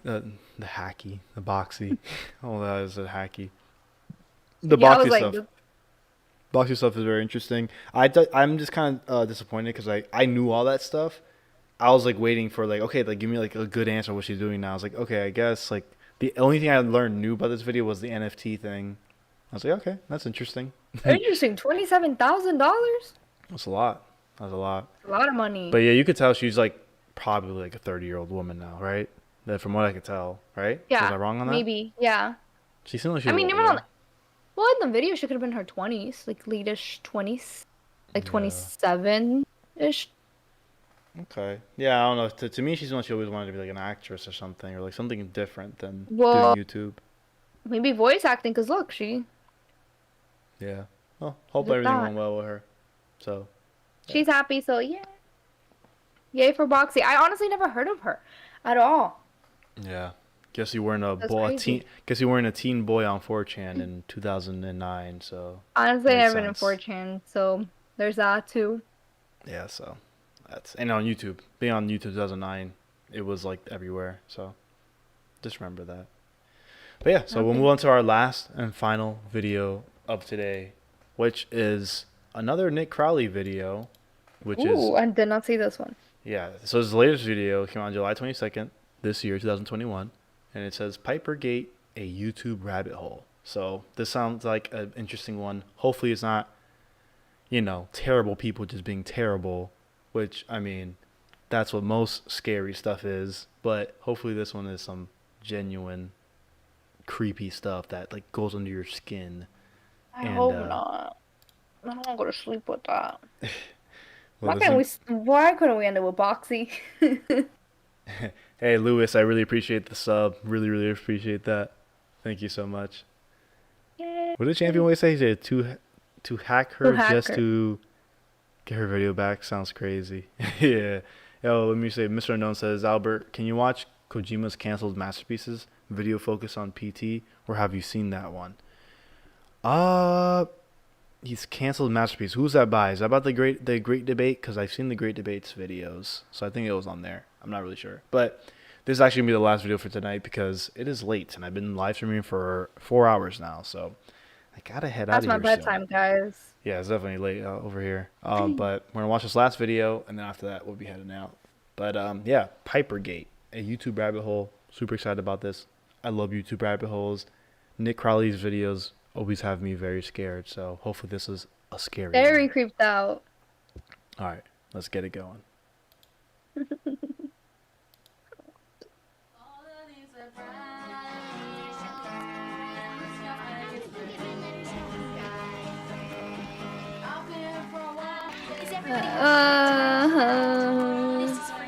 It's already creepy, bro. I like this new intro though. Extremely disturbing and bizarre channel. Notice the end of the videos. It's sick. Also the comments. I think it's huge. This was posted to Reddit back in December of 2020, along with a link to a channel known as Piper Rocks, a page seemingly run by a young girl who used the account to showcase her video editing skills. It was a premise that admittedly sounded both innocent and mundane. Only there was something strange about the child who went by Piper. Her edits were bizarre, violent, and most of all, highly perverted. Despite Piper being just a kid, it didn't take a trained eye to notice that something appeared very wrong with this account and its owner. Getting goosebumps. But just how wrong it really was is something that maybe I wasn't prepared to discover, because the Piper Rocks channel was really just a scratch on the surface of a decades-old internet mystery and the beginning of a rabbit hole that takes us deeper than we've ever gone before. Interesting stuff. Before we dive into this, I want to first thank today's sponsor, Hunt to Kill. What are you thinking so far? I'm having issues on my side. Are you having issues? Oh, I guess so. Oh, man. That show was creepy. I was like, I don't know if it's the video or you. Oh, sorry. That was just creepy. the internet starts messing up. It's just typical. I feel like normal providers just do that. They just Like after midnight, they're like, yeah, they start hitting up the internet. I hate it. I was like, too bad. I'm still watching. All right, let's get into it. Let's see. Hopefully, it gets scarier. Oh, whoa, whoa, whoa, whoa. I feel like we missed so much from that. Hold up. friends over for a few drinks, often leading to us taking it way too seriously. But that's Can the you fun go of it. So I do back a little bit? This is the ad. More? And if you Oh, it's an ad? The original Reddit post Okay. didn't offer much in the There way we go. of I was like, I'm so context for confused. this mysterious channel, but in the comments beneath it, a user would share that they had found a similar account that was associated with Piper Rocks, as it featured the same distinct style of editing, along with the pages literally linking to each other. The second channel was called Isabel Piper, and in the year 2018, the young girl would post interchangeably across both accounts, and she did so at a very consistent rate until 2019, when she would abandon the two pages. Not much was known about the supposed girl running the channel, but throughout her uploads, How she is would a girl sprinkle in running a minor channel like details about this? herself, at one point saying, "Please sub. I'm 10 years old and I make special effects." Something No she way, was bro. very adamant about across her page, as she was never trying to hide the fact that she was just a kid, essentially using No. the page What? to Hold practice up. with her video editing. It's she's 10-year-olds? No, bro. I don't believe something it. that's far from noteworthy. This is getting interesting.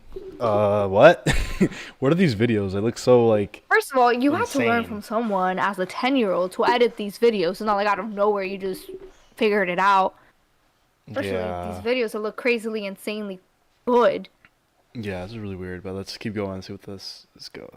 Had it not been for the actual contents of her videos. I would love it if you subscribe to my channel and give this video a big thumbs up for more awesome videos. What? What is that? I get scared. That scared you? Yeah.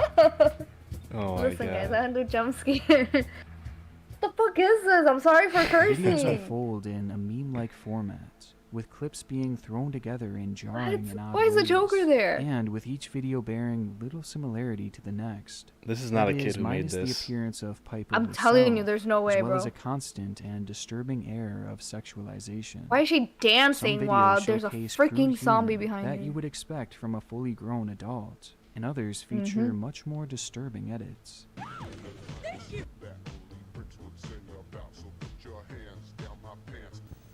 It was Okay, I heard that strange, song. to say the least. Yeah. But to solidify the feeling that something was in fact very wrong with this channel, one could simply look at the outro that she had adopted not long after starting her Outro? uploads. It's something that I'm choosing not to show you, and something Yeah, that I it's don't Thank you. suggest you seek out either, as essentially it's a revealing upward shot of a young girl wearing a small skirt. And though it doesn't quite What? qualify as CP, the suggestiveness of it is undeniable. as Wait, it's clearly a- it was meant to It's a what? I guess an upskirt thing? That's A weird. girl posting upskirt? That's weird. I don't know. Let's just keep going. Why does it have to be all this type of stuff? I hate this. Whatever. be Jail! sexual. And that That's all I is gotta say. exactly how Piper's audience would perceive it. This is not a kid. Commenters would There's say no way. things like, "I love you, what's your Doing Snapchat?" this by herself. What? Jail! I love you. What's your Snapchat to a 10-year-old. child? To a Like, 10-year-old. Because it states it on her bio description thing. She says, I'm a 10-year-old. Follow me. And you asking a 10-year-old for Snapchat? That's weirdo stuff. Let's go. LOL, you did it. You need some more booty shaking, but it was still good. Oh my And estoy god. enamorado, contactimonos, Oh. which I'll Gotta I have the love how- Hispanic weirdo guys in there. You have to. That, You have to. if you guys don't know what that means, I'll translate it. And it says, I am in love. Contact me. Or like, let's contact each other. Yeah. Weirdos. Though I definitely 10-year-old. butchered, translates to "I'm in love. Let's get in touch." Oh, And it's okay, this he comment translated that it. to Okay, me never proved mind. to be the most concerning, as Piper would actually respond by saying, "Thank you for watching. How old are you?" To which the No man way. simply says, 19. And you? Bro. Piper then says, "I am 11," leading to Oh the my conversation's God. end, with the commenter stating, "En el amor no hay edad." Oh. Oh In my love, god. there is no age.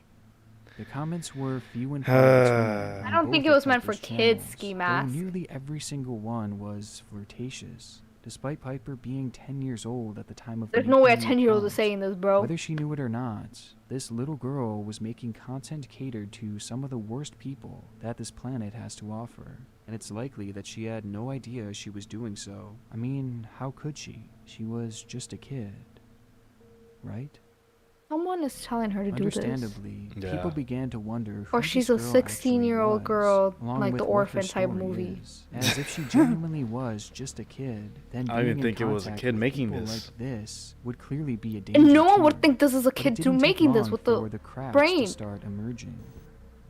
For starters, across Piper's videos, it's blatantly obvious that different girls are shown in many uploads. Sometimes famous actresses, often from clips taken from The Amanda Show, as well as Lazy Town, while others are of child YouTube stars, typically taken from their older uploads when they were at their youngest. And most strangely of all, Piper used a similar picture across the Isabel Piper and Piper Rocks account, with this girl being shown in a good chunk of uploads, and Piper herself claims that this is in fact her.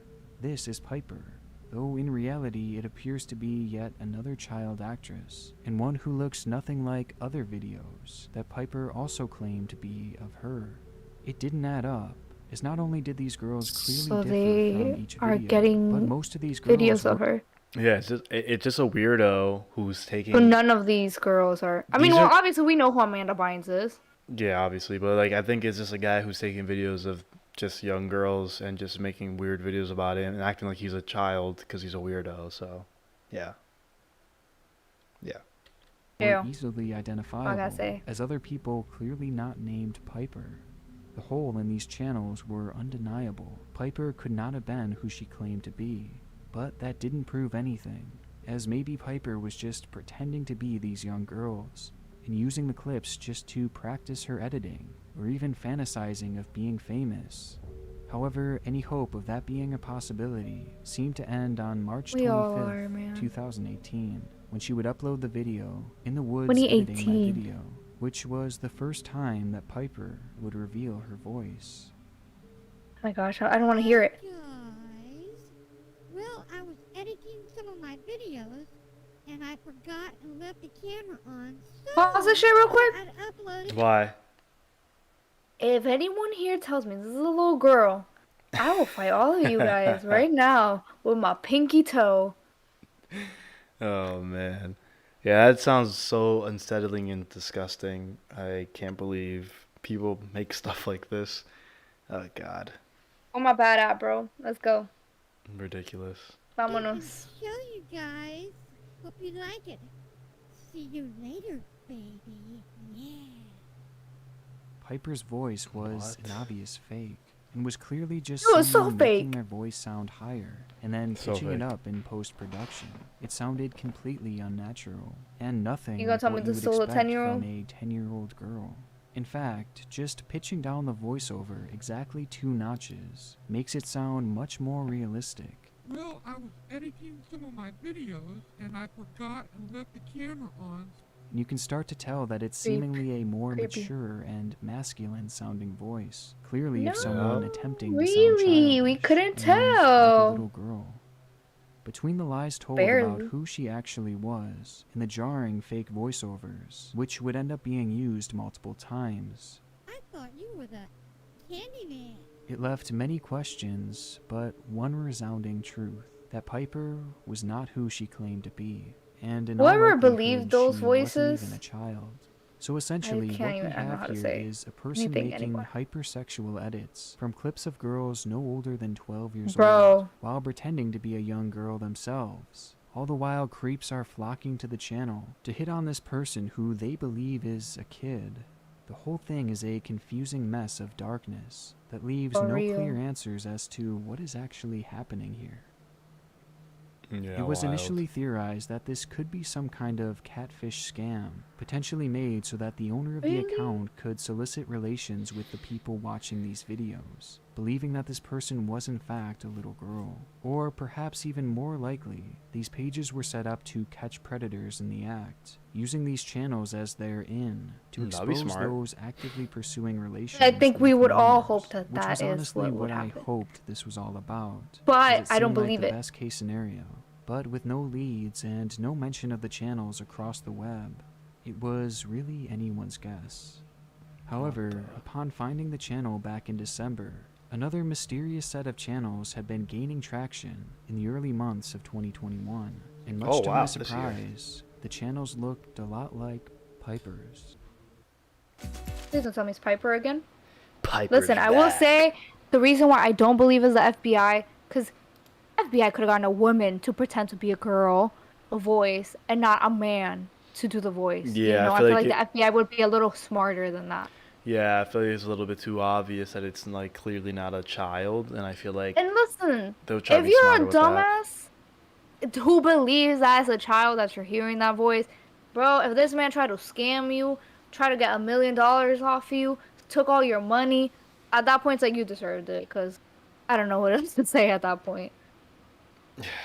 I don't know. It's like, how can you not tell? Wild. Let's just see Super what wild. happens. I want to see. This is very interesting. I'm liking it so far. Let's see what happens.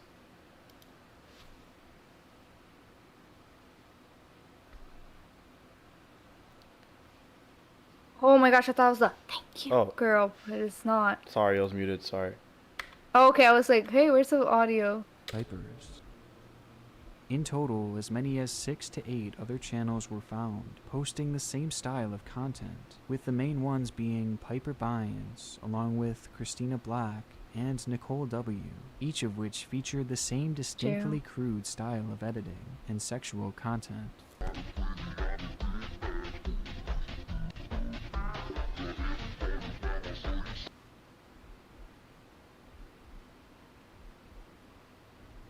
You And muted from again, the or she's eye not playing the alone, music? These Okay. channels were clearly related in some way to Isabel Piper and Piper Rocks, as they featured practically identical videos and subject matter, with the Piper Bynes channel having been active as recently as 3 months ago, while the Nicole W channel was active as far back as 10 years ago, further adding proof that Piper could not have been a child, as the whole timeline of this rabbit hole is older than a decade No crap. and is still active as of 2021.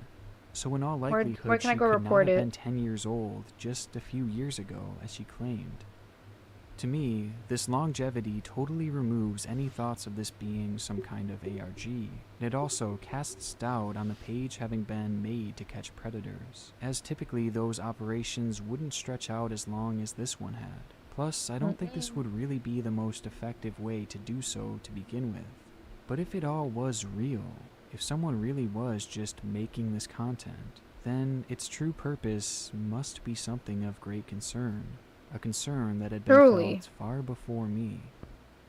Though I first became aware of this mystery back in December of this year, in reality it had been investigated nearly since its inception, making the rounds across Spanish YouTube, as well as being posted to various forum sites here and there, with many concerned about its deeper meaning. And out of all the Not sites that would Spanish host YouTube, bro. discussions about this ring of channels, the one that would take it most seriously would wind up being 4chan. Oh my god. There, The worst interest would place of grow all so time. large that a group would be set up solely for the purpose of investigating the matter, in what they dubbed as Pipergate, with their research being cultivated into a 33-page report Oh, well, that- published back in August of Doing good or 2020, bad? where the true identity of Piper Anti-pedophilia would be said something, so Okay, I'm that's gonna in the assume report, good. the investigators would outline how they found the email associated with the Piper Bynes YouTube channel, along with a few other Ooh. accounts under the same name on both Twitter and Facebook, Oh, both are of you which kidding having me? since been deleted.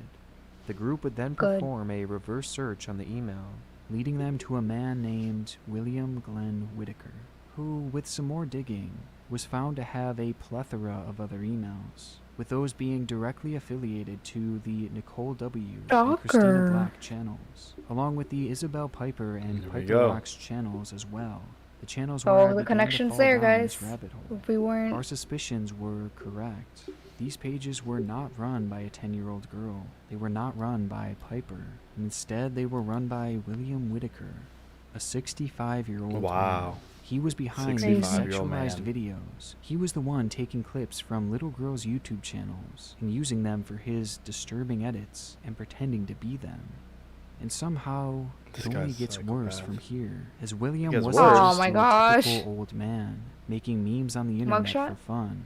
In fact, he was a felon, having been arrested back in 2002 after being caught with CP. Yep, William there you Glenn go. Whitaker was a registered sex offender, and he still is to this day.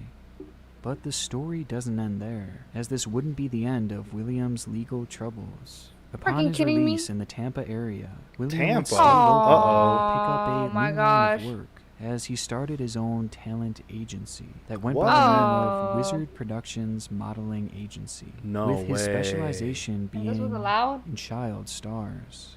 He would lure in families with the promise of stardom and connections to the music industry, something that would both excite parents and children alike. With this, he would then bring the children to his home and record them singing and dancing, with the promise that the tapes would then be sent to higher-ups in the music industry. But in reality, William had no connections. All he was a sex offender. And given his status, the business was completely unlicensed, a total scam, and was 100% illegal. He had set the whole thing up to obtain these tapes. What he did with those recordings is something that is still unknown to this day, though it has been theorized that he likely used them for his own personal use, as well as potentially having sold them to other people in the area, as well as across the web, an idea that seemed to have been insinuated in the news report. This stuff is dark. This stuff is dark. Tell me he's in jail. Oh my god. I want to know that this man's in jail, bro. I think how so. do you not search? If someone were to come up to me and be like, hey, darling, I want you and your child. I want your child to be my talent. How do you not look up or find out more information about this company that you're going to put your child to work with? Do research. And I agree, Louis, some people need death penalty badly. Yeah, this is ridiculous, man. What? But this, I'm telling you, like, this is the type of stuff that exists on the open web. It's just in our faces. And in life. Because look at this man. Look at what he did in real life. He convinced people to let him. And my question is, like, what did you tell the parents when they would be like, oh, like, where did you send this to? Or have we heard back from them? You told everyone, like, no, I'm sorry, your child is talentless. Yeah, no, this is just, it's just weird, man, because this man better be in jail by the end of this video. Those channels even up? Like, how long was he years doing this for? Like over 10 years. That's why she can't be 10, you know. That's insane. Let's keep going. Oh, sorry. You're good. The lies would eventually catch up to William in 2005, as the police busted the operation and forced him to close his doors on Wizard Productions. That's good. Though, oddly enough, it never seemed like he was given any jail time for this, and it seemed his only real legal repercussion was having to close the business, despite his literal history with CP. Because of this, William was released to the public, having been practically unheard of since. Well, that would be until he'd make his start on YouTube, with the bizarre set of channels that we know today. The report was scathing, and most importantly, accurate, as I performed a background search on William myself, and the emails matched exactly. I mean, one of his was literally called Piper Rocks Hard, clearly in reference to the account he had made. With that in mind, perhaps the most worrying part of these channels is the fact that many of the girls that William has been showcasing most recently are YouTubers, most of which with minimal subscribers, and the vast majority, if not all of them, have their channels centered around music, with them all appearing to have dreams of making it big in the industry. I hope this man did not contact them. This is so creepy. I don't want to look at my screen, bro. Which is worrisome, as this just so happens to be the same industry that William had preyed on before. So we can't arrest the whole situation just that much worse, a decent amount of William's videos have made it onto YouTube Kids, literally putting William I literally, can you pause it? I literally was going to say, to me, I was like, I think the scary part of this, I was like, how many children have accidentally watched this? It's just like, oh, I want to watch this. Because my niece, she likes to watch, like, scary kid videos. And, you know, there's sometimes, like, family videos where they do the horror stuff. But we're always there to make sure that she's not watching something that's, like, because she understands that YouTube Kids is different than YouTube. And she wants to watch YouTube. But someone's there supervising her. But imagine how many kids are there unsupervised who've accidentally clicked on these videos. Like... how do you, like, fight. And then, like, yeah, look at how creepy though. They're so unsettling too. Like, that's just ridiculous. Exactly. Oh god. All right, let's keep going. Children alike. But even after all this, and through all the twists and turns, there is still one glaring question. Why? Why was William doing this? What was he gaining from making these videos? That, for now, is the question that has yet to have a definite answer. In the 4chan report, it was theorized that this whole thing was a front for distributing CP, something that, given William's history, is definitely possible. That makes sense. The investigators claim that this was done using a series of links posted within the description of the channel's uploads, while using the comment section to initiate the transaction, in which the predators would be invited into a mega chat room dedicated to sharing CP. And that was just half the operation. The rest would take place on Twitter, where William too had fake Piper accounts, only these ones were far more suggestive than any of his videos.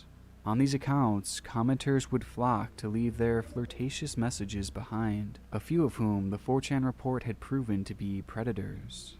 Because of this, it was again theorized that CP was somehow being distributed throughout these social media outlets, as both clearly housed numerous creeps. But for me, this is far from a solidified conclusion, as the links supposedly used in the description of the video are no longer there, potentially having been removed after the report was released. Though despite this, William continued posting his usual content for nearly a year after, without the use of this apparent elaborate system, which does cast doubt on this theory, as what would his incentive be to keep posting? And unfortunately, no tangible proof was offered showing any one of these alleged chat rooms. And along with this, the Twitter accounts that William used are long gone, having been suspended around the time of the report. But through the screenshots that are shown, it honestly just seems like a bunch of predators trying to hit on a child, with the investigators themselves stating that they're not sure how this system works. And with the accounts now gone, at the moment it's unfortunately impossible to verify its true purpose. What about like no one took screenshots? Anybody got screenshots of this? I don't know. I mean, I don't think so. I mean, unless anyone was investigating it, they'll be able to have the screenshots. That's what I'm saying. But... Well, in the report, didn't they? In the report, I would have put screenshots. I guess. I don't know. That's wild. Can't fully buy into, and not to mention the unfortunate truth that there are much easier and far less obvious ways of sharing CP. And though it's horrible to think about, it's no secret that CP is easier than ever to both send and receive through countless means across the web. But at the moment, I'm also struggling to buy this theory, for the reason that despite the whole cover being supposedly blown, and the system on YouTube being quote-unquote figured out, William just kept making these videos. Eat me, like, these are, like... With that system of links being no longer used, at least as of this year, well, that points to the idea that William isn't doing this for other people, but rather he's doing it for himself. That makes me wonder if perhaps this is all just a kink for him, a disgusting, sickening, vile fetish, where he gets off to pretending to be a little girl, almost like a twisted form of roleplay. Or maybe he just likes the thought of a little girl acting this way, the way that he'd most likely want them to act towards him. It's also been proposed that there could be a grooming scheme involved, potentially with the content being made to draw in both predators and children alike, which it has done a good job of doing so. But there is yet to be any actual evidence of this, and though it may seem plausible, there's at the moment nothing substantial to back it up. The truth is that we don't know what compelled William to make these channels and start posting this concerning content over 10 years ago. His motives are to this day a mystery. And it's a mystery that might just last forever, as William has taken it to his grave. According to the offender registry site in Mississippi, the state where he has lived in now for years, William Glenn Whitaker has passed away, with it likely having happened in just the last 3 months, something that is backed by the fact that he hasn't uploaded since March of 2021. The registry doesn't say what happened or how, but what is certain is that William is gone, and thankfully he is never coming back. Wow. The Piper channels were concerning from the jump, and made even more worrisome given the revelation of who created them. William and his channel should have never had a place on YouTube, especially not kids' YouTube. Yet William went practically unchecked. And it's strange because we may never know the true danger that these channels posed, if they posed any at all. but it's still a disturbing situation nonetheless. I like honestly like that these I don't channels know. will now lie abandoned until their inevitable Can we just removal. remove these channels so But in no one terms of sees the them whole at least? scope of this investigation, I would say that it's far from over, as there are other players discussed in the 4chan reports, along with the whole Twitter side of this, that I will cover at a later date. And hopefully, with some more digging, we can finally determine once and for all what William's true intentions were. But until then, Pipergate will remain one of YouTube's strangest rabbit holes. Big thank you to my gold tier patrons and my god tier patrons. Yeah, wow. Another video about that type of stuff, and it's just... I wish they could just get rid of those YouTube pages so no one has to see that ever again, you know? Yeah, that would make the most sense. Hopefully that happens, because... Yeah, that's just ridiculous. Oh, man. Like, honestly, I was gonna say, thank goodness, but I was just like, you know what, good, whatever, man deceased. No more created. But the bad thing is that this is still out there and someone can become a copycat and start doing stuff like this because it's out there, you know? Yeah, I'm pretty sure like with all those channels, like there has to be someone else who saw this and was like, I want to do that too or whatever. It's like most of the people who are weirdos who just saw it and thought it was a little girl, they probably didn't think about doing it. But I don't think they would. Yeah, because maybe they were actually, you know, tricked into thinking it was a child. So maybe they didn't have that idea. So maybe that's good. But yeah, it's still open for it to be that way. And it's just, yeah, that's just annoying. But yeah. They're super annoying. Gotta beat them up. Yeah, hopefully those channels get taken down. And I don't know. The guy passed away. So you can't really do much about it. In the sense of like getting answers or having him, you know, have consequences. I agree, DB. YouTube just needs a better approval system. I don't know. I mean, these videos were going, I guess you would say, in the wrong hands in the sense of like people who wouldn't report this and probably wouldn't see this as bad. Yeah, no, exactly. That's the kids, bad. Yeah, kids just click and click and click on their tablets, and they could go down any rabbit hole. And it's so easy to follow on to this because this was on YouTube Kids. So it's like, oh man, it's crazy because like Diana and Roma, I think, or like this other big kid YouTuber, like they're not. It's not even them. There's another big YouTuber that's a kid, and they're not even in YouTube Kids because I've searched for them for my niece. Are you telling me this disgustingness was on YouTube Kids? Yeah, it's wild. But yes, Ski Mask, I agree with you. That's enough of YouTube for today. Absolutely. Enough. Absolutely. So, yeah, thank you guys so much for watching tonight. I highly, highly appreciate it. We were going on for a very long time. Just, if you guys are not subscribed, make sure you guys subscribe. Make sure you guys give a like to the live stream. I'll really appreciate that if you haven't yet. And make sure you guys keep the bell notification on because that's the best way to know when I'm going live. But also follow me on Twitter, Instagram, mainly Twitter because that's where I will tweet out the link of me going live or anything. And if you guys miss any parts of this live stream, you guys could always go ahead and rewind and go watch whatever part. Or you could just wait until I cut up the different parts of the video so you guys will be able to watch the videos. So yeah, I really appreciate you guys being so active in the chat and everything. Really, really appreciate it. And yeah, I'll see you guys soon. Little Lamb, thank you so much for being here. I know you came right after you were done streaming. I kind of feel bad for that. But It's okay. Torture myself a little more. It's okay. Well, definitely gonna watch some other videos before I go night-night. Yeah, actually, I have some other videos I want you to watch with me. So, but those are more paranormal, so those would be fun. So, I'll start getting a schedule going that makes sense, so you guys could like understand when I'm going live and stuff like that. But like I said, I will be cutting up streams into videos. And again, just stay tuned with my Twitter and even here. I could post on YouTube like the little social thing. So I could share on there too, but I am going to start integrating Twitch into my whole thing and kind of hoping to keep this channel having clips of stuff. And I will go live on this channel when I do full playthroughs of games, and also for the podcast that I do every Tuesday. But I like to start streaming on Twitch, so if you guys want to follow me on Twitch, it's the same name as here, so, and it'll also be in the bio. So yeah, make sure you follow me on Twitch and Twitter. Those are the most important places to find me. And Little Lamb, you know, you guys, you want to like have your own little shout out? Go ahead. Okay, if you guys want to follow me, it's anything. My Instagram, Twitter, Twitch, they're all at Little Lamb. Just how it's spelled, with the small V, not the big B. So if you guys want to follow, you can. I'll appreciate it, and thank you for having me as well. Yeah, I just want to say goodbye to the certain people in the chat. Lewis, I see you there. Beth, Bloody Bag, always love seeing you there. Chill Stream, really appreciate that. And yeah, I'll see you guys next time.